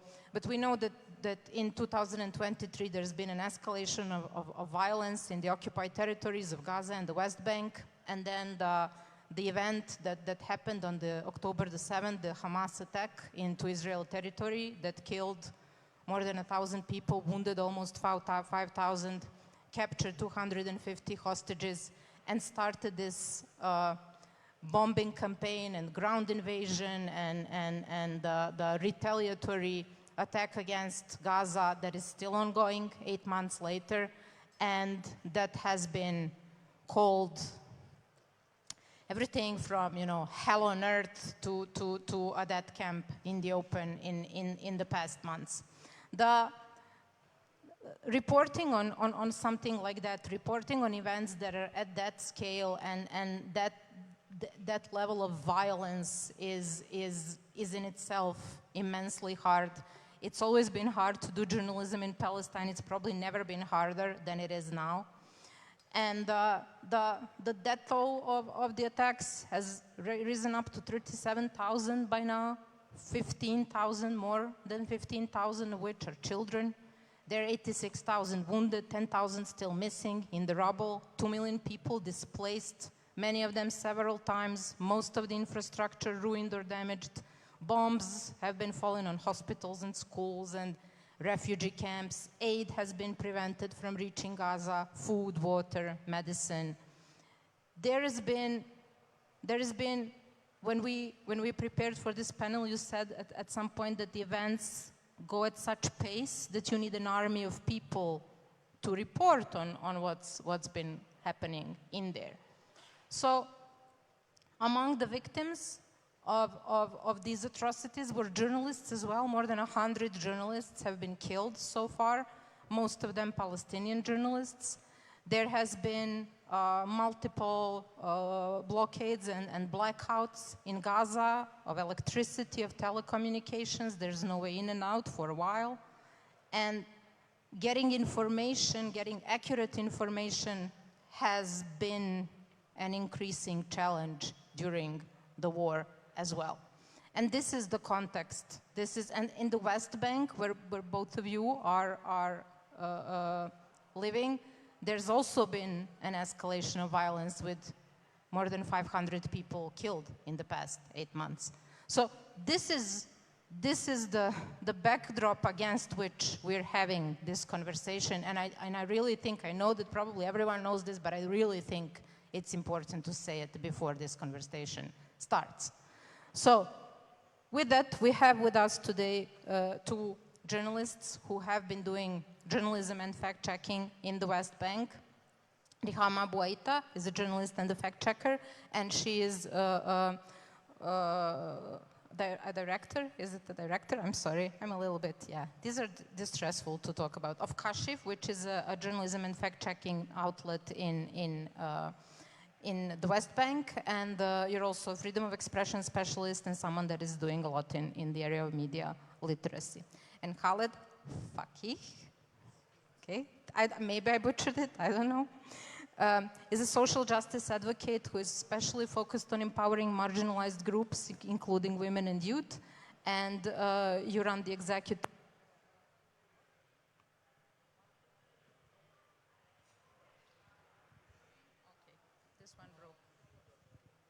We good? Okay. Of the executive team at Watan, which is like a top-ranked Palestinian media outlet that you know, you've been doing this for what, 20-something years. And my first question is going to be to you, and it's going to be about what it means to be a journalist in the conditions, like how do you sustain being a journalist in the West Bank? Like what does it mean, like via infrastructure, economic conditions, like how do you materially do this right now? Okay, thank you, Tiana. And thank you all. Before that, I just want to, I've been like in Sarajevo from like 27th of May. It's approximately like once I'm doing like a fellowship with the team with YNET. And this is an opportunity to thank all Zashtoni and Darko and his team and all the mentors and all the organizations that supported us, and we visited them, me and my colleague Wamid from Yemen. And speaking actually about being a journalist in Palestine, this should not be like excluded out of the context of Palestine. Actually, we do want to shorthand the Palestinian case as it started from the 7th of October. We live in an occupation starting from 1948 actually. And it was like a Nakba, where most of the people from northern Palestine transferred out to other countries and also to West Bank and Gaza. And we have like 19 refugees camps inside West Bank, and we have almost like more than half of the population in Gaza. They are living in refugees camps also. And we have also Nakba, it is 1976, where the Israelis controlled all West Bank, and we have most of the areas that Israelis controlled in West Bank is full of settlements. We have around 500,000 settlers living in West Bank. I've been living in an area near Jerusalem. I'm from like Jerusalem countryside. We have a lot of settlements there. And you know, being a journalist in such situation where in Gaza we have the people in Gaza there are living in a siege since 2006. No one is allowed to go out and enter Gaza, even for us as West Bankers. And you know, as Palestinian, we are classified by the Israeli authority into according to the areas that we live there. So we have a different ID and different citizenship or category. It is Gaza. Gazans are not allowed to go out from Gaza, and we have the West Bankers also. As a West Bank, They have different ID. And we have people who are living in Jerusalem. They have different ID. They can enter West Bank, but West Bankers cannot enter Jerusalem. And also we have Palestinians who are like, we call them 48 Arabs who are living inside Israel and they have Israeli nationality. And also the journalists are classified according to that IDs. We have journalists in West Bank, we have journalists in Gaza, we have journalists in Jerusalem, we have journalists in 48 Arabs. And you know, some of them have the freedom to go out and some of them have not, like in Gaza, they are not allowed. Currently, according to the situation, in this current situation and according to, you know, the economic crisis that we have, in Gaza it is like a war. No one is allowed to move. No one is journalists are always, you know, looking for like new techniques and solutions there. They are like grouping together around the hospitals to search for truth. At the media organization that I support, that I work for, we have like 75 journalists. We have 15 journalists in Gaza. After the war, we just have 5 journalists. 10 of them still, we lost the contact with them, but I think we managed to, and 10 of them like managed to go out to Egypt. 5 of them is still there. One of our journalists, you know, 2 of our journalists already lost their entire families because they were in the field. And in West Bank, the economic situation is like, you know, we call it like it is a slow death. There is no salaries. There is, most of the media organizations are facing like huge and severe economic crisis. They cannot pay their journalists. So most of them, they suffer that during Corona crisis and they continue during the war currently. And most of them, they release their stuff. So the Palestinian journalist is still working there, and they find like to be an independent journalist. And because to describe the situation in West Bank is full of checkpoints. You cannot like go from a city to a city without crossing like 5 to 6 checkpoints and to be searched. And most of the journalists are targeted by settlers. So we use in our organization to remove all the stickers that they show they are journalists. The press sticker, the slogan, we remove it from even the shield, even the cars, to protect them. And we use also to, you know, to not let them like move out a lot, like to based on like, you know, and journalists who are based in each city. Like in Jenin, like in Nablus, like in and this is for their protection. And you know, some journalists are working in Arab media organization, like Al Jazeera, like Arabiya, like, and they are targeted as well as the same as Palestinians. And also, you know, the donation environment here in West Bank after the 7th of October became also like a critical and challenging, because most of donors, they stopped their support for the media organizations also and the media outlets in Palestine, because they don't want that their money going to like a tourist group, and without mentioning any name, but including most of the European donors and also US donors. Now they are studying the way to return back to support with the conditions to support the media organization.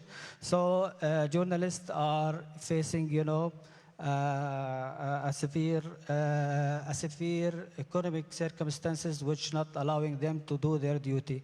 I can mention the number of people who are being killed with journalists. I'm always saying that to my colleagues.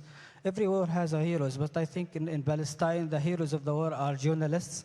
In Gaza, we have around 150 journalists killed. And now we are doing an investigation because most of them killed at their homes with their entire families, not just working in the field. We have a journalist who are being killed in Tulkarem in West Bank, and also we have 3 journalists killed in Lebanon.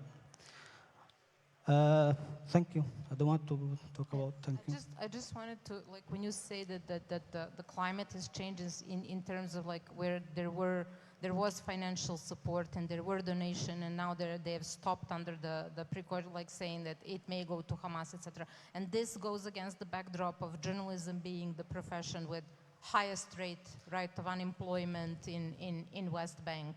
It's already kind of. You know, most of the media organization in Palestine, they are independent.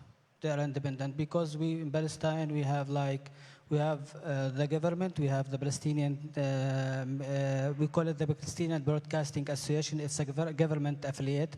And we have also the media that related to affiliated political parties. And those, they are not searching for fund. Those who need fund, most of them, they are independent journalists and independent media organization. Who has been affected with that crisis? Mostly they are the independent media organization and the independent journalists themselves. Thank you. And this really paints a picture of what it's like and how unsafe it is and how hard it is, like both in terms of safety and security and economic safety and security. So I would like to go to you, Riham, with the question of like, what does it look like being a journalist, but being like as a person who does journalism, like what's the toll that it takes and how do you do this? How do you handle this? Thank you, and thank you also for giving me the opportunity to be here, because like with everything is going in Palestine, a lot of internationals still afraid to bring Palestinian voices to speak about themselves. So it's very, it's meaningful for us to be here. Being a journalist in Palestine is really hard, not just now. Thanks God, we have a lot of events and actions every day, every period. But now we are facing special challenges that we never faced before during our career. The biggest one is the fear. We are working with big fear for our safety and for our team safety. We are always concerned to speak up, because being a journalist now is like you are the targeted one, you are the target. And as Khalid mentioned, more than 150 Palestinian journalists were killed. Most of them in Gaza, yes, but even in West Bank, we have a lot of detains, interrogations, raiding their homes, afraiding their children. So we are always thinking, working and thinking about what if this happened? What now, while I'm traveling, I'll be stopped in any checkpoint and being interrogated or arrested. So this leads us to self-censorship in a lot of incidents. Like we are thinking about what we are publishing, what we are saying. So fear is the number one of like challenge to be a journalist in Palestine. Other challenges could be like being a journalist now, you need sources, you need access to information to report. Now we are lacking this evidences, eyewitnesses, sources. It's very hard for us to communicate with victims, especially in Gaza, because there's a lot of cuts in electricity and telecommunication. So it's very hard to access to information now. Also, I would add now it's nearly 9 months since the ongoing aggression on Gaza, and we are really mentally very tired, because any person could say, I don't want to watch videos, I don't want to watch the news, I want to keep away. But for us, we have to watch very disturbing and stressful videos and photos. As fact checkers, we may replay them many times to investigate in the details. So it's very hard to keep working in this situation with everything is going on, seeing children, women, the families. It was very hard for us. And as fact checkers especially, we were into situation. There were a lot of claims that children are dolls, are silicon dolls in Gaza, and they are not like real ones. And Palestinians are faking the death of the children just to play like a victim and gain solidarity. So in many incidents, we have to contact a mother or a father, asking them to send like real videos for their killed children, just to convince the world that that they are real kids. So it was really mentally very hard for us to do this, but it was surprise for us. Like they were very collaborative, and because they want the world to see the truth. This is the main challenges we are facing now. Part of it, like being working non-stop for a long time, and mentally it was very hard for us, and we have to keep like working. Otherwise, we feel guilty. We are working and we are feeling guilty. Like in this situation, whatever you say, whatever you publish, whatever you report, you think that you need to do more, you have to do more, because what's happening now in Palestine is like real massacre. And I assume this is going to be maybe a silly question, but I assume that you don't have resources or time to kind of get some sort of help for the fatigue and the trauma and the secondary trauma that you're experiencing while you're doing your work. Is this not an option probably for you? It's like you're barely sustaining. Yeah, it's not an option to stop working. Even not for us, like maybe we have a privilege in West Bank that at least we have home, we have electricity, we have water, we have food. But if you also see the journalists in Gaza, they still working with nothing, like with all the situation they are facing, and they lost their families, houses, everything, but they still reporting, because it is the moment for them to work, and we want to show the world the truth. Thank you. We discussed like what type of content, because you do fact checking, and what kind of misinformation and disinformation you are fact checking, and there's a video that I have to warn has disturbing images in it that we want to show now. It's called Pollywood, and Riham is going to explain what that word means for those of you who don't know. But this is the type of content that is something that you most often have to fact check in your daily work. Can we play the video now?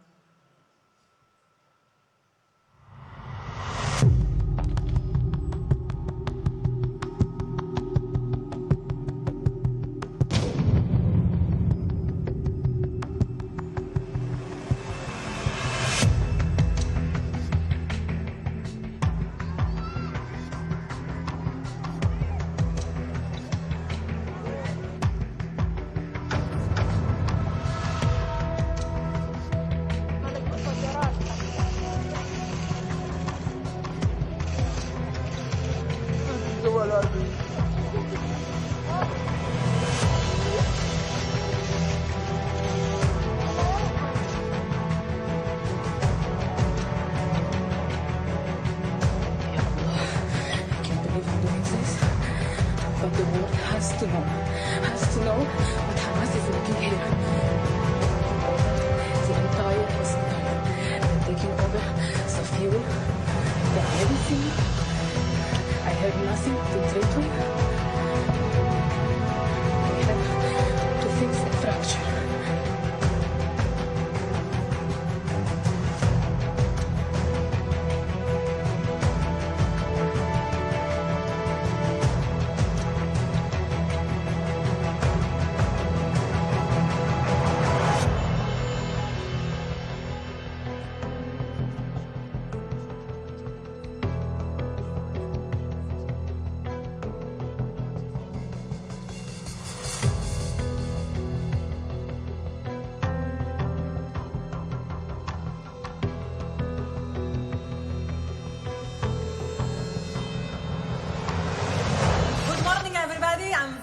excited to be here today. I'm your director. Scene 1, we are starting. Julie, the baby. Thank you. Mother and baby. And action. More grief. Cry, cry.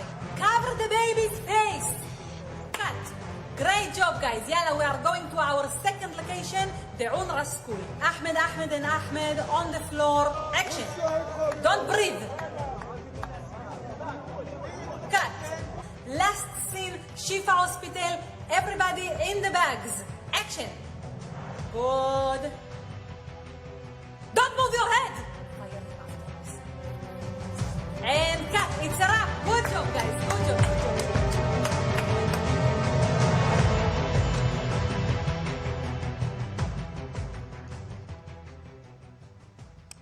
So we've seen similar type of campaigns about a lot of things, about Ukraine, about COVID. Like someone would get a scene from a movie and say, also this is how they fake COVID victims and this is how they fake Ukraine victims. But these were much more easier to check because like you're working in a very different environment and information is available to you. How do you check things like this with all the obstacles of information flow? Like what's your methodology? How do you find accurate information and facts? Again, it depends. Some claims took us like a long time to fact check it, and some claims were very easy because, for example, one of the scenes where the makeup, like they are acting like to put the makeup on people, we have seen like this interview before the war. It's for a makeup artist interview. So it was easy to remember that we saw this before. We can easily check it.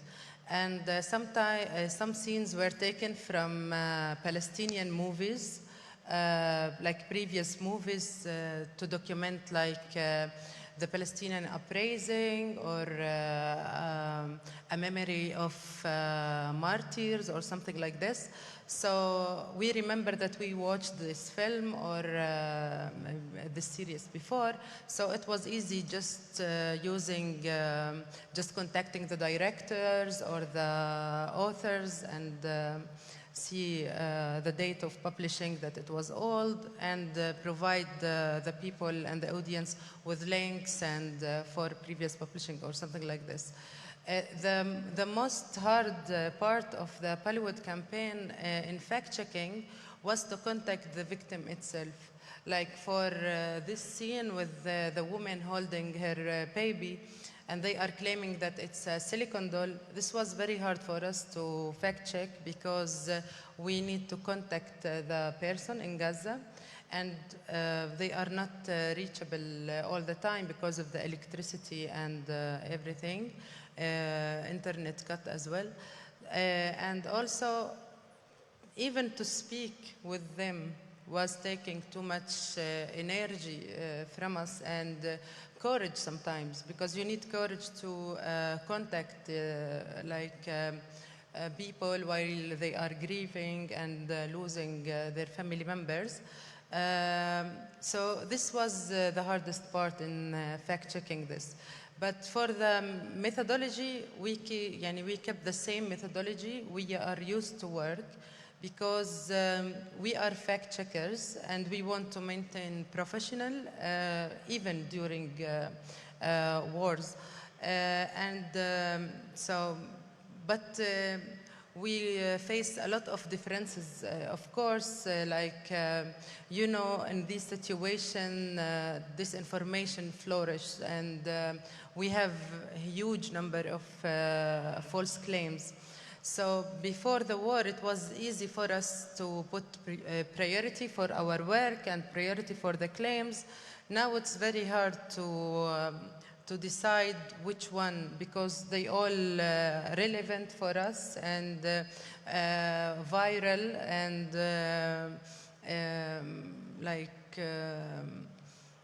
it was very hard to choose the claim. So we were always busy in this part.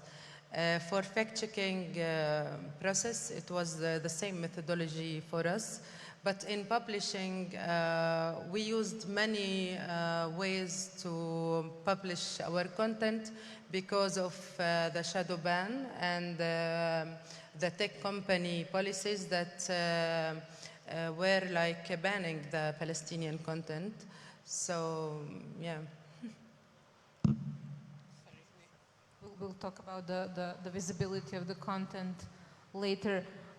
I would like to ask you, Khaled, now, what's your, like, what is your general, like, your media, how do you work around the cut in the information flow? How do you do journalism when it comes to reporting specifically about, like, you know, occurrences in Gaza during the war?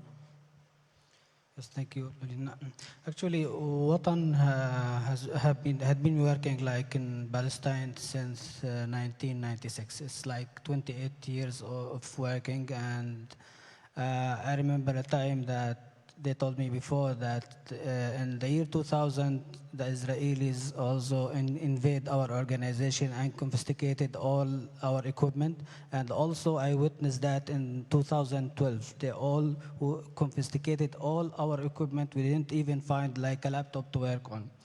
Currently, Watan, like media group, we have like we have a TV station, we have a radio station, we have like an online news agency, we have also a research center, we have a media academy for training practically media students, and also we have our fact-checking platform, and we have our investigative department where we produce investigative report. Actually, it's mainly about politics, about social and economic life in Palestine. We have 75 journalists working, 15 journalists working in Gaza. It is not easy, you know, to keep the flow of information. You know, in Palestine, we are not allowed, according to the agreements with Israel, to be in the same level of communication and technology. Israel is now going from 4G plus into 5G. Currently in Palestine, we are like 2.5G. It's like 2G or 3G. So we are not allowed to go to be in the same level of their technology, according to the agreements that our government already signed during Oslo and the Economic Paris Agreement. So it is not easy, but we find a way like to keep our journalists in West Bank more. In West Bank, we have like journalists are based in each city, and we have like, you know, mostly we are like prioritizing the importance of highlighting things that are the other media outlets are not covering. All the people are just concerned, and they are highlighting politics. So no one is speaking about the suffer of the people. No one is speaking about the women, about children, about elderly, about people with disabilities. So we have many programs that cover these issues. We have a very popular program called Marginalized Voices. It is in West Bank. In Gaza, it is the same. We have journalists in the field, and we are covering mostly the human focus. The human focus stories. We have a program called Voices from Gaza.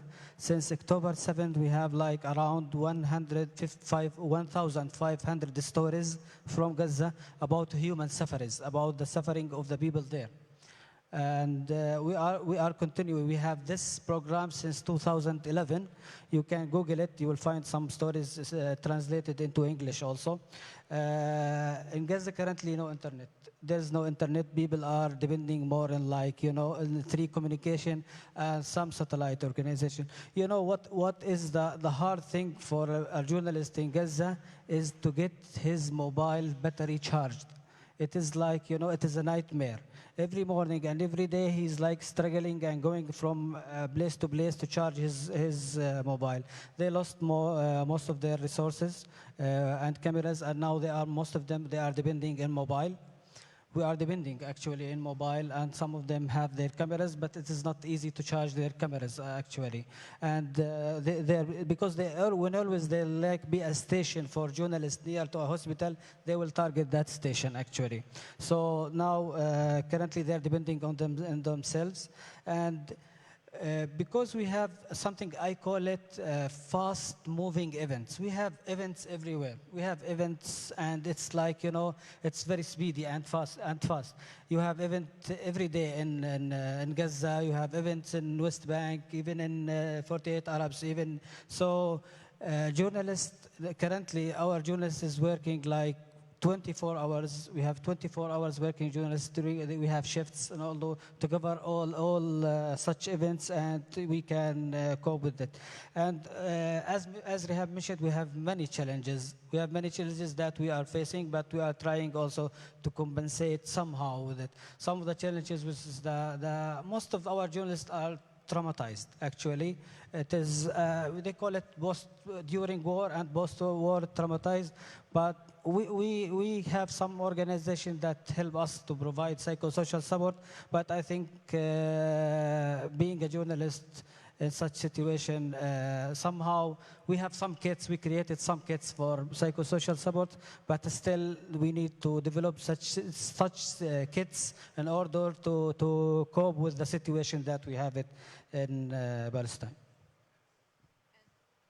One of the things that you said that really kind of caught on is that even with this like catastrophic, you know, war that's been going with this humanitarian disaster in Gaza, there's a lot of other things that you do as journalists, and how this like escalation that's been going on has hampered doing this important work that is about you being a social and political watchdog, and all the things that you mentioned now about, you know, minorities and social groups that otherwise don't have a voice. So I would like to show now the example of like what your work looks like. That's the other video that we have. If we can play it, please, and then we can go back to that.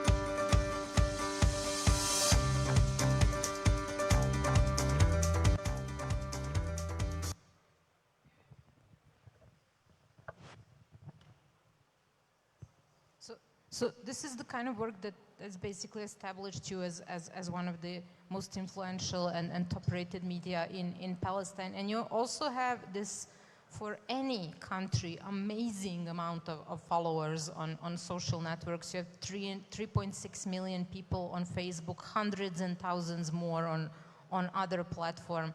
And Kashif has around 24,000 on Facebook as well, and huge followings on other platforms. But when I opened your social media accounts, like the interactions are actually quite low on both. Like with 3.6 million people, they should not be in double digits, which they are. So, and this is something that we also discussed a lot, like you're seeing that your visibility has dropped in the past 9 months. So I would ask the same question to the both of you, like what it is that you're seeing. How does it look like now to get your work to be seen on platforms?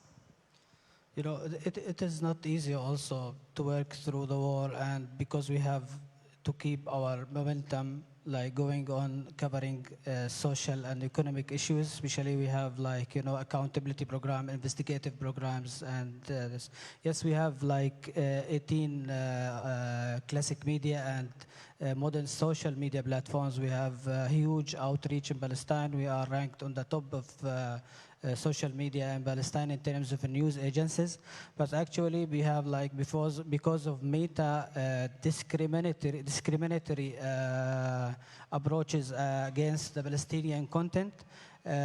Palestinian content are not treated like, you know, the Israeli content. There is like double standards, and we face that with mainly with Meta platforms, and also we studies the environment, the social media environment, and currently we are going toward mostly the WhatsApp community group. We call it the WhatsApp community group. We have like 15,000 members of WhatsApp community group. We have the Telegram.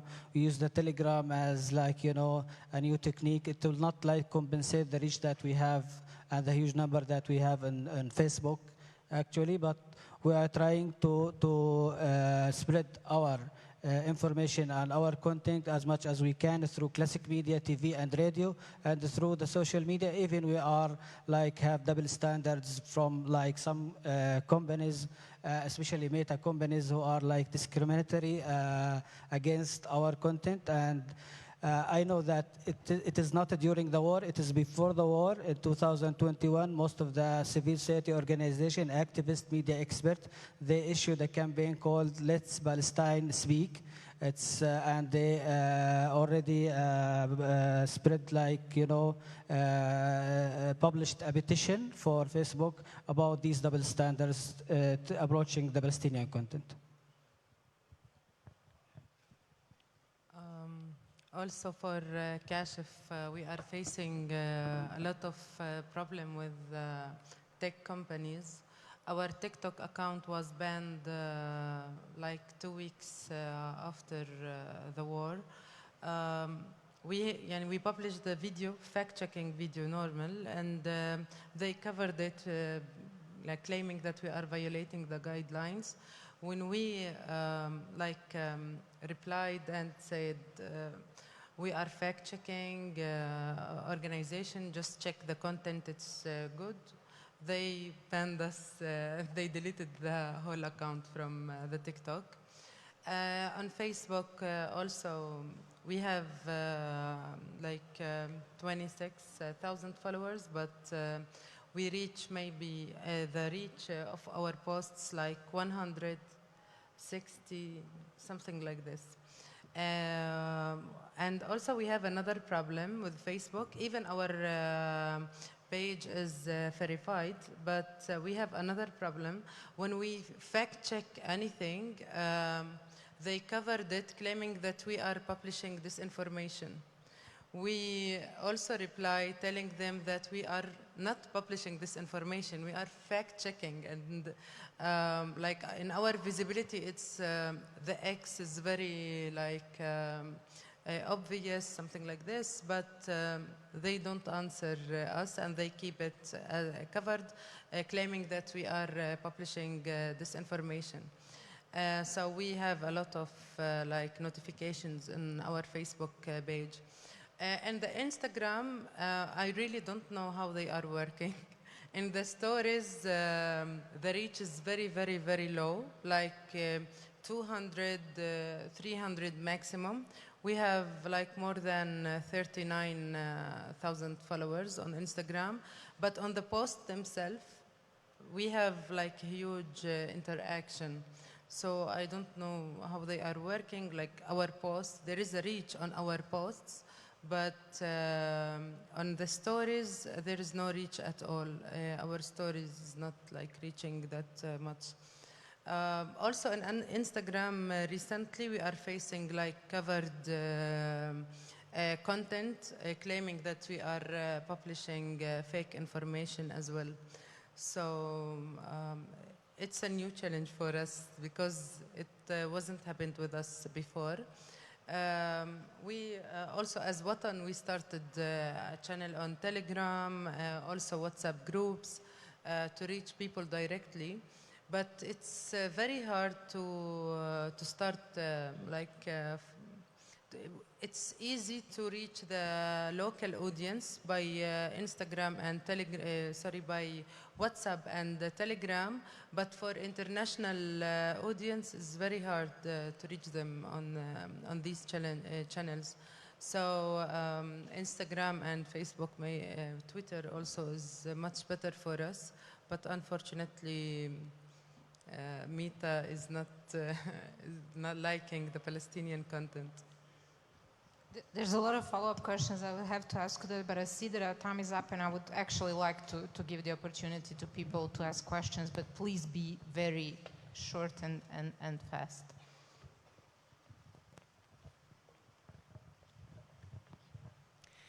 Hello, my name is Tea. I come from Serbia and I'm an aspiring journalist myself. I want to thank you for your work and what you're doing in this emergency situation where the world is literally on fire, and thank you for being in the first row of the war. And my question for you is, where do you draw motivation from? How do you take care of your mental health? Seeing, the videos, they were very shocking, and how do you, how do you do that? It's very inspiring. And do you have any words of affirmation for aspiring journalists like myself? Since seeing this, letting AI take my profession doesn't seem like a bad idea after this. So do you have any words of encouragement? Thank you. Do we have any more questions we can collect? Maybe there's one there. Anyone else? Okay, we'll take one more then.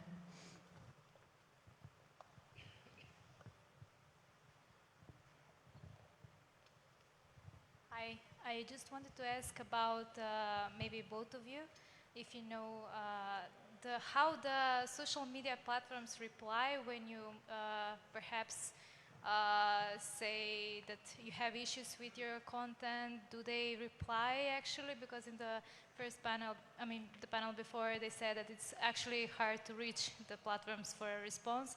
So do you get some kind of notifications or at least some kind of argument why they keep banning your content at least?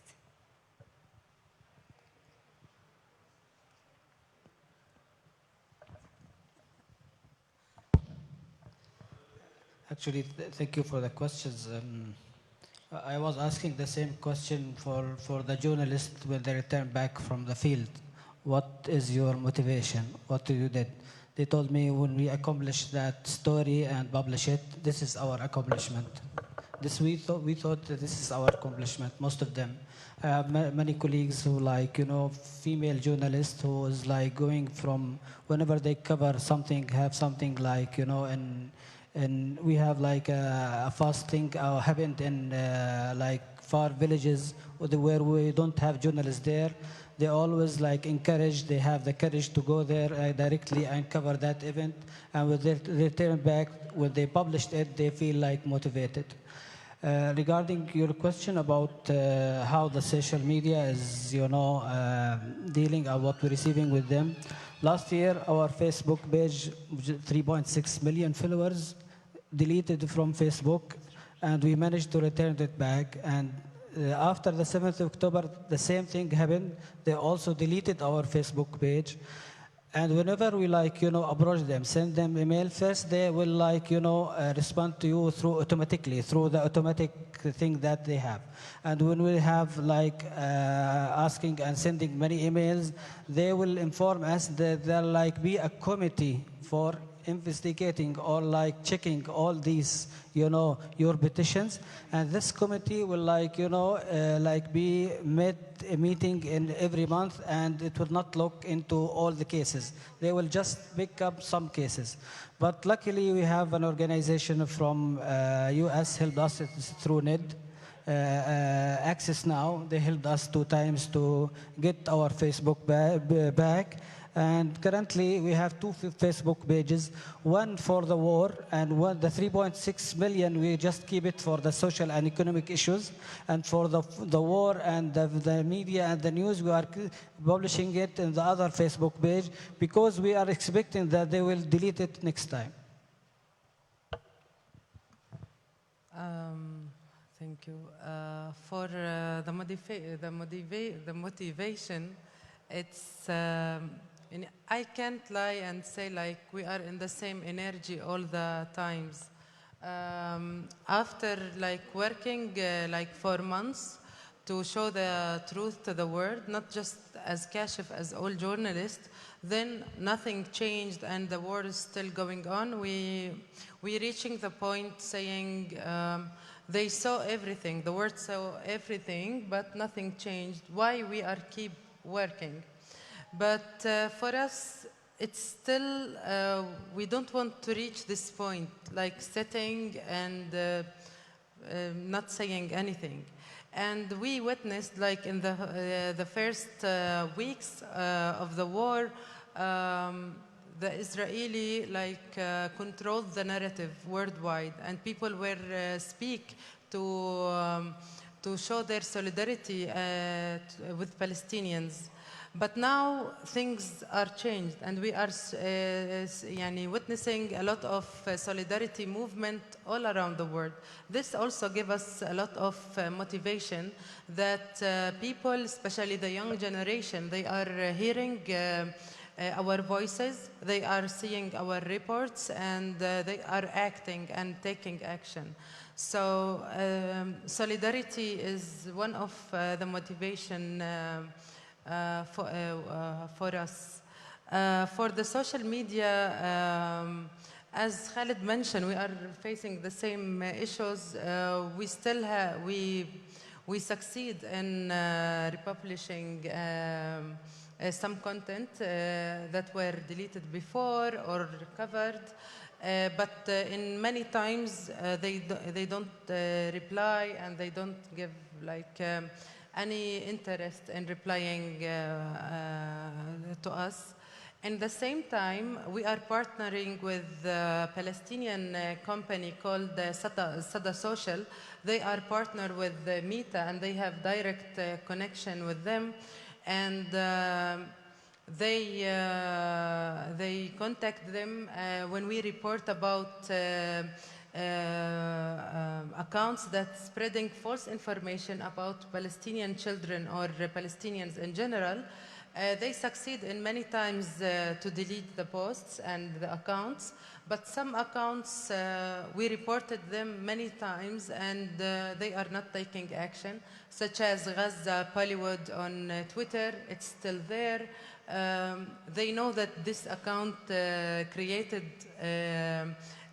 recently after the war, and they just publishing fake news under the hashtag Bollywood, and they are not taking any action against these accounts. So also we are seeing like a double standards in dealing with content and dealing with accounts who are publishing false information. Sorry, I'm afraid we are out of time, but thank you so much for this conversation. And I was told to tell everyone that lunch starts now, ends at 3:30, so 3:30 we should all be back here. Thanks, everyone.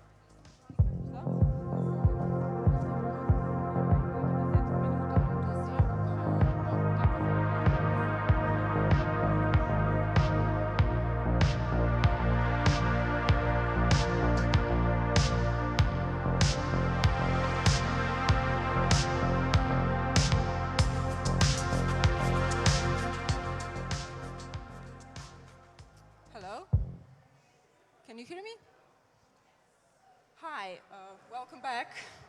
I know it's just after lunch, so thank you for being here on time.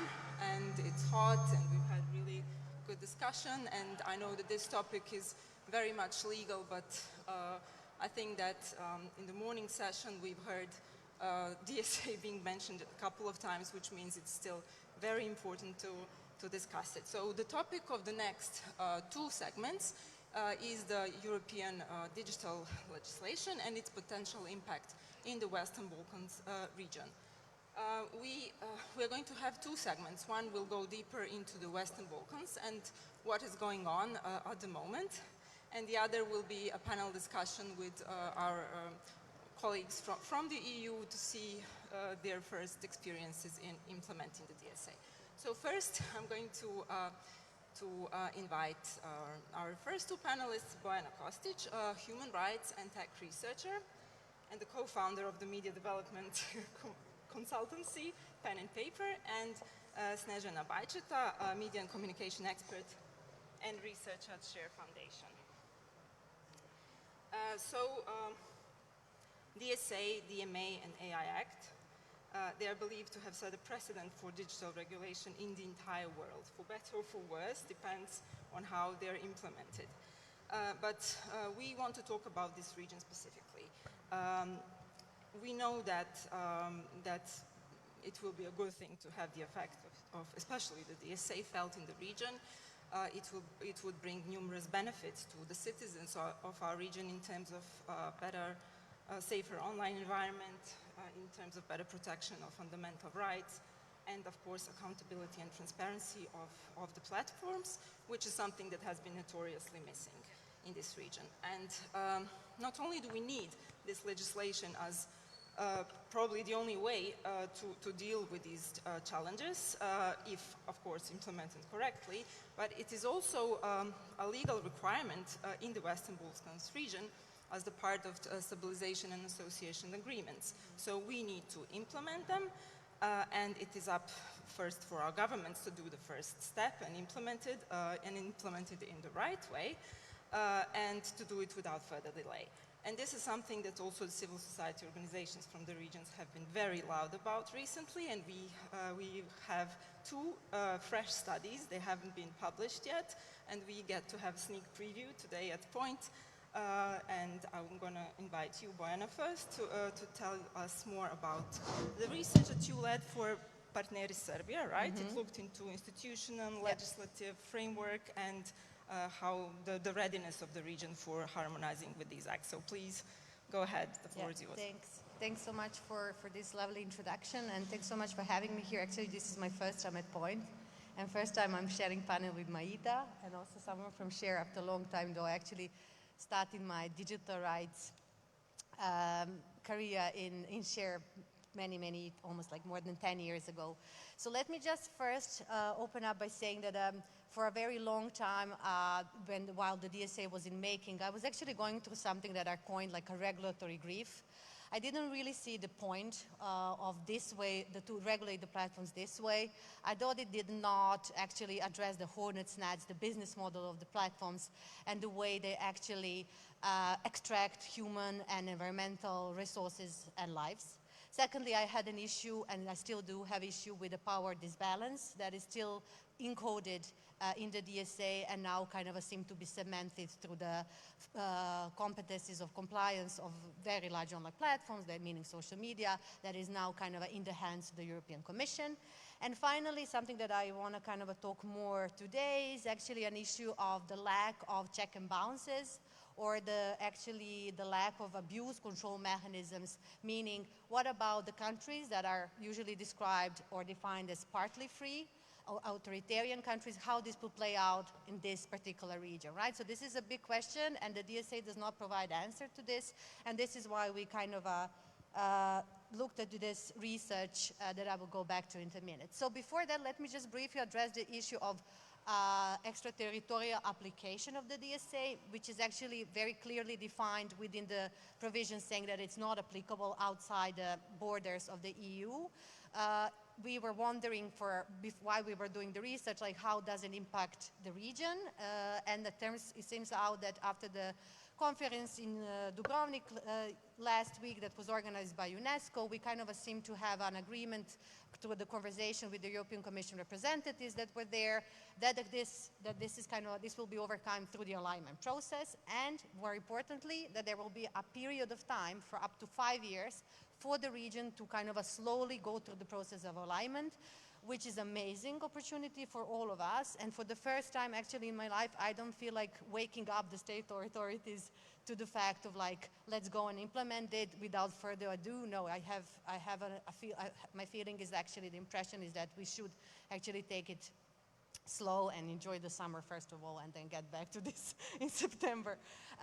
So the research that we did, yeah, big shout out to Partners for Democracy Serbia, but also to all the 6 women researchers, our all-women DSA group that was looking into the DSA institutional and legislative readiness. And I will leave to Snežana to talk more about legislative readiness. For me, what was interesting more is to look at the readiness at the level of the institutions. So some of the key findings are the following. So as I said, the state institutions are still not aware fully of the DSA as a substance of the DSA. They've heard of it, they know maybe a thing or two, but generally they lack the actual competencies to engage with the DSA in a meaningful, procedural and institutional way. Given that we still have some time to kind of go slowly through alignment process, this would be actually taken as our advantage to work more on this. Secondly, the legislative framework, more or less, Snežana again will go into this, is pretty much aligned with the EU acquis so far. So with some extent data protection regulation, with some countries, of course, exceptions like Bosnia, cybersecurity norms, audio-video media provisions and so on are all kind of fertile ground, so to say, or legislative hooks to kind of start building on in terms of DSA compliance. What we were interested in mostly is actually, and I'm really happy that these amazing women of researchers from the region actually talked to the interview process with the decision makers. And we asked them specifically about the digital service coordinators, because it is actually them who will be responsible for enforcing DSA within their jurisdictions. Besides that, they're going to be in charge of certifying trusted flaggers, vetted researchers, but also fielding incoming inquiries to the European Commission or to the board. Secondly, as we know, and this is something that I would really like to point to question to our colleague regulator from Slovakia. We know that a lot of big VLOPs and LOPs are actually based in either Ireland or the Netherlands. So that actually, again, brings in the question of power disbalance. How are the countries at the European periphery, so-called Slovakia, Estonia, and even further peripheries like Western Balkans, what kind of a leverage they're going to have in the discussion at the European Commission level or within the board itself. So this is something that I would like to hear more from our Slovakian colleague, like how they plan to kind of overcome this limitation, or maybe there is no limitation at all, like what are the strategies. Finally, what was clear to us that in some countries, certain institutions are already seeing themselves as potential digital service coordinators. In some countries, it goes as far as North Macedonian institution almost nominated themselves, but this body specifically is nominated through executive branch, which goes against the Digital Service Act provisions. In other countries, regulators together with the telco regulators are competing for the position, and so on. And again, a big shout out to our colleague from France, Michel, who actually helped us understand that in the context of France, there can be several bodies who are actually, through co-regulatory approaches, are actually in charge of different tasks that fall under the scope of digital service coordinators. So they can be consumer protection authorities, competition law, data protection, ombudsperson, media, of course, led by regulators, not of course, but in the case of France. Yeah, coordinated by the regulatory authority. This is a tricky task for the region. So therefore, to kind of overcome the lack of trust, the lack of any prior experience in multi-stakeholder, whatever, we actually asked our amazing researchers to kind of think about what would be the potential digital service coordinator models that would work for this region, building on this model, for example, that was already established in France, to kind of twist it a bit and kind of make it more adaptable to this trust lack space. So 3 models kind of emerged. One is this advisory model, where actually CSOs, private actors, academia assume the role of consultation and oversight. The second model is a model that pretty much exists already also in some countries, like Germany. It's a watchdog role model, where actually they are not involved per se in the everyday or strategic task of the digital service coordinator, but they kind of maintain an external role of a public oversight. And something that is like a big wish and also almost like a dream, but I think we should still pursue it, is an idea of having like a co-executive model, where I know it's haven't been practiced before, but you know, we can try it. It's like a state authorities and non-state actors jointly assume the DSO operations, but within their own legislative institutional boundaries. So in the future, we will be looking into this more specifically. But first, it's very important to understand that without the credible digital service coordinators, the platforms won't listen to us. So that's like a very important thing. And finally, a few more tasks for the platforms, what they can do. As everyone knows here in this region, there are no legal representatives of platforms, of any platform in the region. Almost like for years, we didn't have any communication cooperation with them. The one that has been established was established by the CSO, not by the states, and we should actually leverage that cooperation more. Despite that, and building on the work that was already done in other European countries, there are certain things the platforms can already do without actually waiting for this kind of a legal compliance provisions within local Digital Service Acts. And this is something like start small, first of all. And it's like transparency reports that companies already publish within the EU can actually be rendered for this region as well. Very important auditing mechanisms to verify veracity of platform claims. That's very important because the lack of trust is not only present between the relationship of the state and non-state actors, but also the state, but also the CSOs and platforms. And finally, statements of reasons, database with statements of reasons, of filed reports or follow-up, so we can know when we file the report what happens to it, and that we can have actually more meaningful communication and two-directional communication. So far, it's been very one-directional or lacking completely. In the next period, we will be working on this, and I want to invite everyone here really to kind of continue this conversation as CSOs and advocacy efforts, because there's no point of all of us doing these different things.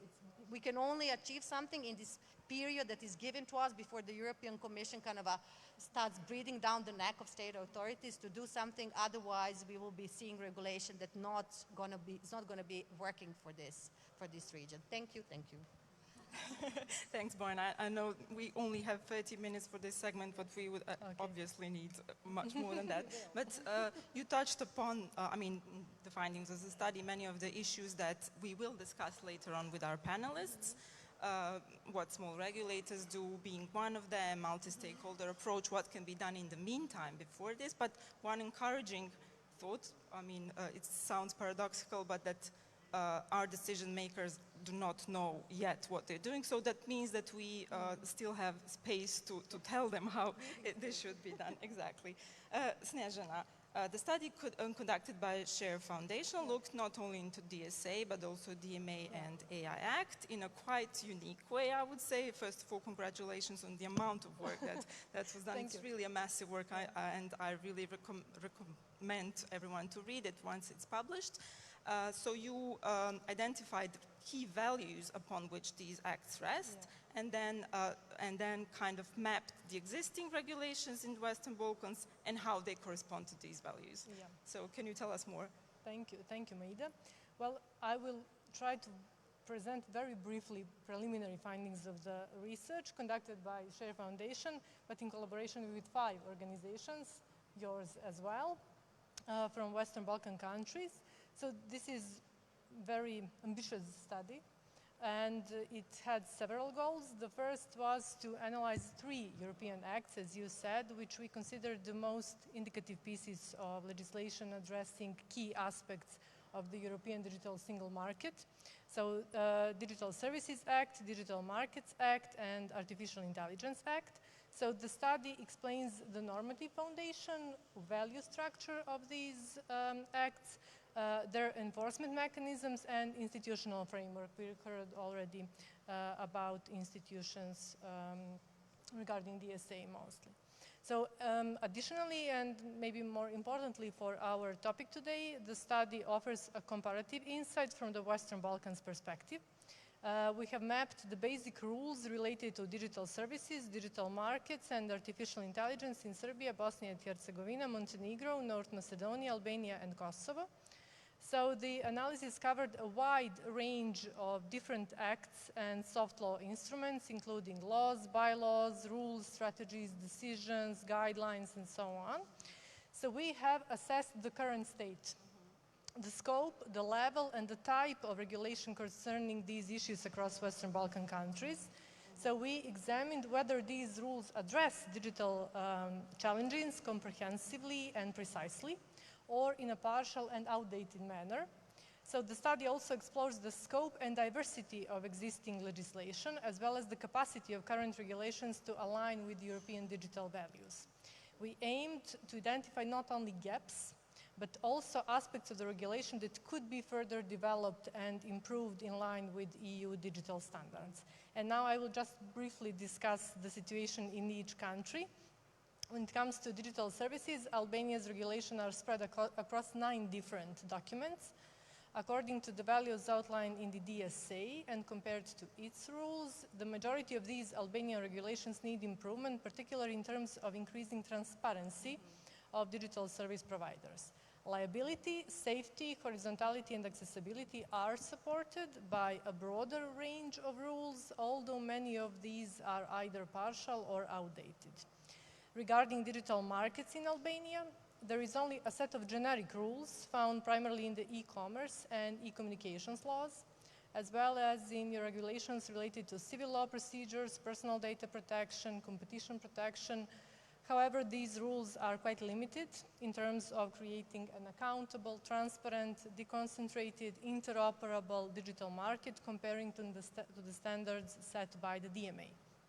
And finally, there are currently no specific regulations addressing the use of AI systems in Albania.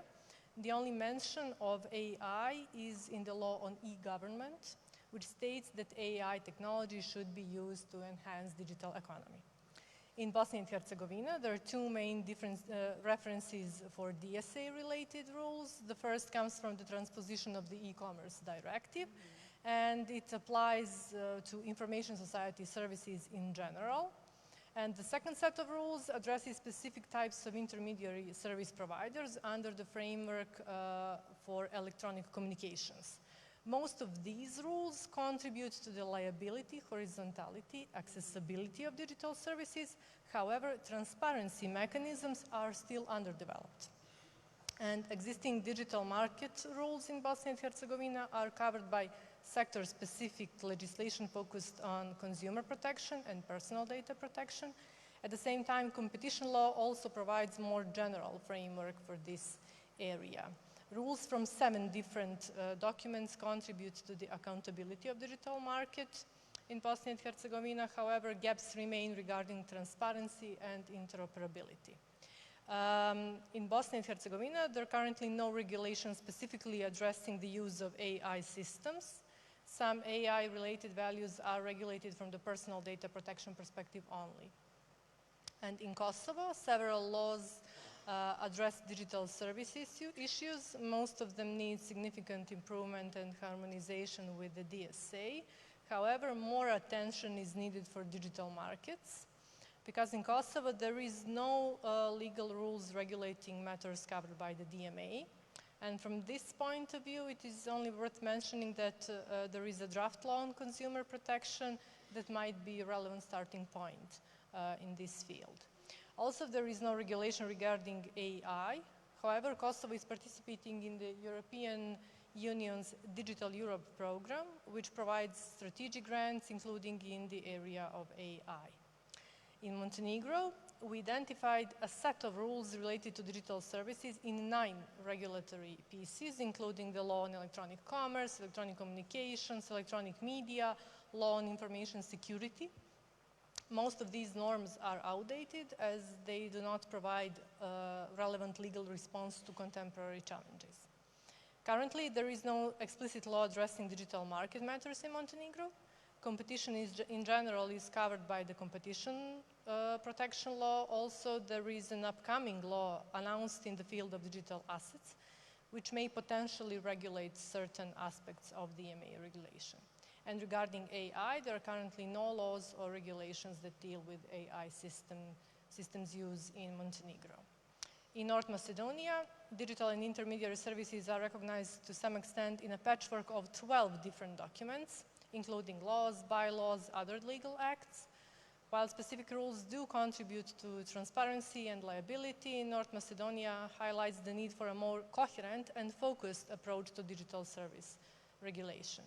And regarding digital markets, North Macedonia's legal framework only partially addresses this matter and has limited capacity to establish transparent, accountable, interoperable mobile digital market.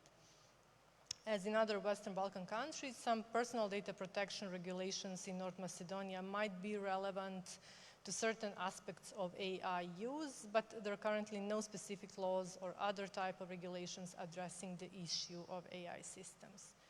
And in Serbia, the starting point for DSA-related regulations is the law on electronic commerce, which prescribes the conditions, rules, and obligations for information society services. Additionally, the law on electronic media includes some small set of rules concerning video sharing platform services. And according to analysis of these rules, transparency is the key norm that must be incorporated into new regulations. There are no specific laws regulating DMA issues in Serbia. A few general and sectoral laws cover some of these issues from various angles, including law on electronic commerce, trade law, law on protection of competition, personal data protection law, consumer protection law. But this diversified structure makes it very difficult to fully align with EU values in this area.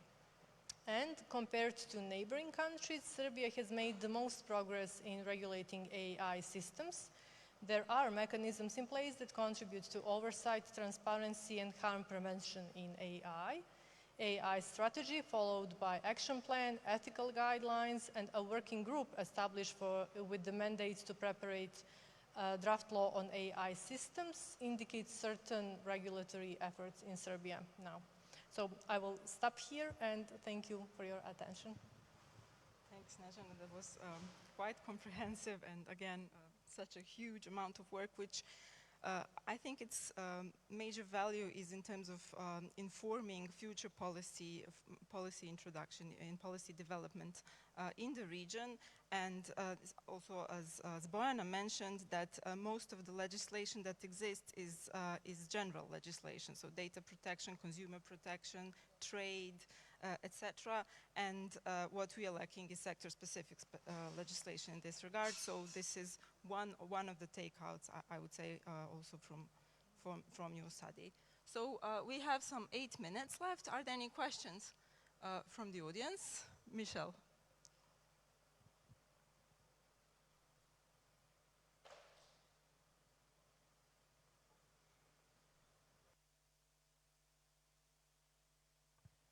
Hello? Oh, okay, good. Perfect. Well, first of all, I wanted to congratulate you on those 2 studies.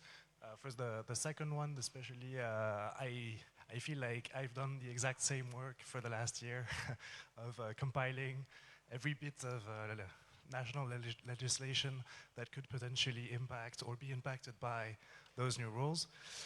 So I know how much work it is, and congratulations, it's really tough. I was just wondering if you looked into how to implement the DMA specifically, because in my opinion, the DMA is a very specific kind of legislation.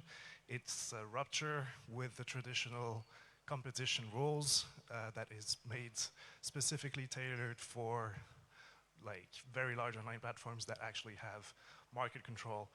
And the way we've done it, for example, in France, is we've had nothing in national legislation because it's all powers to the Commission, basically. We've only established cooperation mechanisms with our national authorities in charge, but it's only that.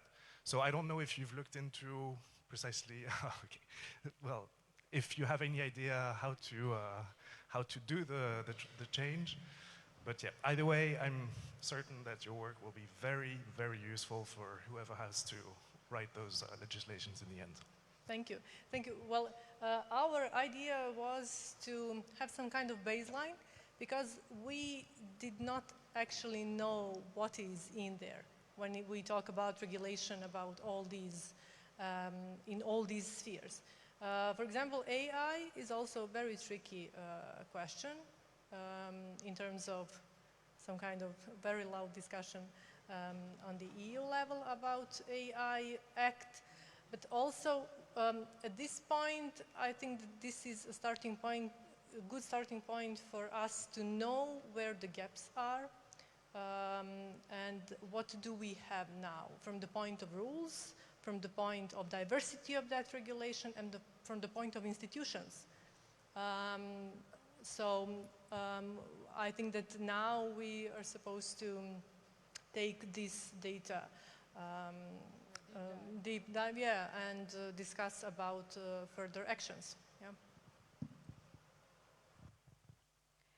Hi, Anna from Partner Serbia, and thank you both, Snežana and Bojana, for presenting the findings. I was familiar with the first one, obviously, since we'll be coordinating it. I have a question about something that I know was not within the scope of research that Bojana led for Partner Serbia, but maybe Bojana and also Snežana have more details about this. And it's related to the out-of-court dispute resolution mechanisms prescribed by the DSA. So have you had a chance to research any comparative experiences of these dispute mechanisms and their development and operations so far within the EU countries? Do you have any ideas of how this could work within our systems? Any information or ideas about that?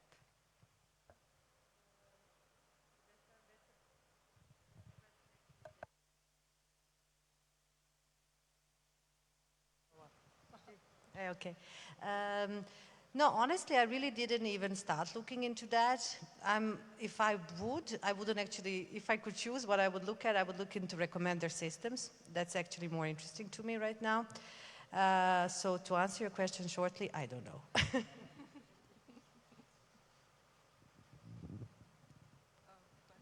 I think that goes exactly in the direction that we mentioned before. It's very general. Data consumer protection law.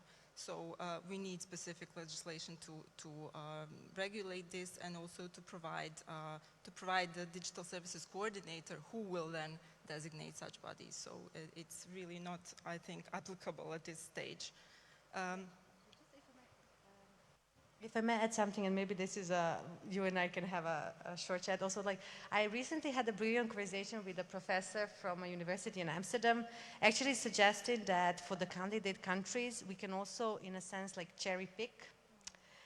You know, like, yeah, I know. But this is why we all need to have a conversation and a meeting together to figure out how we're going to pursue it, because now we have your study that actually maps out the matrix of legal minds.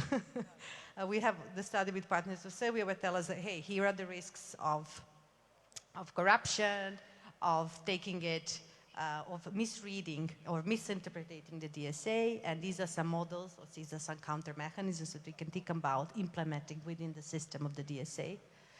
Then we had a brilliant Maida with all her knowledge about how actually regulators think. So all of this is actually necessary before we answer any of the questions from the audience, right? I mean, we also need to have a whole conversation with the European Commission, like how we actually going to interact as a candidate country. So before we have the responses, it's very hard. We are basically just kind of, yes, yeah. At this point, we just had so many questions and not many answers. We have another question. Yeah, a question for Bojana, I guess. You mentioned that without credible DSCs, we won't have much leverage with the platforms. how likely do you think we are to see credible DSCs in the region, in the WB6, and in one country in particular I think could be... you mentioned that without a credible DSC, we're not going to have much leverage with the platforms. How close do you think we are to seeing credible DSCs in the region? There's one country in the region particularly that might be problematic with this.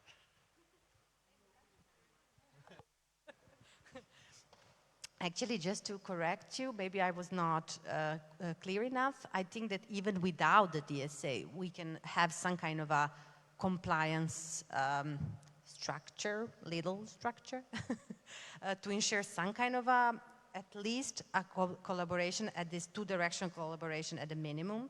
So I listed my kind of birthday present wish list, like some of the things that I would like to see coming up more in the future. And again, this is all of us here in the room from the region to kind of agree on what are these 3-5 issues that we will be pushing for.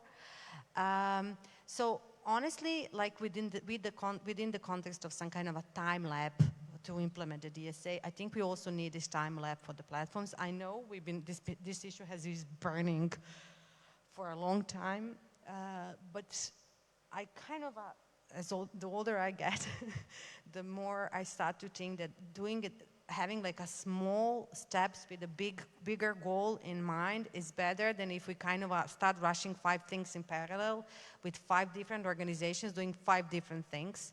So this is all kind of a nice self-reflection for all the CSOs to kind of really like think about how we need to work together on this. This is not anymore a question, also with the platform. So to respond to your question, I don't know again, right? Because neither the European Union knows, neither the European Commission knows how this is going to play out. Like, so this is all like a trial and error phase with all the so many delegated acts are missing as well, still like blah, blah, blah. Any more questions? Can I just have a 30-second to ask you both? Do you expect decision makers to come on board after these recommendations, after these studies are published? I think that at this point, things that we know is that we need more cooperation than confrontation between different ideas. So, and I think that we have to have that in mind, because some institutionalists would say that this is a critical juncture in the platform society that we live in. So this is not, these regulations and laws are not just about digital world and something which is online. It affects our everyday life. So this is the moment when we have to think and find the best solutions, especially when we talk about Western Balkans, because this study, even though we did not have the aim to compare countries between themselves, we see that there are more similarities than differences, which is a good thing and good starting point to think together about these issues. So I think that collaboration is something which is the key word for this region now. Excellent. Time is up, but if you have something to add. Time is up. Okay, I think that this was the perfect conclusion to this first part of the panel. Thank you both so much.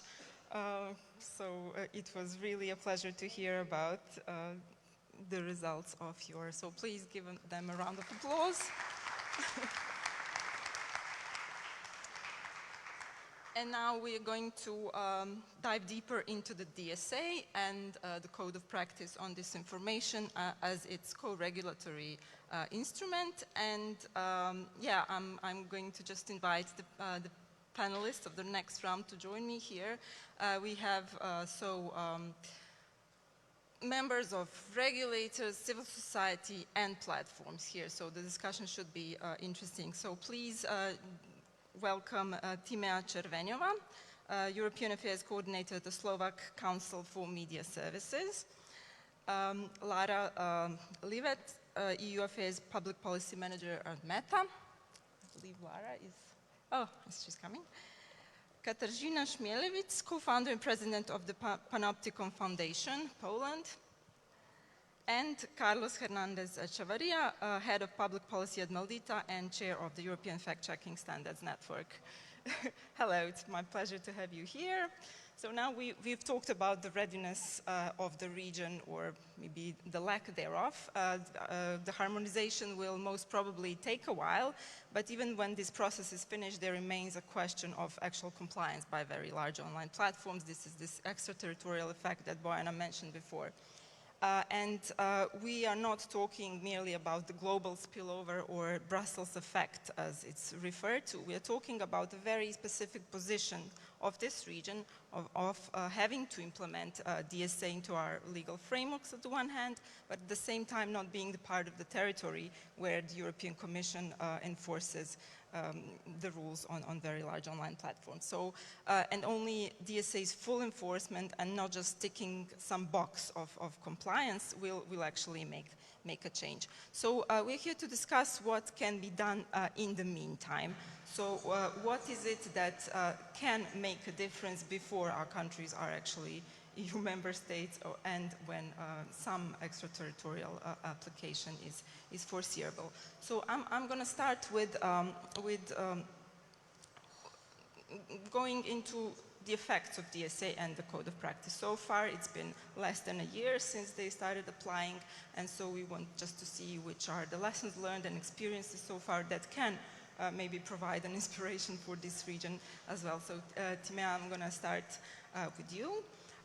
You come from a regulator which has been designated Digital Services Coordinator. Is that official yet? I hope it is by now. But your experience is very relevant to us because Slovakia is also a small country, a small market with a low resource language, and we've heard this morning also the political context is very unstable. So can you share us your first experiences? What has changed since you've actually begun dealing with DSA in relation to cooperation with platforms and in general? So I hope this works. That's great. So thank you, first of all, for having me at this incredible conference. It's my first time at the point here.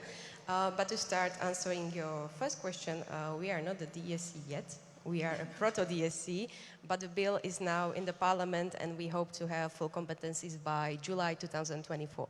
But we are already on a good path. We are already doing something with the DSA, and we are very actively involved also in the code of practice on disinformation together with the platforms and fact checkers. So talking about the first impression or first impact of the DSA, we see that the European Commission is opening numerous investigations towards very large online platforms. But as you mentioned, Slovak regulator is a small, medium-sized authority, and this can be a challenge for small regulators to enforce such a large file as DSA is.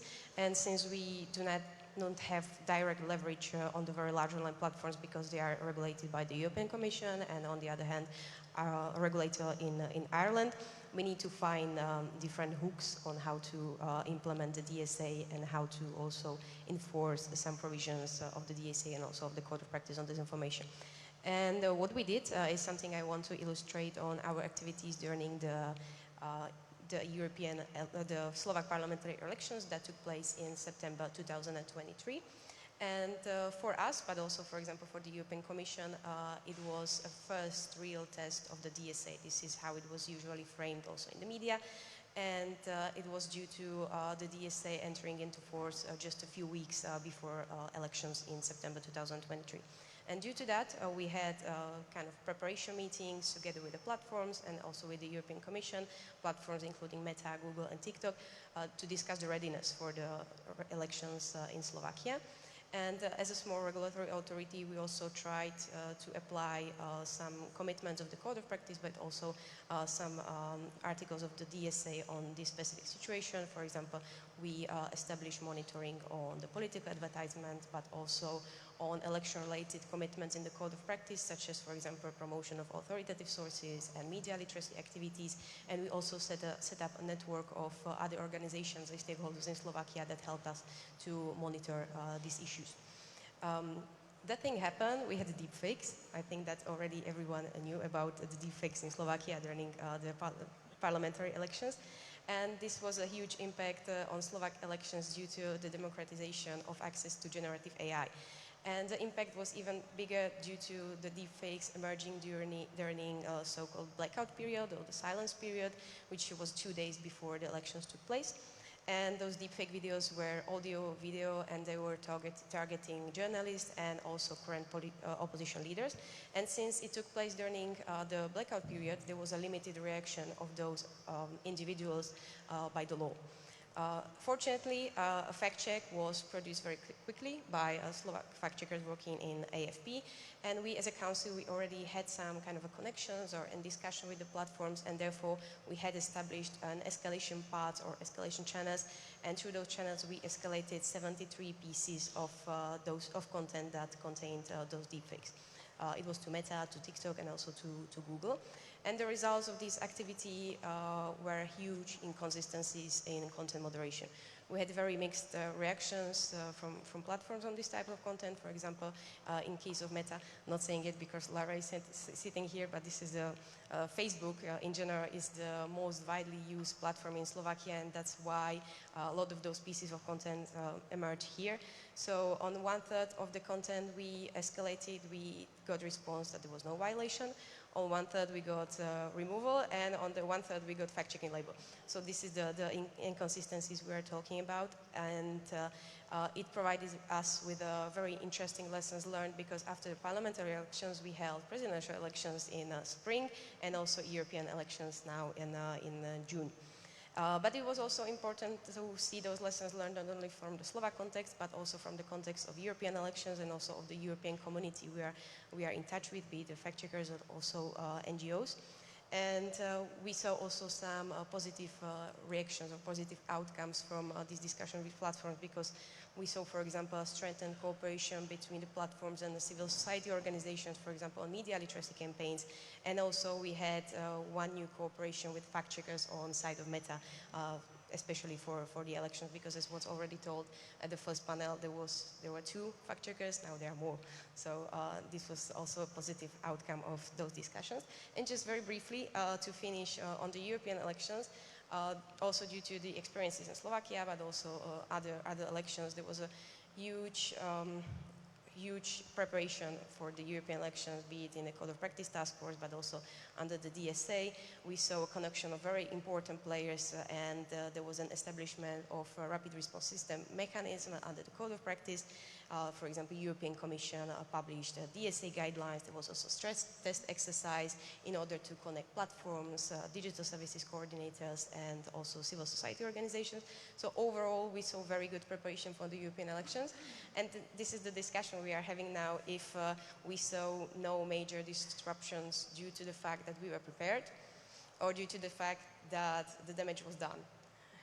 And we can say that damage was done already weeks, months, years before the elections.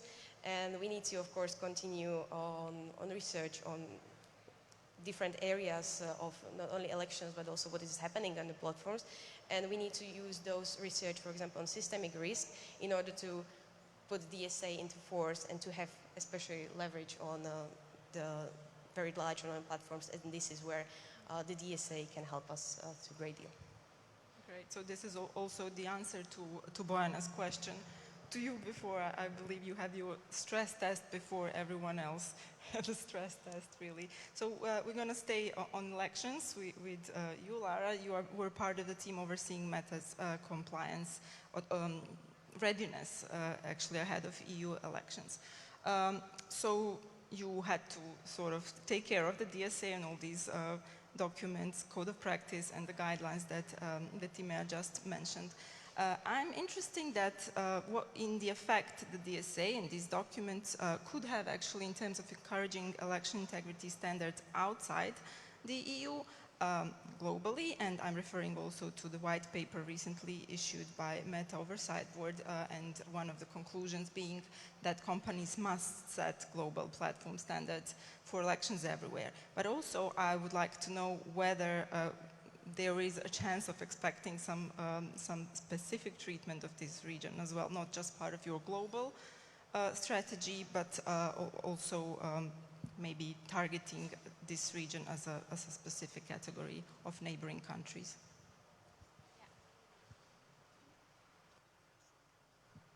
There we go. Yeah, of course. So first on elections overall and election readiness, you mentioned how do we have global standards? Where's the line, right, between what we do for compliance versus what we do everywhere? Elections is a really interesting aspect of that question, which is across any integrity question. And what we always say is that we have 5 big pillars of election readiness, and they would apply here in the Balkans, and they would apply in APAC and elsewhere. But then every election is different. And so the way that each of those pillars manifests itself for a specific election will be different. So there'll be political ads on the one hand and transparency there, influence operations and managing those threat actors, misinformation and working with fact checkers, which would also be extremely active here, but we have several fact-checking partners across the region, media literacy campaigns and empowering voters with election day reminders. It's also something you would likely see here. And lastly, also enforcing our community standards. And we have specific community standards around elections, what we call our voter interference policy. So content on how, where, when to vote that would be misleading is banned from our platform and removed. All of these things would apply here the same way that they would anywhere else, DSA or no DSA. Having said that, what the DSA has done is that it has this risk assessment, risk mitigation framework, right? And for us, what that means is that ahead of an election, we measure our business as usual measures, so what we have in place any day on fact-checking, on content moderation, and evaluate whether that's enough to tackle the new risks that an election represents. And thankfully, sometimes it is, right? Sometimes all the mitigations that we do and the integrity efforts we have in place, they're also sufficient during an election. And sometimes they're not, and there's specific gaps that we need to address ahead of people going to the polls. So, but that doesn't mean that those 5 pillars would not be treated outside of a DSA framework, which is really important. What the other thing that the DSA and the Code of Practice have done is that they've really formalized some of the informal cooperations we already had in place. So the Code of Practice on Disinformation formalizes fact-checking cooperation. We had the fact-checking network since 2016. Thankfully, we didn't wait for the DSA, but it does formalize it. And same way, the working with election authorities and soon-to-be DSCs and so on. We had all these government escalation channels in place a lot of the time, but with the DSA, what was informal became formalized. I don't think we should think that election readiness is not sufficient if you don't have a DSA. There's many other ways to do it. And I think a lot of what we do, we would already be doing here. But yeah, then I think that's the whole point of having these conversations, right? Is where you see something that is happening in a country that you think should happen in yours, and we can understand whether the same challenge is happening or not, and whether the same thing should be put in place. Thank you.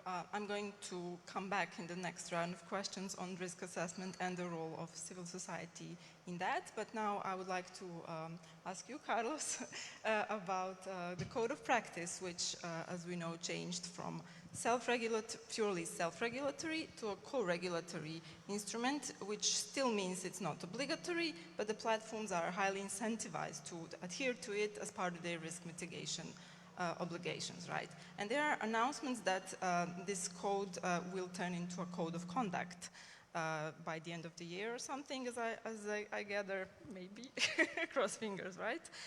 Which would mean that it will become an industry practice and that some processes will be standardized. So can you tell us what has changed from your perspective, from self to co-regulatory, and then what could further change and with an emphasis on the spillover effect?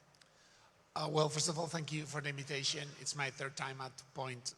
Every year that I come is, it's a joy to be here. On the particulars of this, at the risk of sounding a little pessimistic, early on when we started having these conversations around the code, and it was already from the very beginning, and Lara and Jimmy again can keep me honest on this, it was always thought as a way also to, in this framework that DSA was producing, having a more concrete idea of how risk mitigation could look like. Because, yeah, that's probably the most challenging, difficult part when you are talking about disinformation. Most of this content is not illegal, but it still needs to be addressed through risk mitigation. So for me, and I guess on the side of most fact checkers, the idea was always for this to be an effective tool to change some of the realities we have been seeing forever in some major online platforms. And actually the framework in that sense, I thought it was pretty powerful, and the Code of Practice contained, particularly in the fact-checking chapter, many of the key issues that were there for me, like the fact that there was a lot of fact-checking being done, and that fact-checking needed to be put in front of the users in certain circumstances so they could benefit from it.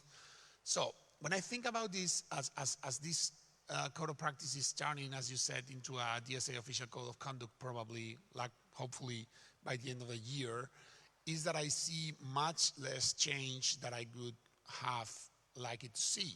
So the reality for the users in most of the platforms is not that different, or not as different as I had hoped when we developed the code of practice. So right now we did this study on the Maldita, on taking a look at everything fact checkers in Europe had identified during the European election campaign, and just pretty straightforward methodology, just checking whether or not those links had been acted upon in any way by the major online platforms, most of them signatories of the code of practice.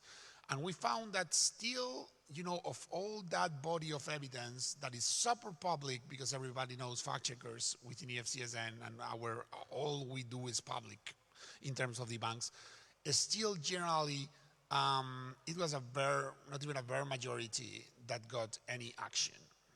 I think that's a problem, because while I love that there is no doubt a strengthened cooperation through the code of practice, and the connections, the links between civil society and fact checkers and academics to the major online platforms are stronger than they were before, I think we should be, at this point, we should already be having systemic consequences. We should be seeing real improvement in these platforms. I'm going to say, because it's fair to Lara and her company, that I think Meta, also because it has had a long history of working with fact checkers, it's also, from my point of view, the platform that has responded to disinformation in and out the electoral process itself more forcefully and with a higher degree of success. But I see many other very large online platforms who are exactly at the same point they were 2 years ago, if not worse. I'm not afraid to name names. YouTube used to be, it was already 3 years ago that the fact checkers from all over the world signed this letter telling YouTube, this is such a big problem, you are not doing anything, please do better. Nothing happened, and YouTube is a signatory of the code of practice. So since I am a very results-oriented person for these kind of policies, I am worried that this is not being the case. And I think, and with this I will wrap up, there were high expectations in and outside the European Union. I was already talking about these issues here in POINT 3 years ago, and we were all thinking like, oh wow, maybe this has a chance to have an effect even outside the European Union. And at this point, sometimes for some of the bigger actors, I fail to see the impact even inside the Union, not to mention in the Balkans, for example. So no matter what we call it, the enforcement is actually crucial here. Yeah, it's kind of all that matters. Yeah, exactly. Thank you. So Katarzyna, what impact have the DSA and Code of Practice have had from your perspective when it comes, do you see any difference when it comes to your activities, monitoring activities, communication with platforms, communication with institutions, both in the EU and domestically? Thank you for having me. It's a huge question. I'm afraid I can only tackle a slice of that. DSA and other legislations that are related are a huge piece of legislation that covers everything we've been discussing here today, and that's good news. In principle, even though it's a compromise, and it's always compromise, whatever comes from Brussels, we know how the law is made. We know it's never perfect and it's never complete. It's always work in progress. The big success, I think, for our movement is that for the first time we have legislation that acknowledges social responsibility of very large online platforms for harms that so far have been presented as collateral damage. This is something that happens in society. People post disinfo, other people read it, everybody is posting stuff, everybody is reacting to things. you people, you should handle yourselves, you media should produce better content. I think so far we've been struggling in acknowledging a simple fact that these machines, these algorithmic machines designed by the largest companies, they have not only profit incentive, which is obvious, and I'm not even criticizing that part, but they are designed to they are designed to trigger specific behavior in users. And that specific behavior triggered for profit, it has societal consequences. So for the first time, since we are discussing harms like addiction, mental health issues, depression, anxiety, that's on the health side, but on the democracy side, disinformation, polarization, clickbait, and all that. I think for the first time we have a law that is attributing at least partial responsibility for what we call societal harms to companies that design human experience online. And that very fact is a game changer. And now we have very many elements in this new law that can be used to protect society from the harms we've been discussing today, starting from how advertising is regulated. We have provisions on transparency. We have partial ban on the use of sensitive data for advertising, which effectively means that there should be no advertising using any proxy for sensitive data like political beliefs, like sexual orientation, like health. And we all know it's not true, right? Like advertising is using proxies for this information. So that's one example everybody can easily imagine where we have legislation with very strong principle. Advertising should not be using these features because that's causing harm, that's danger. And the reality of social media, where I acknowledge it's incredibly difficult to prevent targeting being done based on these protected categories because we live in the world where everything can be a proxy for everything.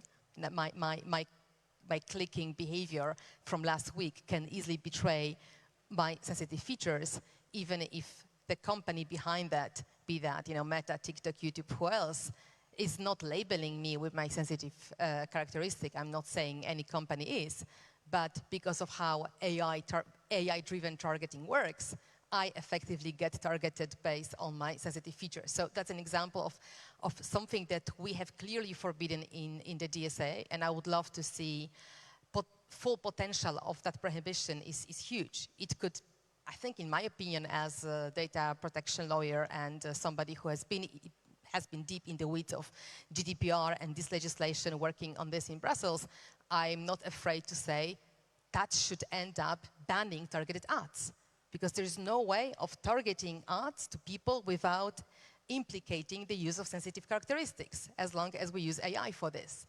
That's pretty radical, isn't it? I think we will win that in courts one day, but before we get there and before we get to courts with these provisions, we have, as you say, we have this period of testing these provisions with European Commission and with large platforms themselves.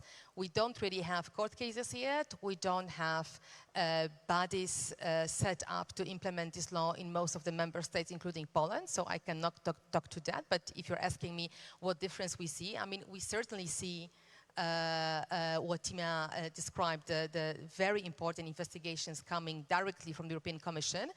They are moving on this. Since January, they target almost, I think, every large online platform. Meta has investigation on the use of advertising for disinformation, on the fact that the company did not do enough to prevent the risk of advertising being used to spread disinformation.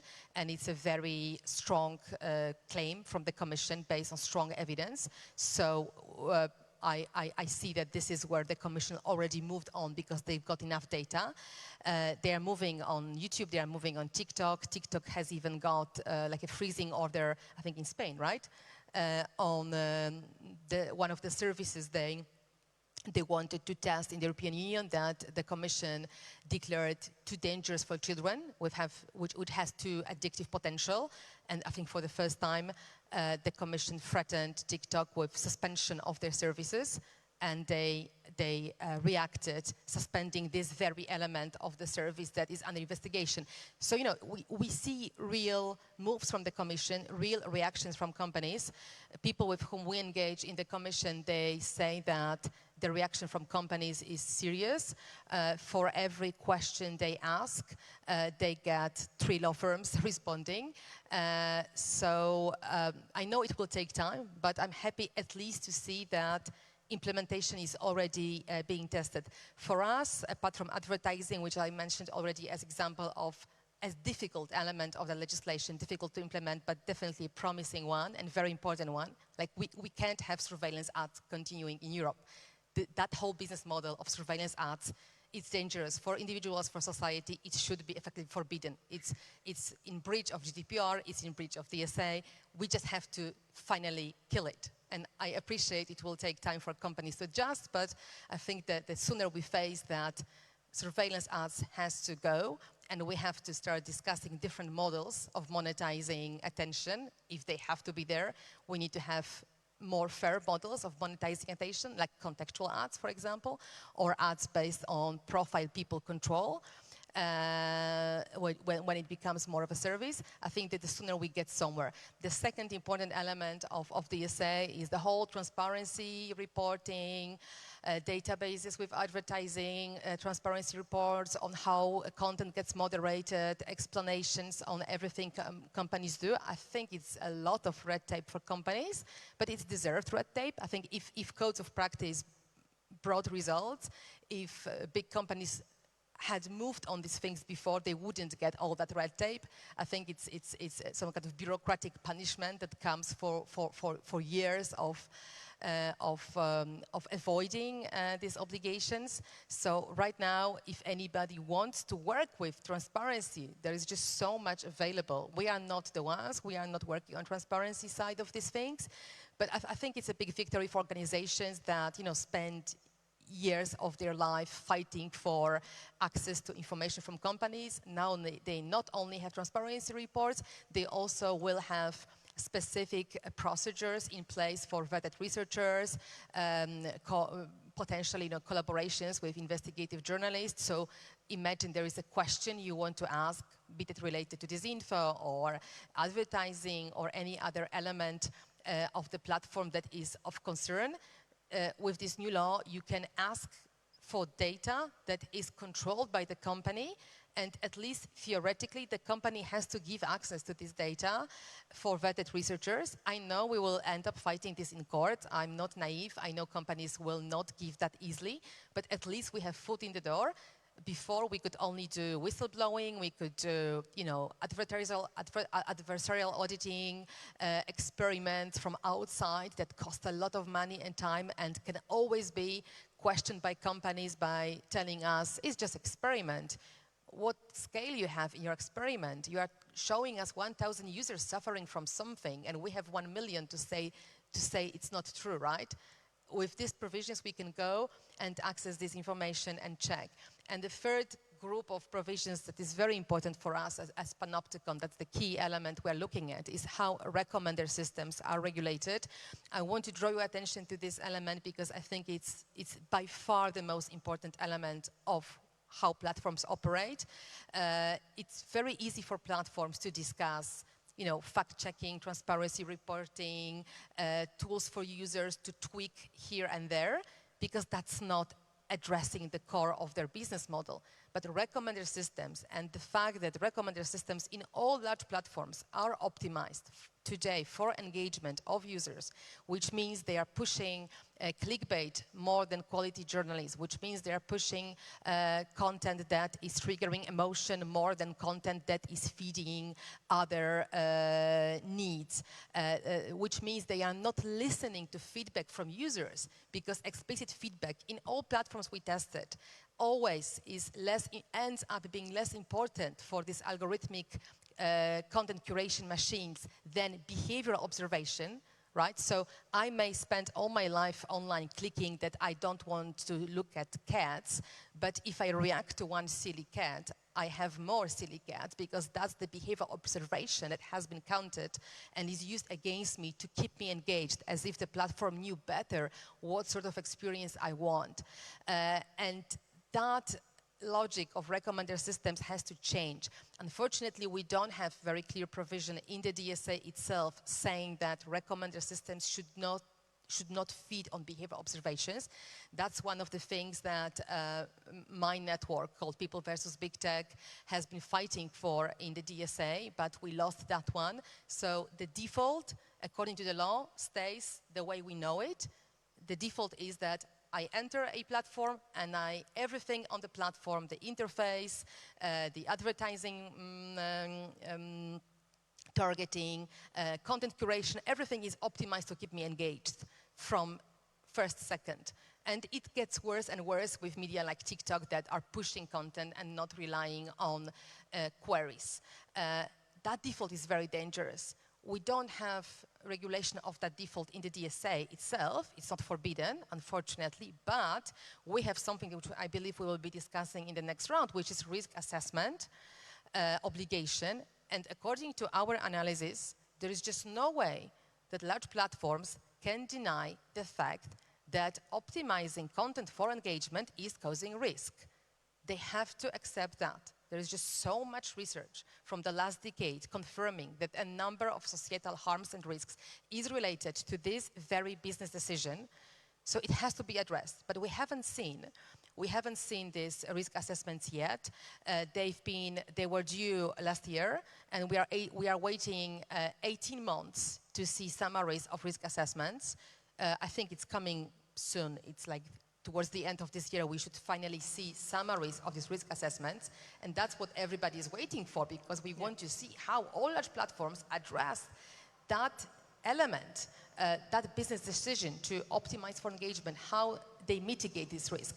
And based on that, we are prepared to propose other mitigation measures, and we are discussing them with the Commission. So a lot is going on, and I'm just mentioning 3 selected, subjectively selected areas.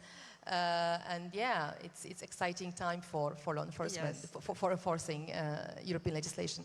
Thank you, Katarzyna. You mentioned many important things, but I would like to go back to risk assessments and providing evidence and the role of civil society in this. As we know, the civil society organizations have been at the forefront of analyzing problematic trends and practices in online discourse, so their role in informing policy formulation is quite essential, and the DSA, as many of you mentioned before, gives a special role to specific categories of the civil society organizations.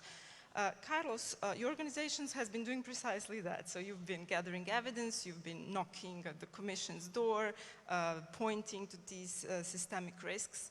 And I'm wondering if this role that your organizations such as yours have in the EU could be replicated in this region as well, because precisely based on this systemic risk argument, because we know that there's numerous evidence here that testify to a significant presence of, for instance, geopolitically motivated disinformation, often precisely with anti-EU narratives, which could be argued to present also systemic risks targeting the EU.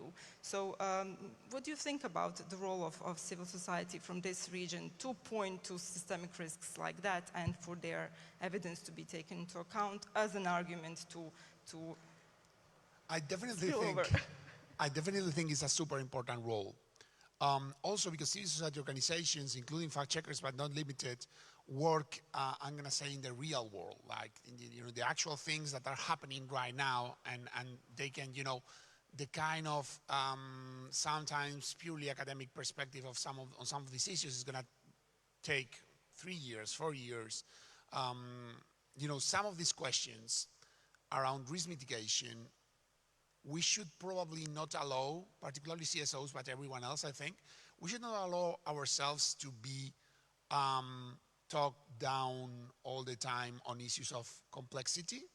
So the way I see it, the way we have been having these discussions about algorithmic recommendation, for example, or or many other aspects of risks within very large online platforms. It has been like, it's too complicated, it's very difficult to do, but in the end I think all that matters is the user experience, like the outcomes, to say.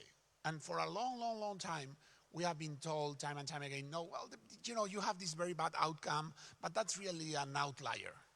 That's not really, a systemic breach. And defining systemic breaches of this kind of regulation is very difficult. But I think it's absolutely critical that we can look at this as any other regulated industry, and there are many. So when you have a factory and, you can have an accident, a fringe element that, causes a death in one of the workers. If there is a death every 2 months, it's very likely that you're going to have heightened scrutiny from the regulatory authorities. And I think that's something that we need to look at that in that precise way. Like, we need to look at the outcomes. Okay, in this, to name the example of our investigation. Okay, this is everything fact checkers have been identifying, for example. This is all the things that these fact checkers think are disinformation. Is that all disinformation? Of course not, but it's a pretty good sample. It's in the case of EFCSN, our association, it's more than 40 fact-checking organizations in 27 countries in and out the EU. So the sample is, I could say, as good as it gets. And you can see how that real thing, like the real things that the people are seeing online and that are harmful and that are disinformation about the election process, what kind of response that elicited from these very big actors. I think that is super important to be, that kind of thing can be replicated also, for example, here, and we can have a pretty good idea of how each individual platforms, for example, respond to particular instances of disinformation regarding the election process, or how they do against hate speech, or how, if they are, once we are qualifying their responses, whether or not they are removing a lot of content that maybe that's not the way, or they are showing, or they are empowering users through labels to tell them, okay, this is problematic and here's where I see the problem. I think it's super important that we bring this conversation back to the level where everyone can understand. And I think sometimes we allow ourselves to be, basically to be told this is very complex, the evidence is never good enough, and I don't think so. I think there are many ways to obtain credible evidence on what's the user experience towards disinformation and harmful content that can be done by CSOs, and that should be very much, a pretty strong evidence of systemic malpractice. Thanks so much. Lara, so even as we talked, involvement of other stakeholders is actually important for your overall compliance efforts in the EU again.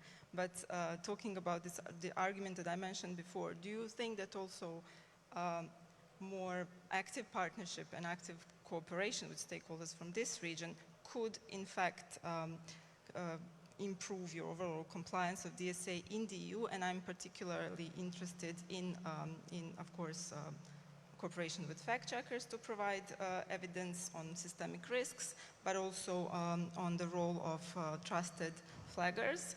And I'm talking about trusted flaggers that have been designated as such, whether they will, whether we can expect that they will have the same treatment as the trusted flaggers from the EU countries. Yeah, many bits. I'll try to structure it somehow, but bear with me. So first, I'll say our cooperation with external stakeholders. Of course, now it's also anchored in law and in the Disinfo Code, but I want to level set on the fact that it's pre-existed very much as instruments. The third-party fact-checking program started in 2016. The Trusted Partner Program, now we have Trusted Flaggers and Trusted Partners, we're all calling it the same, but our Trusted Partner Program, which was with civil society organizations, I think in across about 110 different countries, where we work with civil society organizations to flag content to us, but also to consult them on content policy decisions. That was launched first in 2012. The Code of Conduct on Illegal Hate Speech Online 2016, the first iteration of the Disinfo Code 2018. So I know I sound a bit like I'm doing a history lesson, but the bottom line is I'm very happy all of this is regulated now, but we already had a very clear interest in working with these local partners before. And the reason is that civil society organizations, whether it's Maldita or others, they have unmatched local expertise. We can hire the best people in the company. We will never have as much of that on-the-ground level set expertise as we will if we talk to civil society, academics, fact-checkers, and policymakers, right, in each of those different countries. So definitely we need more of those relationships, and I think what I've seen with the Disinfo Code, for instance, is that the success of those relationships really lies on, one, being really transparent, and that goes both ways, right? That means us platforms are better at explaining our terms and conditions, at why we made a certain content policy decision, how advertising worked and the different targeting features, but also civil society organizations come to the table with the willingness and expectation that something is going to come out of it, right? As opposed to coming in for a gotcha moment, and that's, you know, we need to both be working in the same direction. And that also comes into the having trust. And we've seen that with the rapid alert system in the context of the EU elections, where we work for months to agree, okay, what is the framework? What kind of content should be escalated to us? What kind of content deserves a rapid alert? If so, what should platforms give back to the people giving the rapid alert in terms of information on the decisions they've been taking? And because we had that really clear, transparent relationship and trusting sort of professional interaction, I think it really bore its fruits, but it really required everybody to come around the table going towards the same result. What I will also say in terms of the transparency, because you mentioned the DSA is probably its biggest block, right, is on the transparency. Perhaps it's a bit naive of me, but I don't think of that as a punishment. I think it's maturity. We as companies, as industry, have gotten more mature on how to be meaningfully transparent, not just give a couple of information, but give proper country-level data. And policymaking has also gotten more mature, right, on figuring out what are the normative framework we want to put in place, what is okay in personalization and what isn't. And I think we're getting to a place where we've all gotten a much better understanding of what our expectations are and where the limits are. So I don't think this regulation is a punishment. In fact, Meta and Facebook at the time was really pro-regulation as early as 2018. Mark Zuckerberg wrote a paper on how we needed to have this legal certainty on what was expected in content moderation as well as in competition. So what I hope is that all of this documentation that we're publishing, the Disinfo Code reports, the summary of audits that were mentioned, the transparency reporting, it means that we speak the same language more and more. It means that when a civil society organization comes to us, they're able to better formulate the frustration. It's not, you know, anecdotal and have two pieces of content. They're able to go back to reports and say it's this and this that I'm concerned about, and then we're able to provide a better answer. And it also means that sometimes we can say, yeah, you might not agree with our policy, but it's what it is, and here's all the transparency on it, and we can agree to disagree. And it's much easier to do that if there's a lot of information out there rather than a bit of a black box, which I think has been the perception 10, 15 years ago at the start of this. But you must agree that one thing is these voluntary applications of these measures, and on the other side you have something that is legally binding, and this is a problem in this region because the platforms don't have the same type of incentive to cooperate with civil society organizations as in the EU. Timea, so many regulators, especially smaller ones, have challenges in implementing digital, in regulating the digital environment in terms of lack of resources, skills, maybe technical skills, digital skills, and this is precisely where the cooperation with other stakeholders comes crucial. So can you share with us some practice? You already touched upon this in the first round, but do you have any tips for future digital services coordinators from this region, how to go about this most meaningful cooperation, whether in liaising between platforms and civil society, etc.? So first of all, I will start with what we are doing now. Then I will talk about what are our future plans, and also then in the end I will give some tips for the local proto-DSCs. So when it comes to the existing cooperation we have now as the Slovak Council for Media Services, we have this existing network of experts. So we have civil society organizations, we have some government units. It's getting less and less every time, also due to the domestic situation. And they are usually the ones that are, for example, due to their expertise, flagging the illegal content, also, for example, hate speech on media, on platforms, but also disinformation.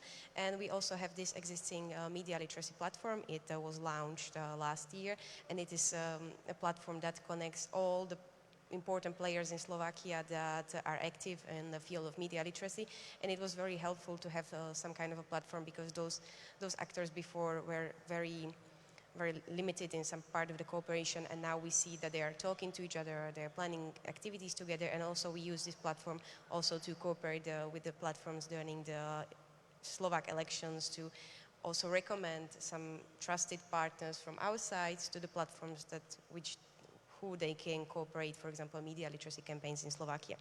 I want to share with you one experience with an interesting project we had after the elections in Slovakia, and this was a project done by my colleagues on so-called election narratives. And this is the project where we teamed up with civil society organizations / research organization and fact checkers. So in cooperation with those two, we get access to data via the civil society organizations to data from CrowdAngle.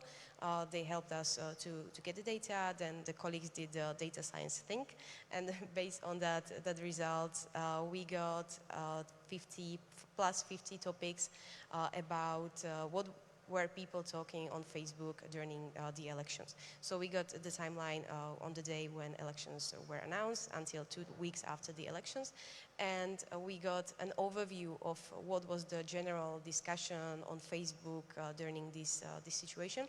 And we got the 55 or 50 something topics to the fact checkers then to see how many of those topics that were discussed online had some kind of a disinformation potential.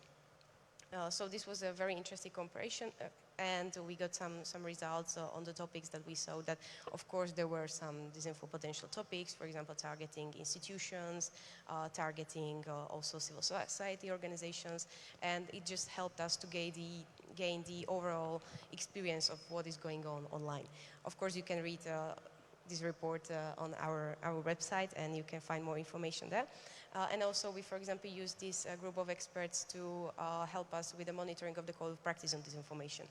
Because as you know, in the code of practice there are commitments with, for example, focus on fact checkers, on researchers, and also media literacy. And this is something where we as a regulator have very limited information on, and that's why we went to our trusted partners. We asked them how is it going with, for example, researchers' access to the platform. We asked our fact checkers how is it going with the prominence, for example, of fact-checking content on platforms, and we gained all this information and helped us also with the monitoring of the code of practice. So regarding the next steps, as the regulator and still as a proto-DSC, we wanted to create this, we call it a trust and safety network of experts, because there are experts, there are organizations, there are researchers in Slovakia which can provide interesting expertise in enforcing the DSA, and some of them maybe will become also trusted flaggers or out-of-court settlement bodies, so we can use their expertise also in the future to give us more information about what is going on platforms. And also it is very important for us to get these domestic expertise also to the EU institutions, because now as a DSC we have opportunity, for example, to discuss with the EU Commission how some delegated acts will look like, for example, on data access, or there's discussion, for example, now about the guidelines on protection of minors, and we as a regulator have a specific part to play, that we can bring the domestic expertise of those actors also to the European ground, and together we can create, let's say, a more inclusive environment of all expertise and all research that is already there. When it comes to the tips for the future DSCs in these region, I think that it's overall been discussed in this panel that the cooperation is a key. The cooperation is a key also with the researchers, because as regulators we will have limited access to data. We have, of course, limited resources regarding, for example, data science, so it is very hard for us to get something meaningful out of the data. So that is why we will need and also the partners here will need a group of researchers that will help them also to see what the systemic risks are, what we can get from the data from the platforms, and also it is important to get in touch with the platforms.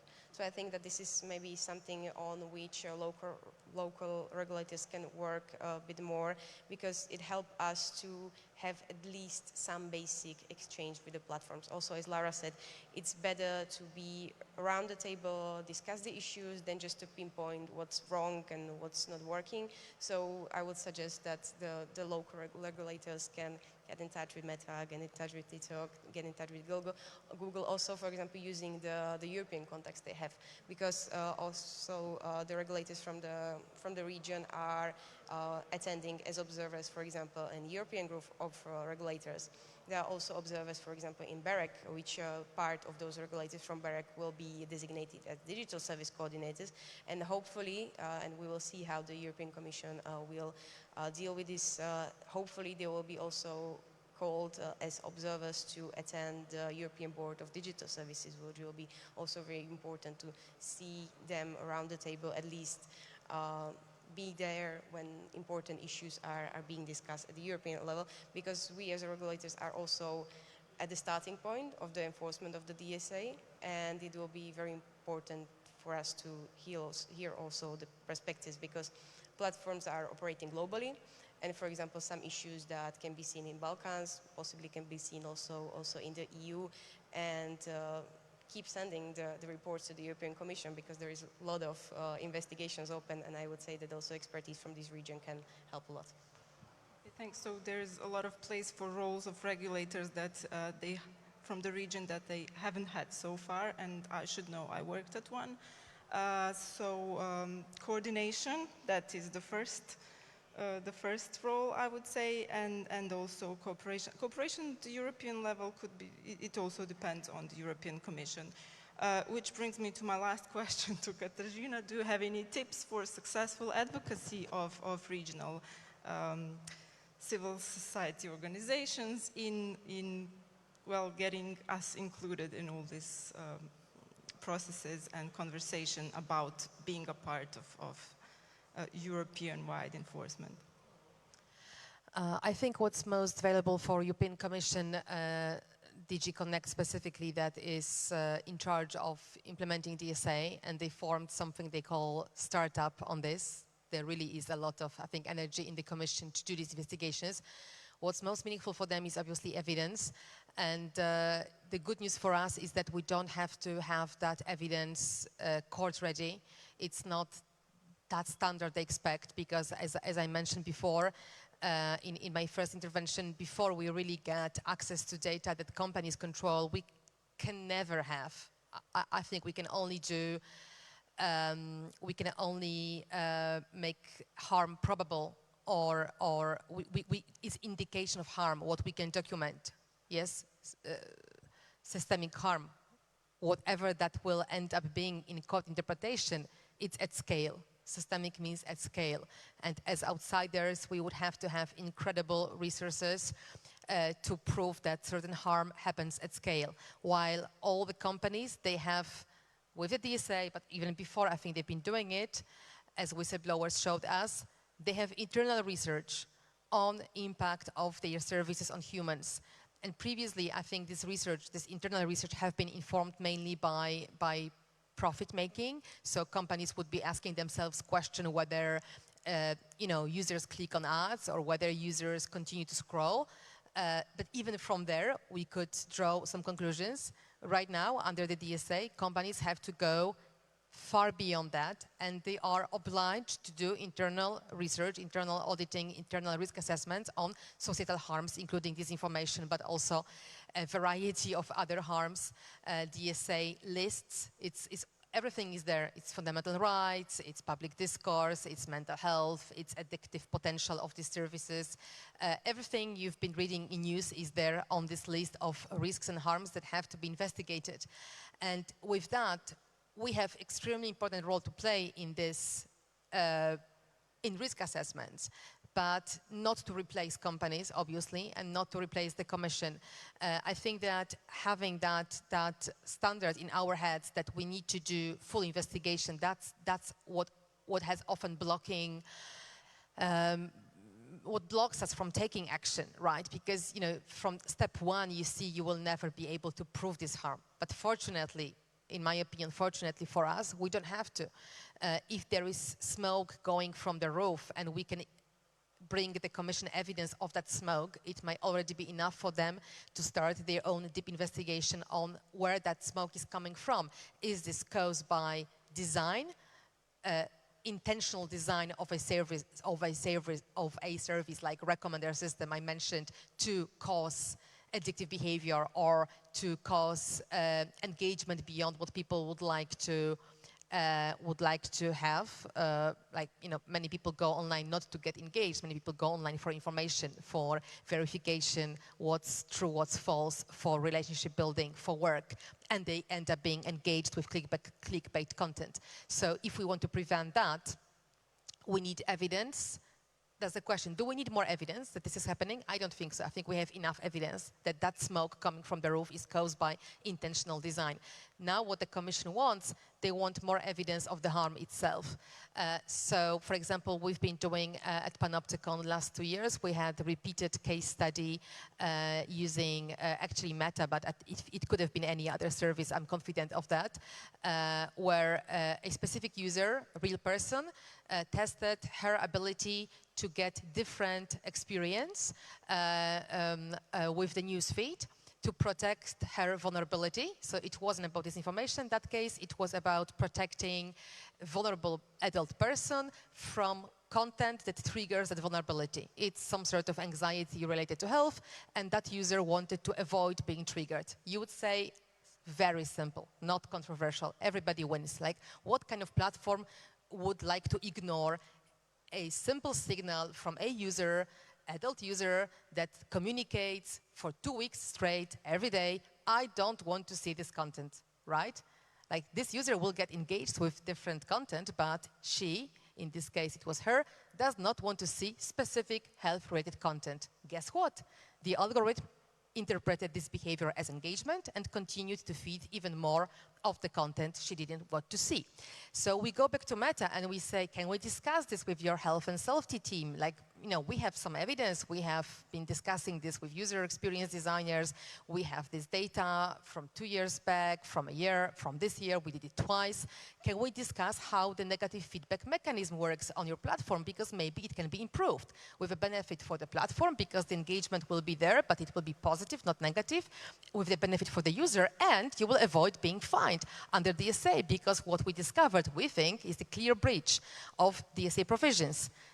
Meta, after 2 weeks of asking to meet safety team, they send us email, they will not engage. We were never, as researchers, people who are deep in the weeds of creating this legislation, neither Panopticon nor any organization I know, and I know 50 at least, have been asked to participate in any element of risk assessments. So, you know, that shows that there is something wrong when it comes to there is no interface between us and companies. So right now, I would say most meaningful engagement is probably go to DigiConnect directly, feed your evidence to them, help them. Although I'm honest now, I'm not saying this cynically, I would actually like to see more dialogue from the companies, because we can take shortcuts. We don't have to go always. Do we always have to go through courts and waste 7 years? That's usually how long our cases take. In Europe, a lot of money, a lot of energy, a lot of stress to be in square one. So yeah. Maybe there is a way to engage with these companies in other countries. Maybe you have smaller offices, better people. Sometimes we laugh with people from large platforms in Warsaw that they are like us on the margins of empire and they can afford more. We usually have dialogue with lobbyists of large platforms who are in Warsaw, and things get stuck in London, Brussels, San Francisco. So, maybe there is something to do on the margins of these empires. But definitely, I would say feeding evidence, even smoke going from the roof without understanding the whole picture. To the Commission is something everybody can do, and journalists have a huge role to play in documenting how quality information is not pushed by algorithms. I think this is one of the claims we should really be repeatedly making to the Commission, that we need change of how platforms optimize the algorithms in order to promote quality journalism. It's a flip side of fighting disinfo, or is a complementary tactic of fighting disinfo by pushing quality content. Thank you. So now I'll open the floor to questions, if you are still with us after so much information that we got.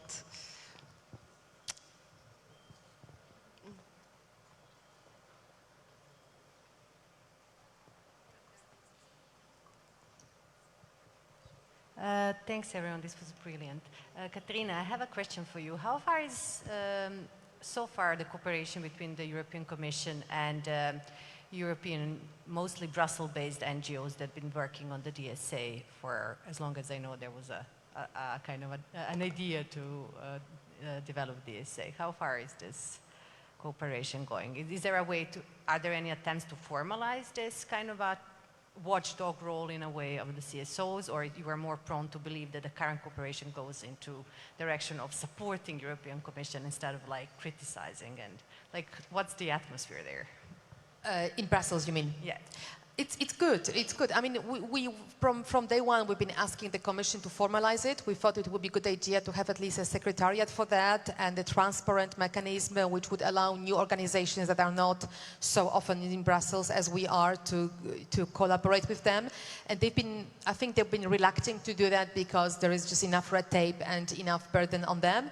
But they are slowly moving this direction. Right now, it's two types of dialogue. They organize roundtables every now and then. I think maybe once every quarter there is roundtable on something. They organize public hearings. They've been once there was a public hearing, and I think they will be repeating that.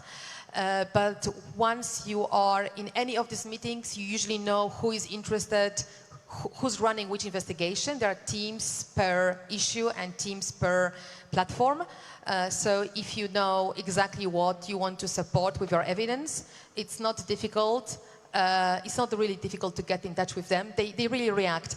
They've been even laughing once we met them in the parliament, because there was a big hearing with whistleblowers and everybody on this in the parliament. So people from the Commission came, and we had this moment of informal conversation, which is not often. And I think I asked Prabhat Agrawal, head of the team on DSA,